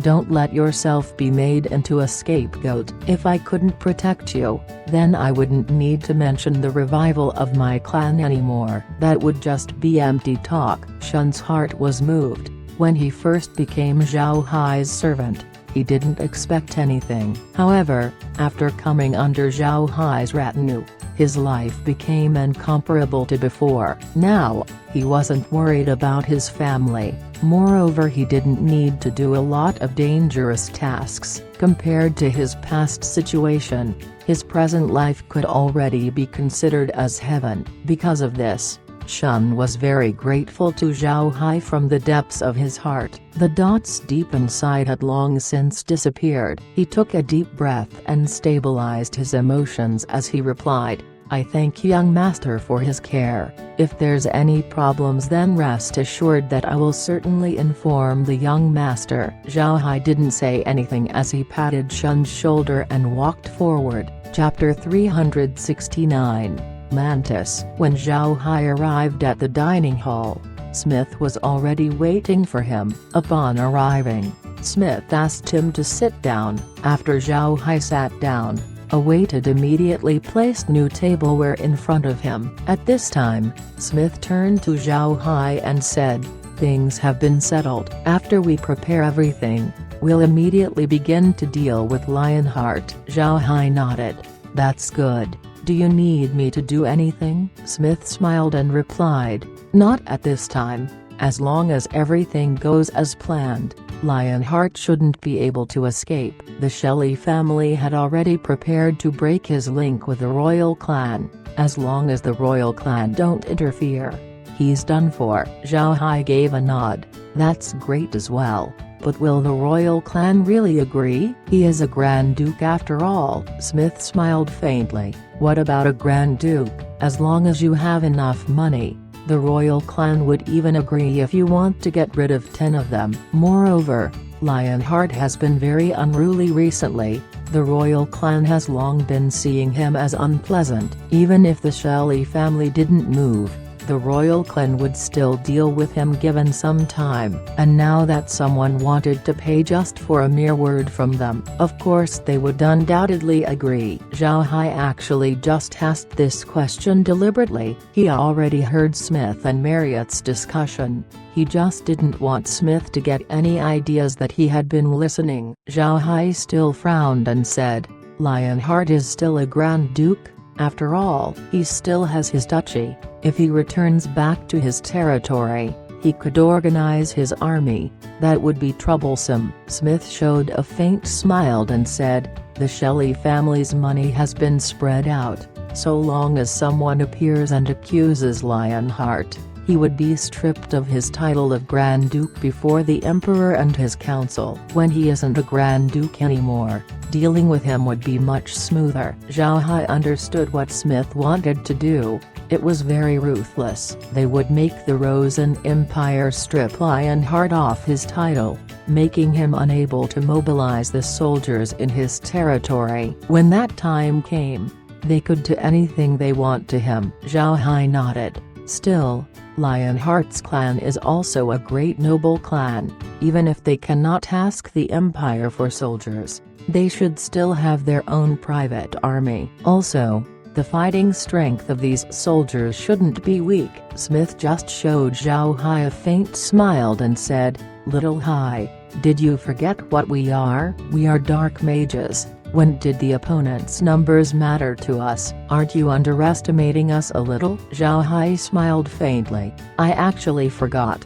"That's good. If there's anything I need to do, just let me know." Smith nodded. For this matter, he didn't plan anything for Zhao Hai to do. He wished to show Zhao Hai the might of the Kelsey family. In the following days, the entire Rosen Empire was calm, but they heard that Grand Duke Lionheart has returned to his own duchy to handle some matters. This was also what Zhao Hai expected. Grand Duke Lionheart wasn't totally stupid. He knew that if his plans for Megan were to fail, the Kelsey family would certainly know that he did it. Now he did what Zhao Hai just expected, heading back to his territory and stubbornly resist. Zhao Hai didn't know that when Lionheart received the news that his plan had failed, he immediately sought the help of the Rosen Emperor. He wanted the Emperor to come forward and talk with the Kelsey family and say that Lionheart was willing to pay any price to resolve this matter. But Lionheart didn't expect that the Emperor would actually decline while also giving him the cold shoulder. This made Lionheart know that the Emperor had already given up on him. So as soon as he could, he rode his horse and left Carson City for his own territory. His response was very quick. If he was any slower, there would be no chance for him to escape, since the Kelsey and Shelley families' troops have already been gathered to deal with him. Every person of status in the Empire knew of this matter, but they didn't make a move since they already received the bribes from the Shelley family. All of them kept mum and just watched Lionheart with a look of schadenfreude. They just waited for Lionheart to fall, then they would take all of his belongings. If Lionheart falls, his fief would become ownerless. When that time comes, it would be divided up by the nobles. In addition to the bribes that Shelley family provided them, the Grand Duke had also offended the Kelsey family. Thus, no noble family came to help Lionheart. Zhao Hai observed the entire situation with cold eyes. He knew that he couldn't openly participate in this matter. All nobles' eyes were red from waiting for the benefits they'll get. At this time, if he were to participate, the profits would still be divided, and he was sure that he wouldn't get anything great. But Zhao Hai didn't shut himself in.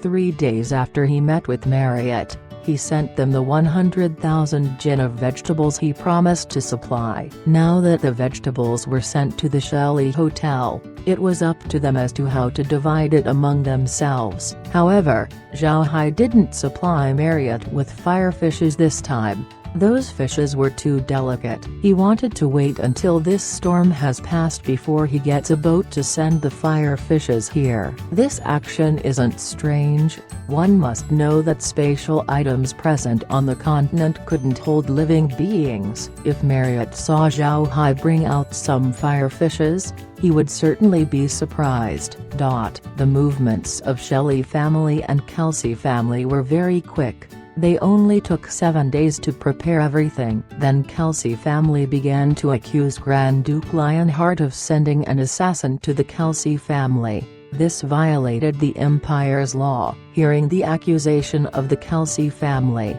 all of the nobles smiled. It was not because there wasn't such law inside Rosen Empire. On the contrary, the Empire did have such a law. It was just that it wasn't honored. If there were two nobles who had enmity with each other, what would be the most optimal thing to do? Of course it was assassination.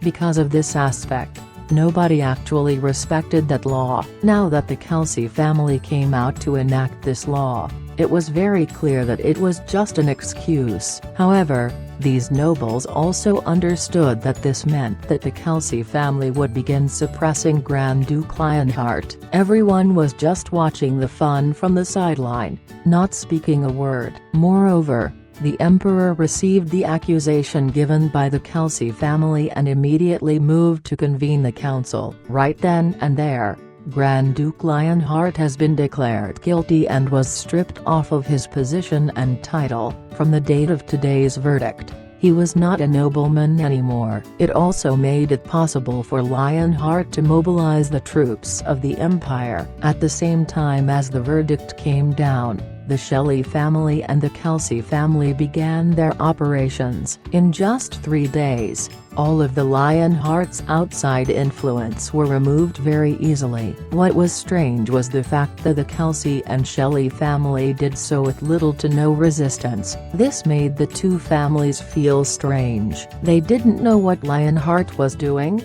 Did he give up resisting? Absolutely not. According to his previous actions, he would definitely fight back.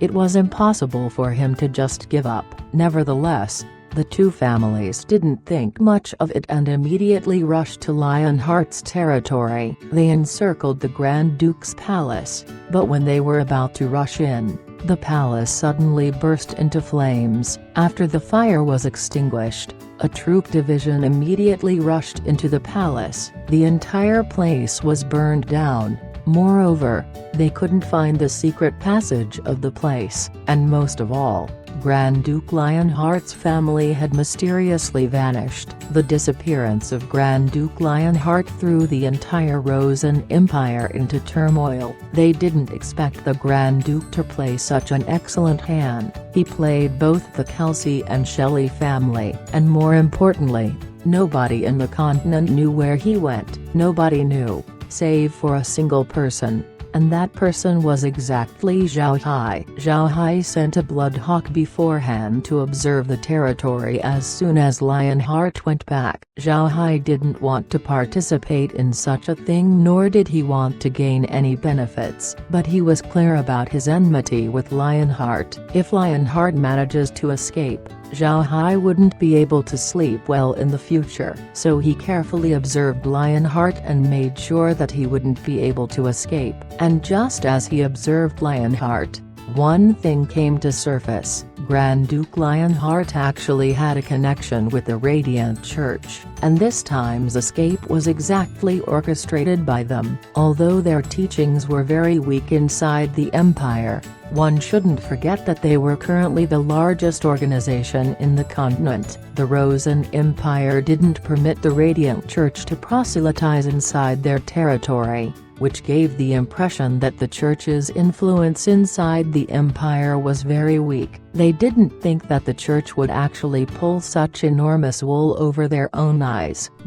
This time, a total of 6 8th-rank mages were sent to aid Lionheart. Simultaneously, they also made their secret hideouts inside the empire to participate in their action. It was the help of the members within these hideouts that Lionheart could manage to leave his territory without alerting anyone. Zhao Hai didn't stop Lionheart and the church's actions but instead kept watching the entire time. He didn't disrupt their operations since he wanted to see the true strength of the church inside the Rosen Empire. It didn't take another glance to see that the church had a massive following inside the empire. There were at least tens of thousands of people scattered among these hideouts, and these people belonged to all walks of life. There were even some of them who were small nobles who hardly revealed their true identity. What Zhao Hai didn't understand was the motive of the Radiant Church to spend this much resources just to help Lionheart. Was it because of his properties?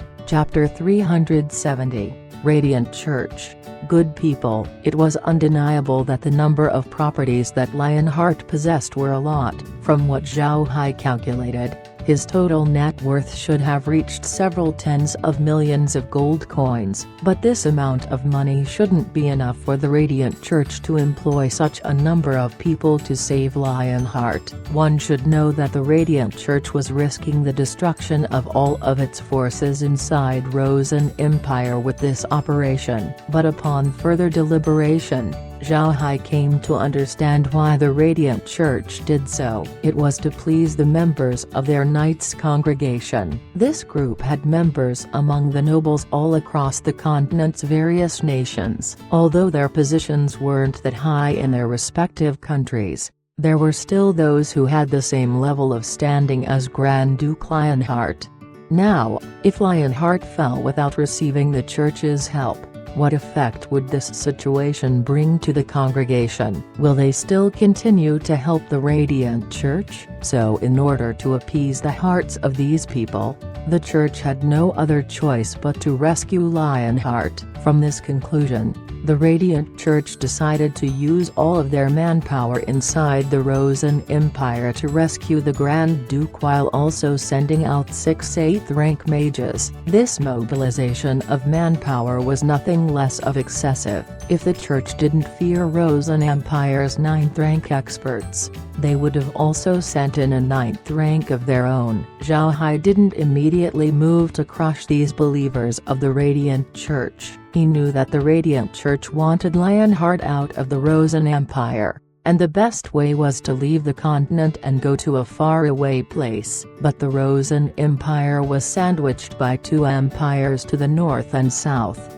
and the route towards both empires were bottlenecked. If they passed through those paths, it would be extremely easy for them to be detected. On the other hand, the Rosen Empire's coastline was very long, with sections fully uninhabited. As long as they know the patrolling schedule of Rosen Empire's navy, they could leave undetected. Therefore, Zhao Hai only followed them while also taking note of the identities of those who provided help to the Grand Duke. After he deals with Lionheart, he would then give the list to the Kelsey family. Zhao Hai knew that the Kelsey family didn't want him to participate in this matter. They wanted to show Zhao Hai the strength of their family. Naturally, Zhao Hai also wanted to show off his capabilities. He wanted to make it known to the family that his strength wasn't that small. At the same time, aside from tracking Lionheart, Zhao Hai also did another thing.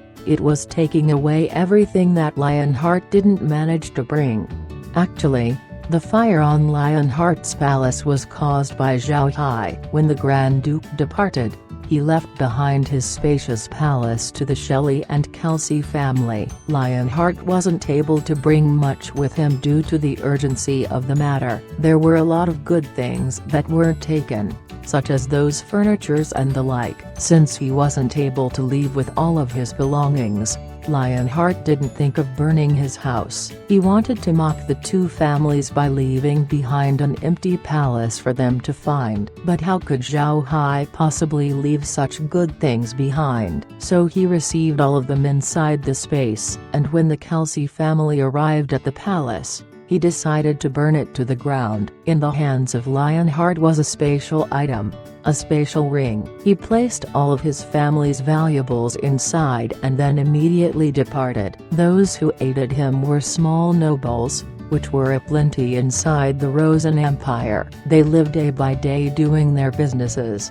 They were one of the most unnoticed people in the empire. This made Lionheart's escape from his territory extremely smooth. Time after time, he was sheltered by these people as he headed towards a small noble's territory which was by the sea. This noble's territory was not suitable for establishing a proper harbor. Nevertheless, the territory had made itself a small port which was not enough for large ships to dock in. This made it so that the noble could only trade salt that he produced in his territory, becoming one of the forgotten nobles inside Rosen Empire. While on the road, Grand Duke Lionheart was extremely careful. He completely adopted the identity of a merchant. He stayed at ordinary hotels, traveled normally and didn't hurry along, avoiding suspicion. It was just unfortunate for him that Zhao Hai was present. Zhao Hai found out that all of the places they stayed in were in fact hideouts of the Radiant Church. Since these places were used for cover, it was natural that there were no flaws in their operations. Of course, Zhao Hai also noted these places down. As Lionheart was moving forward, Zhao Hai was more and more surprised. The route arranged by the Radiant Church went without a hitch. They didn't receive even a little questioning. They just passed smoothly. When Lionheart's group arrived at the small noble's territory, Lionheart became relieved. The only thing for them to do was board a small boat here and transfer to a bigger boat out at sea. If they managed to board the ship, then they would be safe. The small noble family was called the Eugene clan. They had a wave as a family insignia. Inside the Rosen Empire, their family was as insignificant as their emblem. Zhao Hai just looked at the Eugene clan quietly. He didn't want to take action at this time since nobody was supposed to know that Lionheart was here. If he were to attack right now, he will certainly attract attention and he might even be pegged as being the bad guy. The most concerned about Lionheart's fate were naturally the Kelsey and the Shelley families. The other nobles were indifferent whether Lionheart lives or dies. After all, Lionheart was currently on the run. His territory has been left empty. It was their turn to scramble and grab some land for themselves.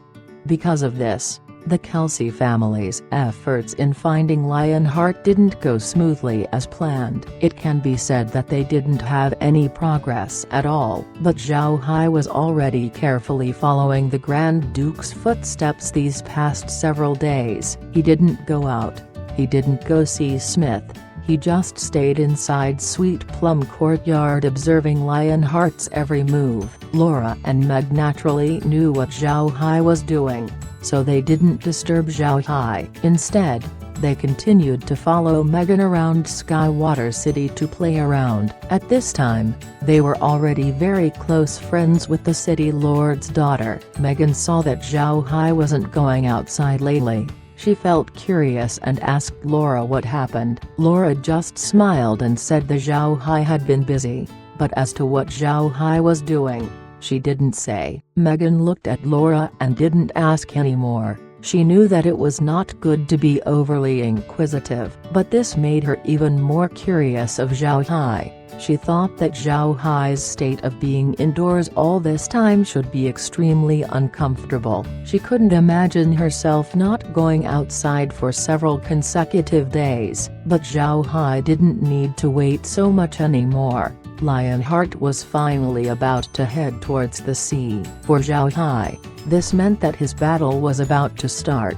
Grand Duke Lionheart's group didn't stay for long in the Eugene clan's territory. This was because the longer they left Rosen Empire, the more they would be in danger. They saw the influence that the Kelsey family was capable of, so naturally they would want to leave the Rosen Empire as soon as possible. Lionheart only took a day to rest with the Eugene clan. The next day, they rowed a small boat out towards the sea. In Lionheart's family, there was only 32 people who came. The less who came the better, otherwise, their travels would be more inconvenient. The boat sailed slowly, and before long Zhao Hai was able to see a huge ship with 5 masts in the distance. Compared to the swordfish that Zhao Hai acquired before, this one was a lot larger. Another thing to point out was that the ship was wrapped in armor. It looked like an ocean-faring attack cargo ship. Apart from being able to transport cargo, this ship looked like it could defend itself as well. Zhao Hai carefully looked at the ship. The vessel had hoisted the Ocean Waves Dynasty's flag, and on the hull of the ship were 3 large characters that read, Poseidon. The ship's armor was more than 10 inches thick. It had magic cannons as well as ballistas. The crew of more than 1,000 inside the ship looked very busy. Naturally, this ship was mostly equipped to transport cargo. From what Zhao Hai could see, this vessel could be considered as a 1,000-ton freighter. This was a good ship. This was exactly the ship that Zhao Hai needed right now, and it was very fortunate that the Radiant Church had sent it to him. Zhao Hai couldn't help but sigh when thinking about how good of an organization the Radiant Church was. They were truly the servants of the Radiant God. They surprisingly provided for your every need. At this time, Grand Duke Lionheart and his family embarked on the ship, and as the ship was starting to sail, Zhao Hai knew that this was the signal for him to begin. His figure immediately appeared on the ship. Naturally, he didn't just instantly appear on the ship. He first used the dark mist to surround the deck before he appeared. When his silhouette was seen, he was already holding his ghost staff. He didn't change the appearance of the staff. It retained its skeletal appearance along with the skull on top. A man appearing on the Poseidon holding a skull-headed staff and wearing black robes. Those who couldn't see that Zhao Hai was a dark mage were idiots. Obviously they weren't, so the people on board began to form reactions to Zhao Hai, especially Lionheart. Once he saw what Zhao Hai wore, he couldn't help but change his expression. This was not because the Grand Duke was afraid of dark mages. What he thought was something else. The Kelsey family. Kelsey family was a family of dark mages, and this time he has forced their hand. Now a dark mage appeared on board. What did that represent? No matter what the other people thought, the first thing that came to Lionheart's mind was that the Kelsey family had managed to catch up. Who differed from Lionheart's idea were the mages from the Radiant Church. They weren't light element mages. In fact, light element mages were unpopular inside Rosen Empire. If the church sent a light element mage to rescue Lionheart, then it was probable that the Grand Duke would end up dead. After all, light element mages were quite conspicuous inside the Empire. These 6 8th-rank mages composed of 3 water element mages, 2 wind element mages, and 1 earth element mage. Moreover, they had hidden their strength. Chapter 371, I'll give you a sleeping pill. The reason why these mages from the Radiant Church had a different thought than Lionheart was because they recognized the appearance of Zhao Hai. Who were the Radiant Church's enemies? Naturally it was the Dark Mages. And who was the most recent Dark Mage that came into the church's radar? There was no need to think for a long time, since it was of course Zhao Hai. Zhao Hai had disrupted a number of their affairs. he had also killed their personnel. Therefore, Zhao Hai was already one of the most recognized person among the people from the church. His appearance had already been spread out, as well as the items that he generally equips. This was the reason why these mages could instantly recognize him as soon as they saw his profile. The earth element mage that seems like the leader of the group looked at Zhao Hai and said, "Zhao Hai, you actually appeared. Say, are you following us?" Zhao Hai looked at the group and smiled. "Well, yes. Not only did I follow you, I also listed every single person that you came in contact with while on the road. I listed their identities one by one." The earth element mage's eyes flashed a cold light. He was very clear about what those people meant for the Radiant Church. They were the church's eyes and ears in the empire. They were also the ember of influence that the church had planted. If these people were to be revealed, the power of the Radiant Church inside the Rosen Empire would be effectively wiped clean. Years of planning would go down the drain. The other mages also looked at Zhao Hai with cold gazes. They knew what Zhao Hai's words represented. At the same time, Lionheart froze. He didn't think that the man in front of him was Zhao Hai. Zhao Hai's grievance with the Radiant Church started at Axa Empire's Persal Duchy. With Lionheart's status as a Lord of Treasury of the Rosen Empire that was even higher than Evan, how could he possibly take note of such an event on such a place? Naturally, he didn't recognize who Zhao Hai was. Now it was clear that Zhao Hai wasn't sent by the Kelsey family. If he was with them, then the family wouldn't have waited for the ship to depart before attacking. The earth element mage didn't say anything more. He just shouted a command, "Capture him." Hearing the mage's words, Zhao Hai couldn't help but laugh. "You want to capture me? Too laughable. First see whether you are able to deal with these." Then he waved his hand as a large number of undead appeared on the ship. Among the undead that Zhao Hai released, there was also a number of mages mixed in with them. The attacking power of these undead mages weren't low. Most infuriating of them all were the light element mages that Zhao Hai summoned and was made to attack the church's mages with light element spells.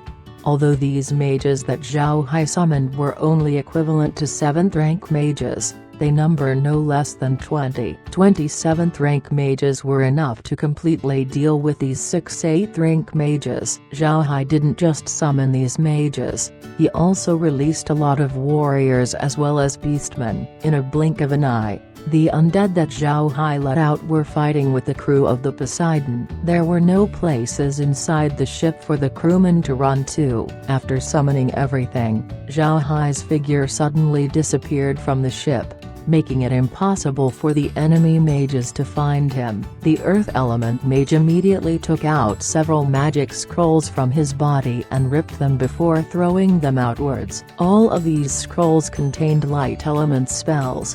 They were to be used to deal with dark mages. They knew that their main obstacle in saving Lionheart was the Kelsey family, which was a family of dark mages. In order to increase their chances of success, they brought these light magic scrolls. But in the end, they didn't expect to use those scrolls when they already boarded the ship. Unfortunately, to their surprise, the scrolls were useless when it came to the undead that Zhao Hai just summoned. The undead seemed to not be affected.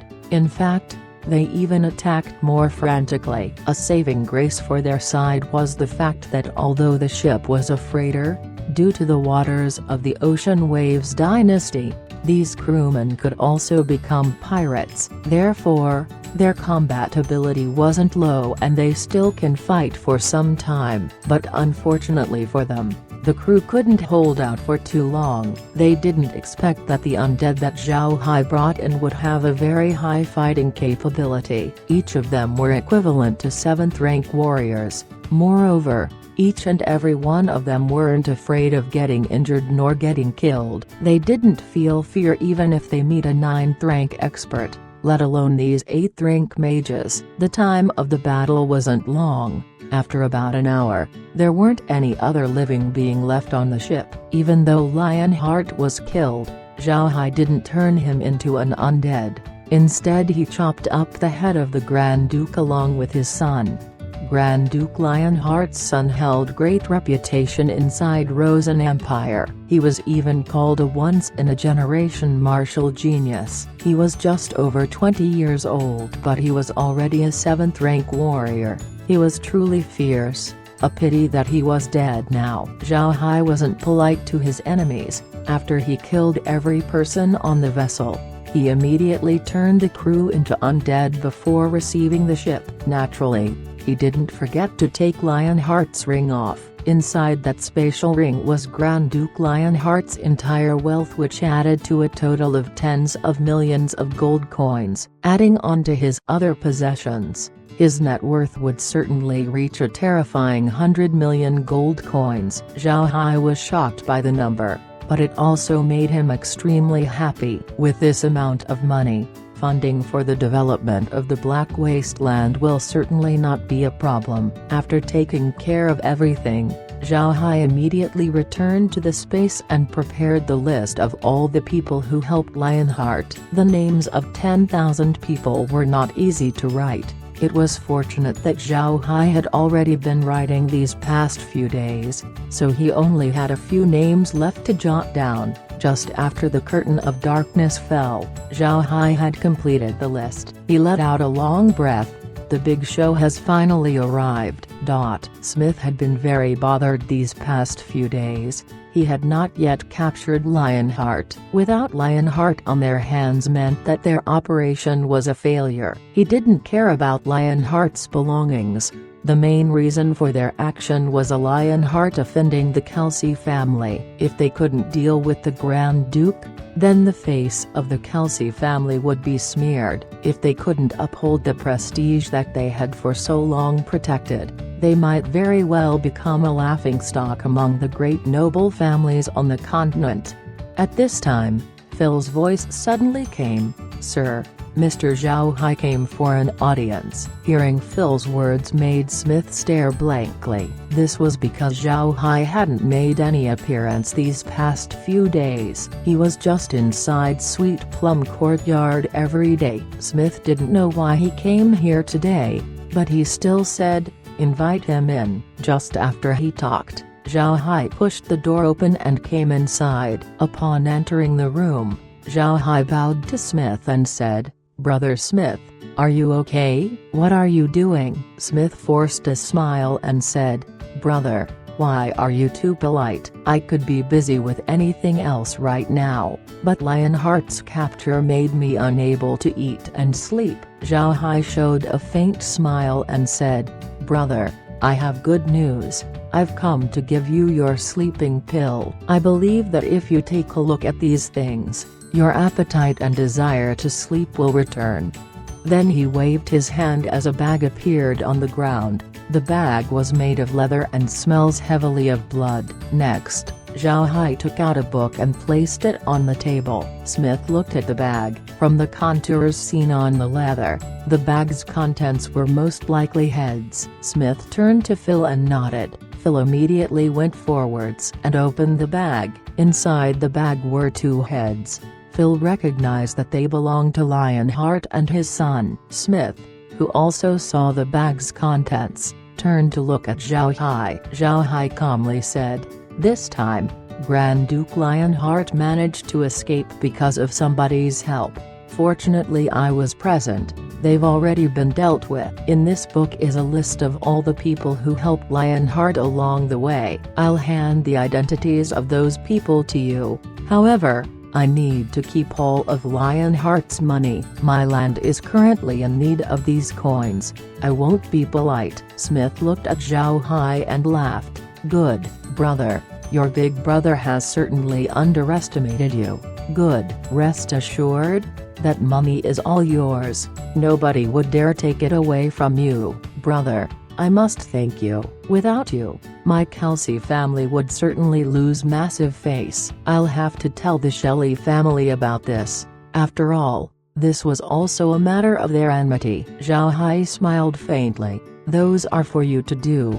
It's none of my business. You'll have to deal with the aftermath of this event. I'll head back." Smith nodded and said, "No problem. You go back and rest. Leave the remaining matters to me." Zhao Hai nodded, and turned away slowly. Without even waiting for Zhao Hai to exit the house, Phil asked Smith, "Master, do you think that Mr. Zhao Hai was actually able to kill Lionheart? Didn't he stay inside the courtyard all these days?" Smith showed a faint smile and said, "You don't need to worry about that. Anyway, the matter had already been solved. Phil, you need to remember that you must never pry open the secrets of people like Zhao Hai. Otherwise, he wouldn't treat you very well. Go and deliver the heads to the family. Along the way, go and inform the Shelley family."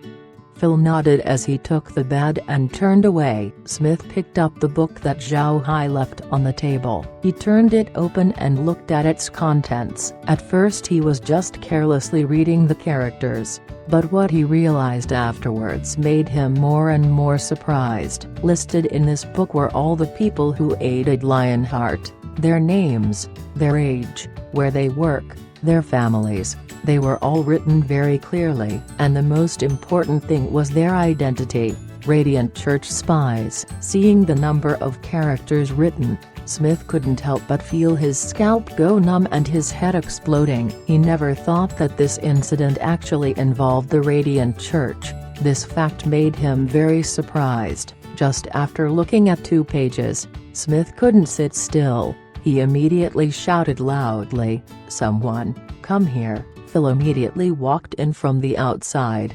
The matter with the heads didn't have to be accomplished by his own hands. Otherwise, he wouldn't be able to accomplish much. So he would just delegate those tasks to other people and just followed on Smith's side. Hearing Smith shout, Phil immediately came.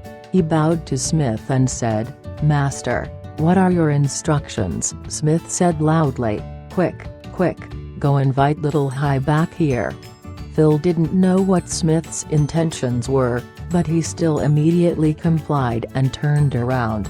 At this time, Zhao Hai just arrived at Sweet Plum Courtyard. Surprisingly, Laura and the others didn't go out and play today. The women were having a small tea party in the living room of the courtyard. There was a pile of snacks on the table. Each one of them held a wine glass and sipped on it lightly. Most of the time they were chatting while eating some snacks from time to time. Zhao Hai naturally wouldn't disturb them. While he was heading to his own room, Phil arrived. Phil immediately came forward to call Zhao Hai and say, "Mr. Zhao Hai, the city lord asked for you." Zhao Hai stared blankly, but he instantly understood why Smith made him return. He nodded and said, "Very well, let's go."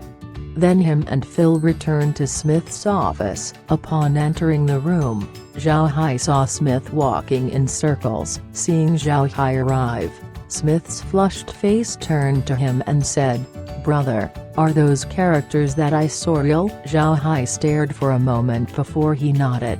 "Of course they are real. I'll never deceive you in this matter." When they saw my clothes, those guys immediately recognized me. I also took them back.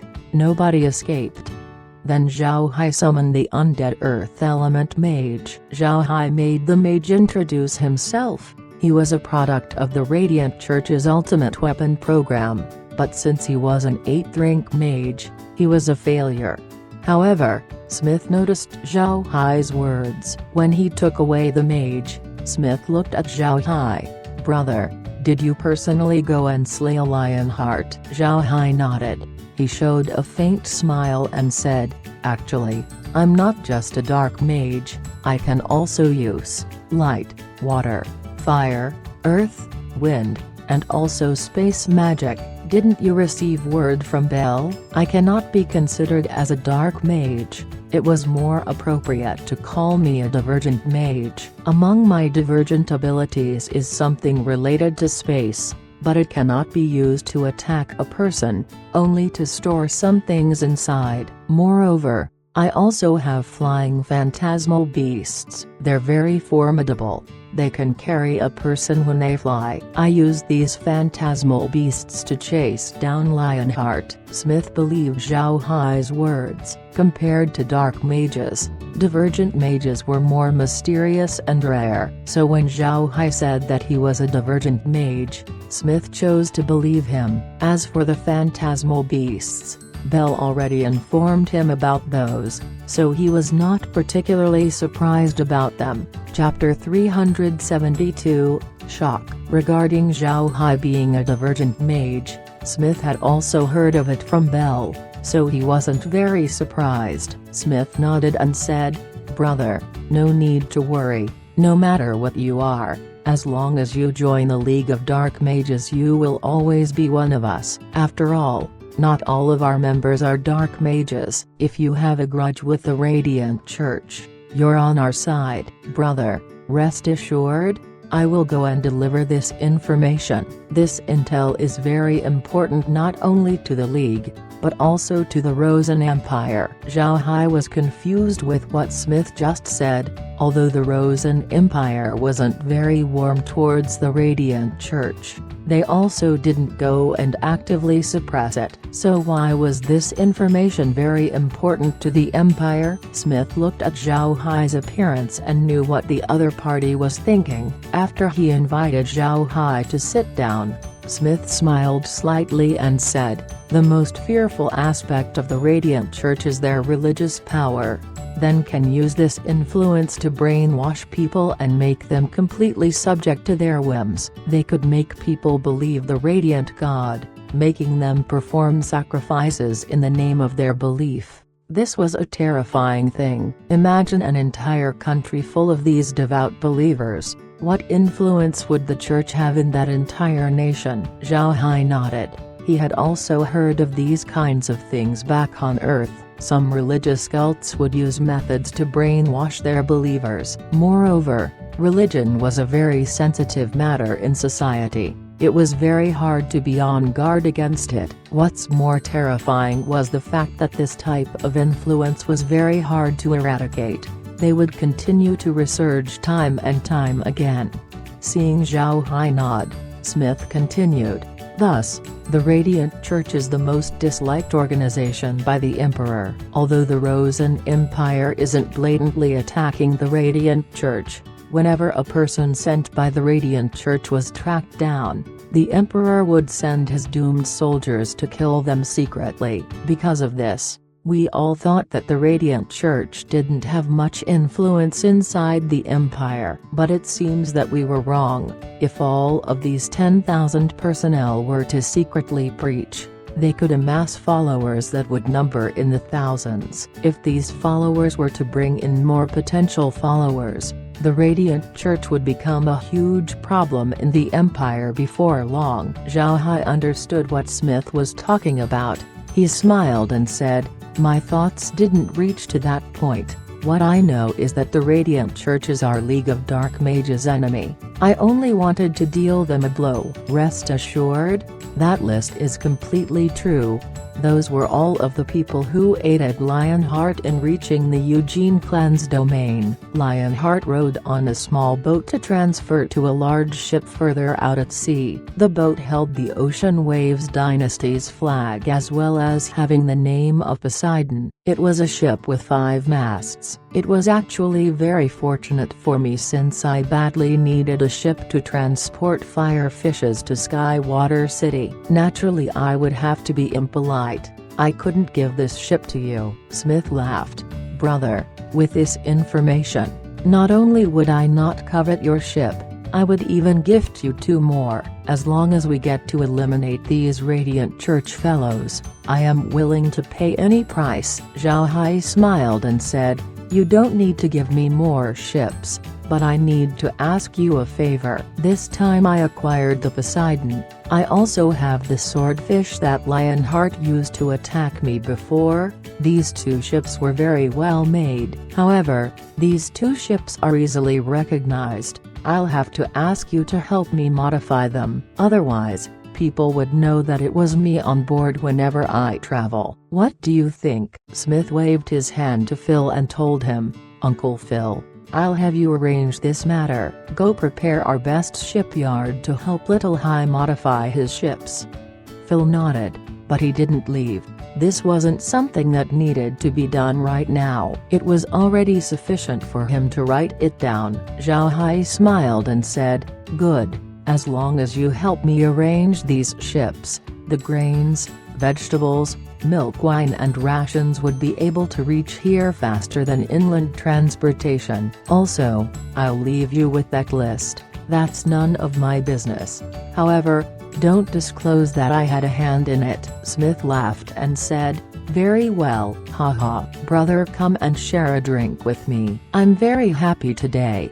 Upon hearing that, Zhao Hai had no chance to decline. The group headed towards the dining hall. While Zhao Hai and Smith drank, Phil went and did his own tasks. First was to deal with Lionheart and his sons' heads, then there was the list, and lastly Zhao Hai's ships. All of these were for him to arrange. For great nobles, the position of housekeeper held great power. It was closely equal to being the right-hand man of his lord. In fact, there were a lot of times that a great housekeeper made a family shine. Phil was a housekeeper that the Kelsey family trained, so he had no problem with regards to his loyalty. Moreover, he held strong management ability. This made Smith place a great trust on him, hence why he always called the old housekeeper Uncle Phil. That night, Zhao Hai drank a lot of liquor, so he slept early when he returned to Sweet Plum Courtyard. Smith also drank a lot. He was very happy, not only because a Lionheart's matter was resolved, but also because of the list and Zhao Hai. Zhao Hai's demonstration of his capabilities made Smith really glad. For such a talent to join the League of Dark Mages was a great boon for the organization. This was definitely a good thing. The next day, when the people from the Rosen Empire came to know that Lionheart was slain by the Kelsey family and even had his severed head displayed in public, the masses went into an uproar. The other nobles inside Rosen Empire couldn't help but get startled. Although they didn't concern themselves in pursuing Lionheart, this didn't mean that they didn't make a move at all. They also sent people to look for Lionheart's whereabouts. Although they gave up later on, they were still curious. The strength of these nobles were not weak, but they still couldn't find Lionheart. And now that the Kelsey family killed Lionheart, didn't this mean that the Kelsey family was much stronger than them? Thinking of this, the nobles were naturally startled. The Kelsey family had been acting low-key these past years. Although nobody dared underestimate them, there was also nobody who thought that Kelsey family would be this formidable. They just regarded them as an ancient noble clan, someone not to provoke. On the continent, it was sometimes more appealing to offend a royal clan than an ancient noble family. This was because there were some ancient families that existed longer than royal clans. Since these nobles regarded the Kelsey family as an ordinary ancient family, they didn't offend them. They knew that these kinds of families were very protective of their dignity. If these families' dignity were to be touched, they would without hesitation retaliate. They would even resort to fighting to the death. This time, the nobles weren't able to find Lionheart, but this was also the same situation for the Kelsey and Shelley family. This made the nobles feel quite good for themselves. They wanted to see how ugly Kelsey family's face would become, but they didn't expect that the Kelsey family would suddenly put out Lionheart's head. There was no need to even ask about the fate of the rest of his family. They were truly dead as well. Lionheart was killed. Although the nobles were surprised, they weren't too surprised. In their opinion, Lionheart would die sooner or later. What made them surprised was the fact that the Kelsey family was able to track and kill Grand Duke Lionheart. The other nobles guessed that Lionheart's disappearance was certainly due to some people helping him. This was not strange, If nobody helped him, then it was impossible for Lionheart to escape the joint forces of the Kelsey and Shelley family. In a situation where Lionheart was lent a helping hand, it was extremely surprising for the nobles that the Kelsey family was still able to kill the Grand Duke. Compared to these nobles, the Emperor of Rosen Empire, Louis Rosen, was even more surprised. But it wasn't because of Lionheart's death.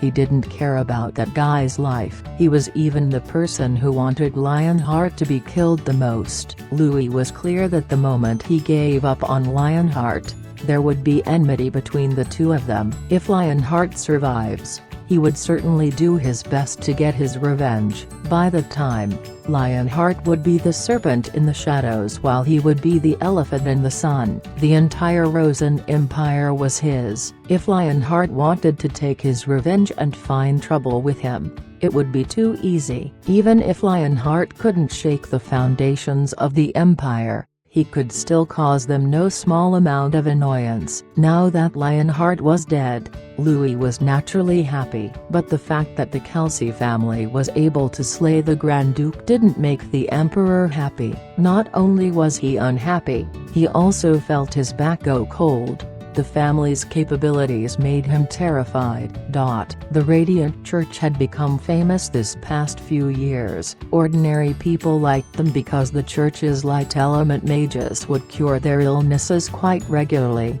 They also looked very kind. Such a person would naturally resonate with the masses.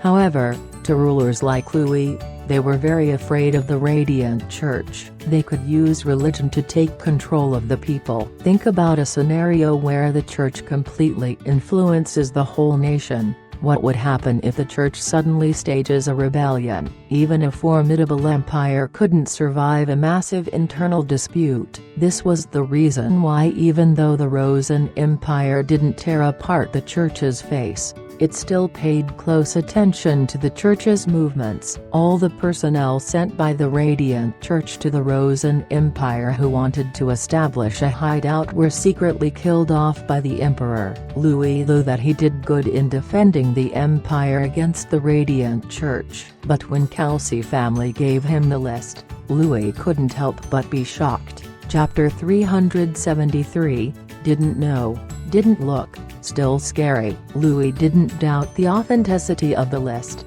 He was clear that the one who hated the Radiant Church the most wasn't them, the royals, but instead it was the Kelsey family.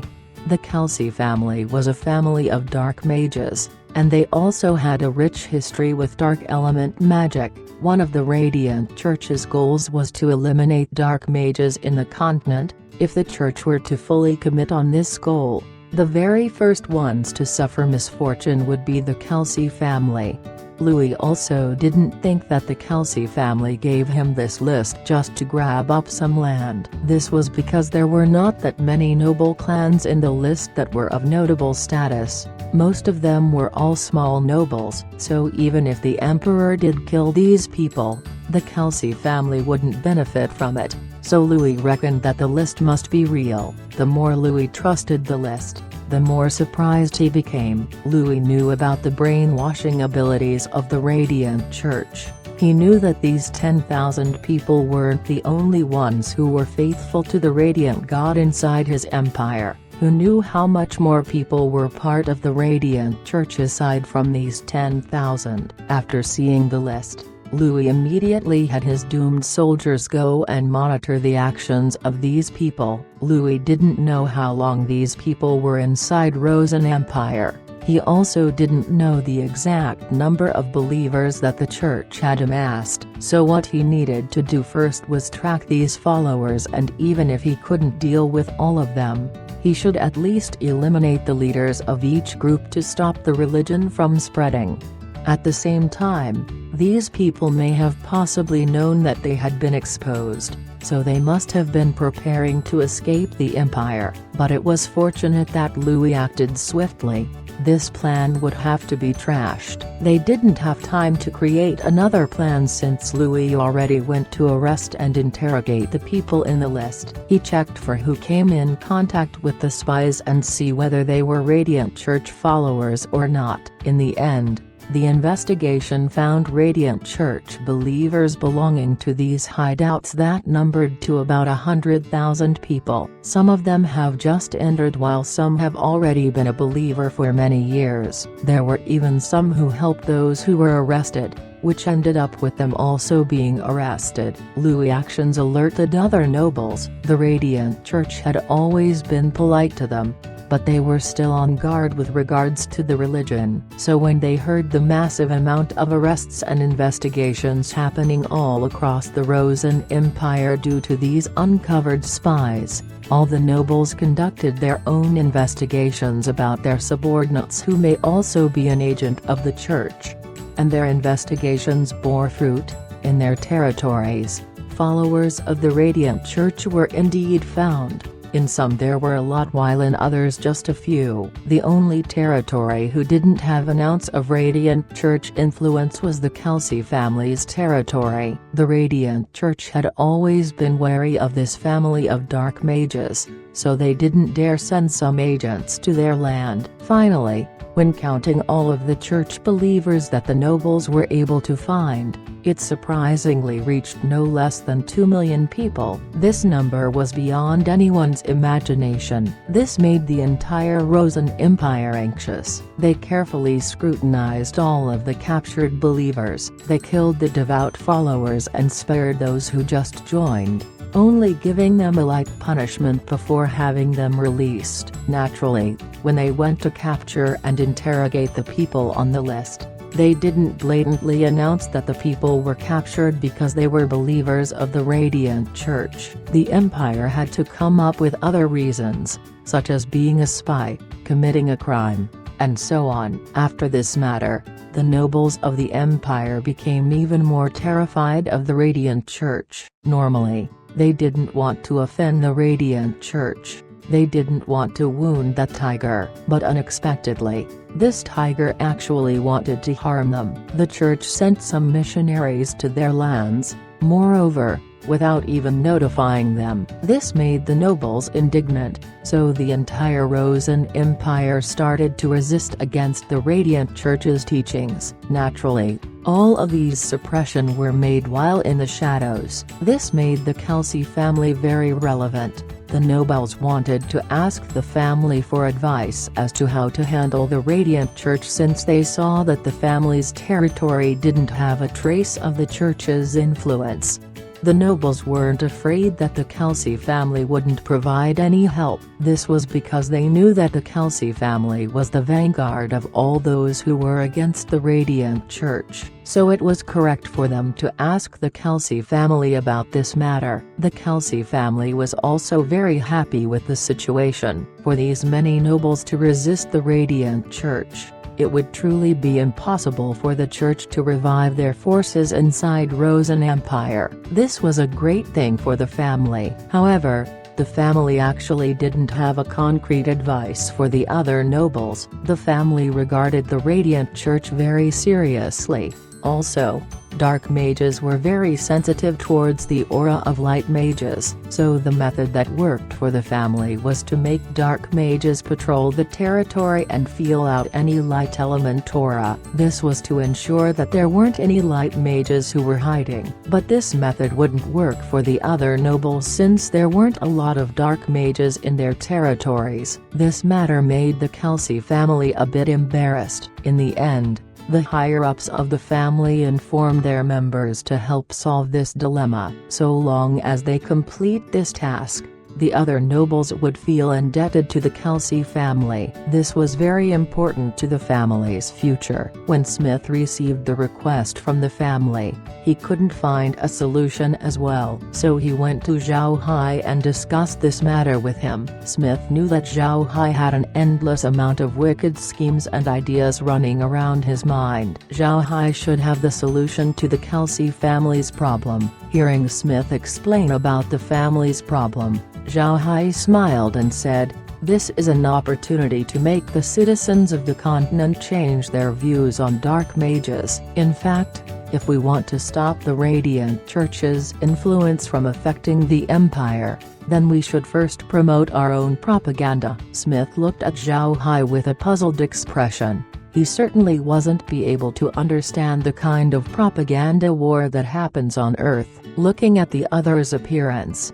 Zhao Hai just smiled and continued, "Propaganda is important. In fact, this is the main reason why the Radiant Church was able to spread its influence this far. To look attractive to the outside world, they dressed in a bright white color and always wore a gentle smile. This is a kind of propaganda. So what we need the nobles to do is to continually promote all the bad things that the Radiant Church did all these years. Moreover, this propaganda should get more and more frequent. This is to drill into the citizens' subconscious the fact that the Radiant Church is a terrible organization. This would naturally make them unable to trust the church." Smith's eyes lit up. To spread its influence throughout the continent, the misdemeanors that the church had done certainly wasn't a low number, and they weren't able to hide it. The actions that Zhao Hai suggested would certainly deal a huge blow to the Radiant Church. This negative propaganda could even be used as a teaching material. Zhao Hai added,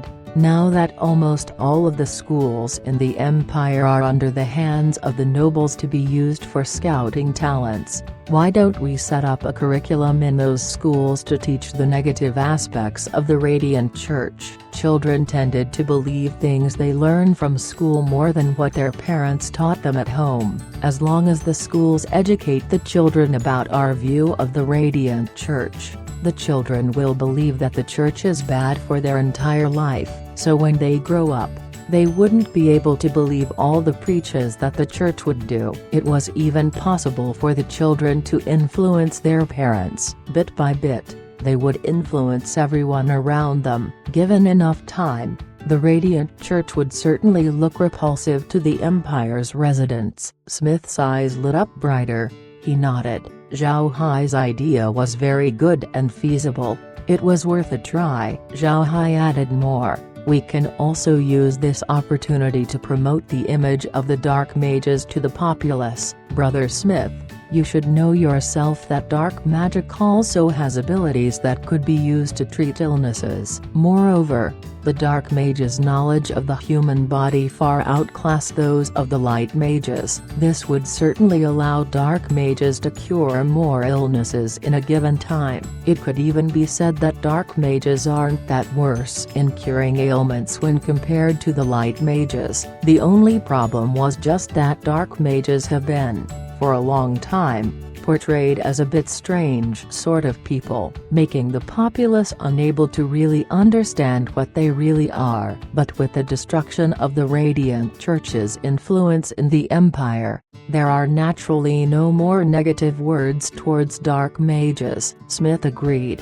He understood what Zhao Hai meant since he himself was a dark mage. Zhao Hai then said, "The income of the commoners in the continent aren't high, so when they couldn't meet a well-intentioned light mage, they would go find an apothecary, and even then, the prices for the medicine are quite high." The reason that the Radiant Church has been regarded as good was because they would make their light mages provide healing for free. So why couldn't we do the same? We can also have some dark mages go out and heal some illnesses of the people. Not only those who couldn't afford to see a doctor but also ordinary people who wanted to be healed. This will surely reverse the image that the Radiant Church pegged to the dark mages. So when the Radiant Church decides to suppress the dark mages again, it would then be very difficult to do so. These means were common in Zhao Hai's view. Back on Earth, which reached the information age,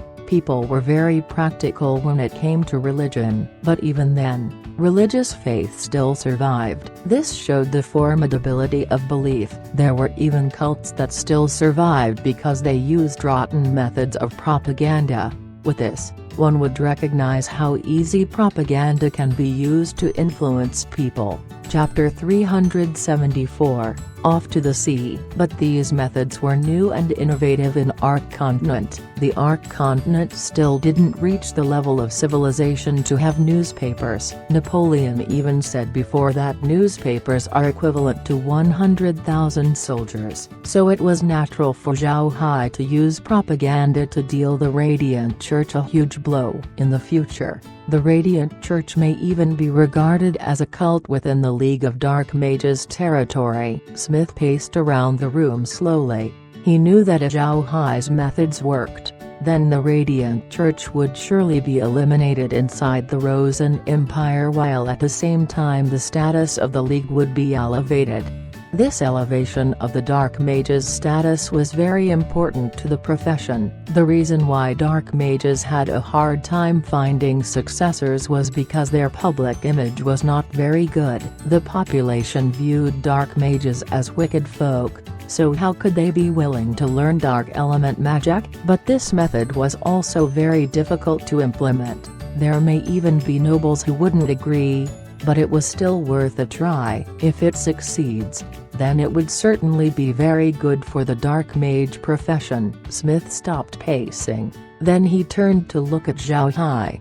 "Brother, your method is very good. I'll have to represent all dark mages in expressing our gratitude." Zhao Hai replied with a smile. "This method is actually very difficult to do. I only provided the idea, but there is another thing that I hope Brother Smith would do." Smith looked puzzled at Zhao Hai. "Brother, tell me." Zhao Hai nodded and said, "I hope that brother can persuade the League that if the plan became successful, they should create a disciplinary team to deal with those people who do evil using dark magic. Only then would the image of the dark mages be changed in the eyes of the continent." Smith stared blankly as he pondered about the dark magic disciplinary team.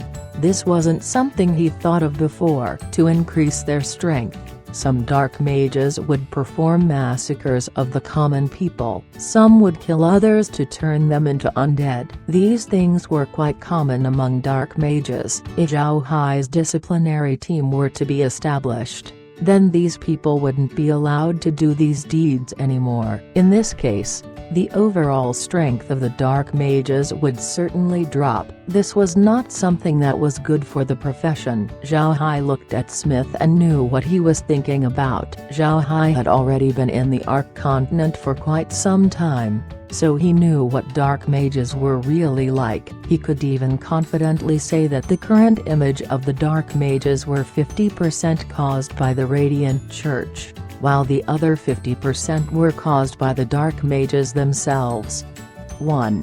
A dark mage's offensive methods were way worse than the other departments, while also having a slow rate of progression. This made the dark mages in the continent resort to evil methods to quickly improve their strength. They would turn people into undead for a quick boost in their fighting capabilities. This fact was used to degrade the image of dark mages, causing even more people to be unwilling to embark on the profession. In Zhao Hai's mind, these deeds were a path of no return. The dark mages could certainly increase their strength in a short period of time, but in exchange their mental states would become unstable. This would make the progress in their rank quite hard in the future, forcing them to perform evil deeds once more. A mage's essence is magic.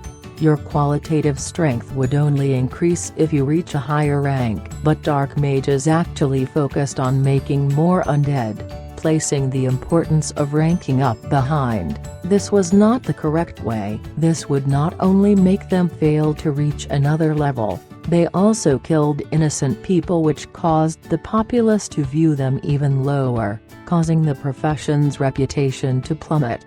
Therefore, establishing this disciplinary team was a necessity. Zhao Hai looked at Smith and said seriously, "Brother Smith, if our plan succeeds, there is no other way to make the success continue other than to establish this disciplinary team. We may help people in their problems, but if another dark mage goes on and kill innocent people, our efforts would certainly go down the drain." Smith took a deep breath and replied, "Good. Then I will promise you that if our operation succeeds, we will establish this disciplinary team, but on the condition that you will join said team." Zhao Hai stared blankly. He didn't expect Smith to pull him over to the disciplinary team. He laughed and said, "Very well, but you should know that our plan wouldn't reach completion in a short period of time. We still have to wait a while before creating the group." Smith nodded. "Now I'll have to send your idea over to the family. After all, they still have the final say in everything." Speaking of this, Smith couldn't help but sigh. Although he was Skywater City's lord, he was only one of the successors of the Kelsey family, not the family head itself. Although he thought that Zhao Hai's ideas were very good, he couldn't be sure about what the other people in the family would think. Zhao Hai smiled faintly. "I only offered advice, there's no need to follow it. Anyway, using it would bring us no harm, only benefits." "Right then, I'll head back now." "Also, how are my ships going? Have they been modified?" Smith nodded. "They have been remodeled. You can get some people to drive them away tomorrow." "How long will the fire fishes take to arrive?" Zhao Hai smiled. "They should only take a few days. I just need to have the ships ready."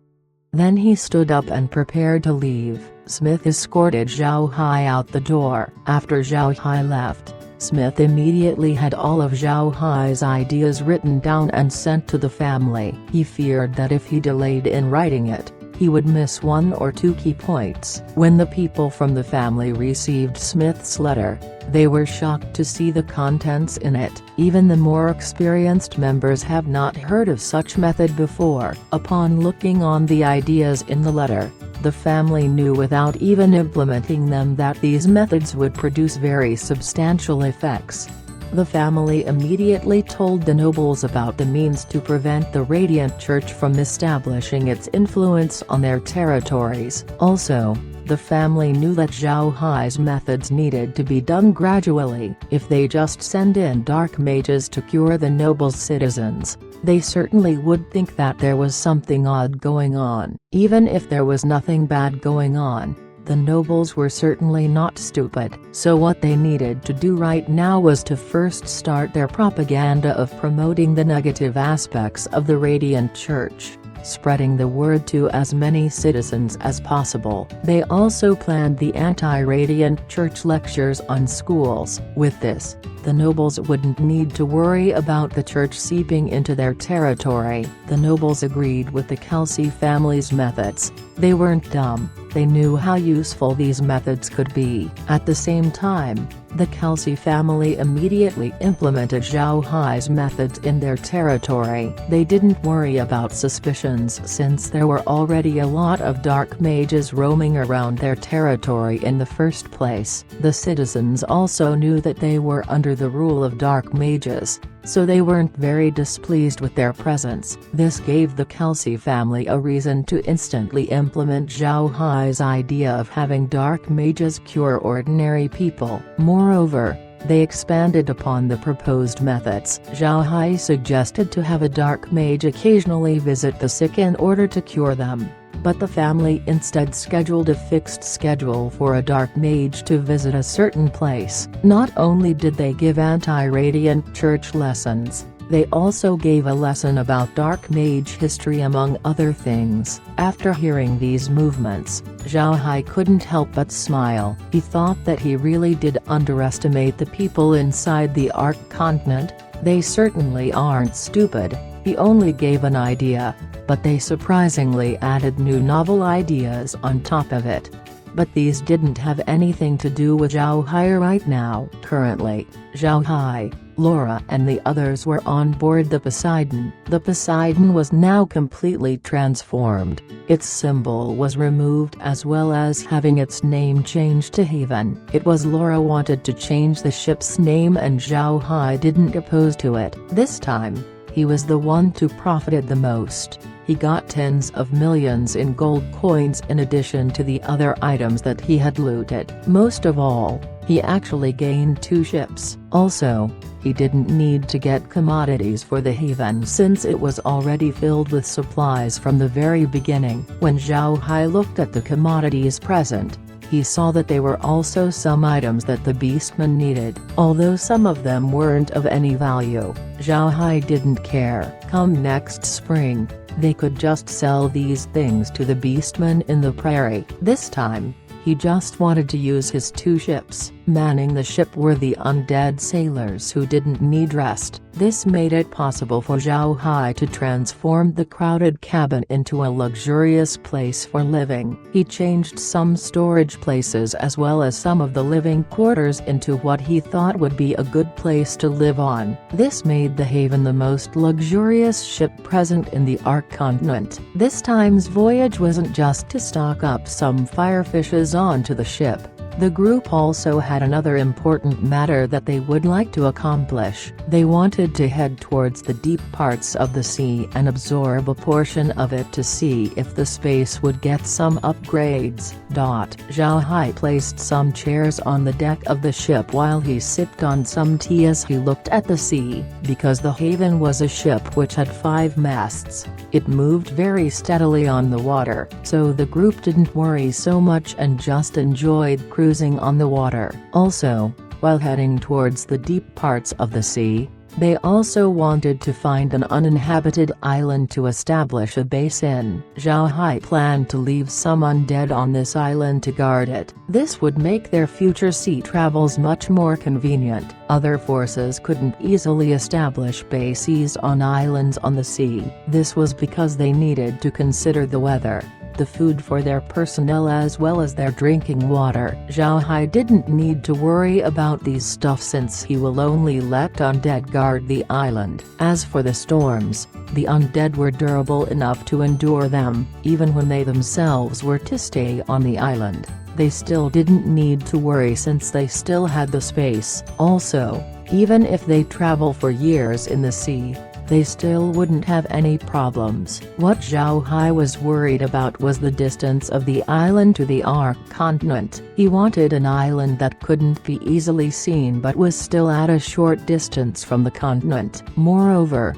the island shouldn't have strong magic beasts, otherwise, the undead would always get assaulted by these magic beasts. To be honest, observing the sea while cruising was really a pleasant thing to do. Laura, who hadn't done this before, was very curious. When they went out, Megan actually wanted to join them, but Smith didn't agree. This was also the reason why Megan had been very mad at her father these past few days. Zhao Hai also didn't want Megan to come with them. He didn't want to expose his greatest secret, which was the space. If Megan joined Zhao Hai's group, they wouldn't be able to hide inside the space when a huge problem came.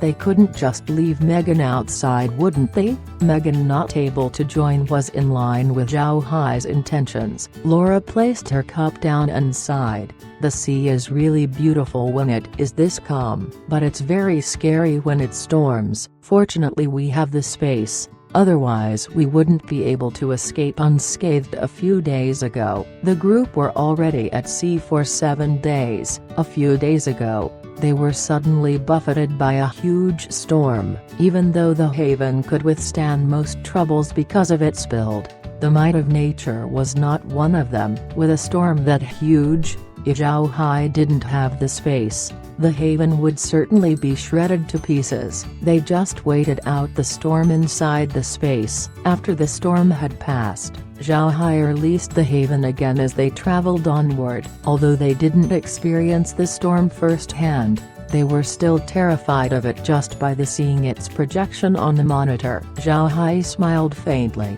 The sea is like a moody god. If she was calm, she will warmly welcome us into her bosom as we swim on it. But if she was angry, she would certainly rip you to pieces. But this is the charm of the sea. Laura agreed. Although they were terrified of the storm a few days ago, they couldn't deny the fact that the calm sea was very beautiful. Laura looked at Zhao Hai and said, Brother Hai, when will you absorb some seawater into the space? I want to see what the sea looked like inside the space. Chapter 375, Ape Island. Zhao Hai smiled and said, "Don't worry.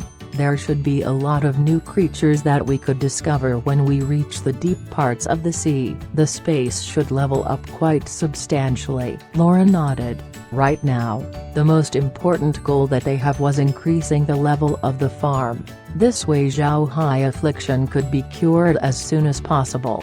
At this time, Meg turned to Zhao Hai and said, "Big Brother Hai, what do you think is happening back at Skywater City?" "I reckon that by now, the nobles should have started suppressing the Radiant Church." "Do you think that they will succeed?" Zhao Hai shook his head. "It's hard to say whether they really can do it. It's even harder to say whether the Radiant Church could establish their influence inside the Rosen Empire again. But I think the royal clan and the nobles would still try and do their best. After all, having the church increase its influence is very detrimental to their control of their territory. At the same time, I think that the Kelsey family would certainly implement my methods in their territory, since the benefits that they'll achieve should be very huge."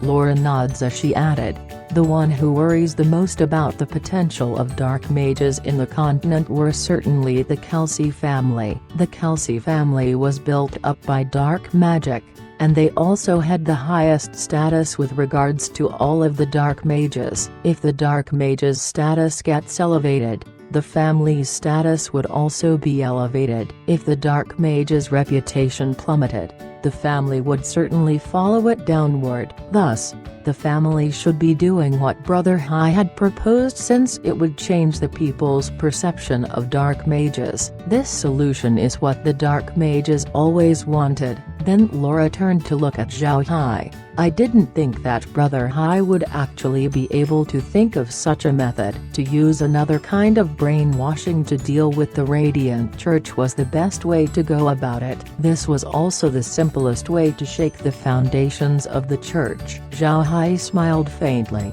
"This is a propaganda war. This is a kind of battle where swords and spears couldn't be seen. Sometimes, this kind of war would even be more difficult to defend against than the normal open-air battles we see, since it is generally very effective."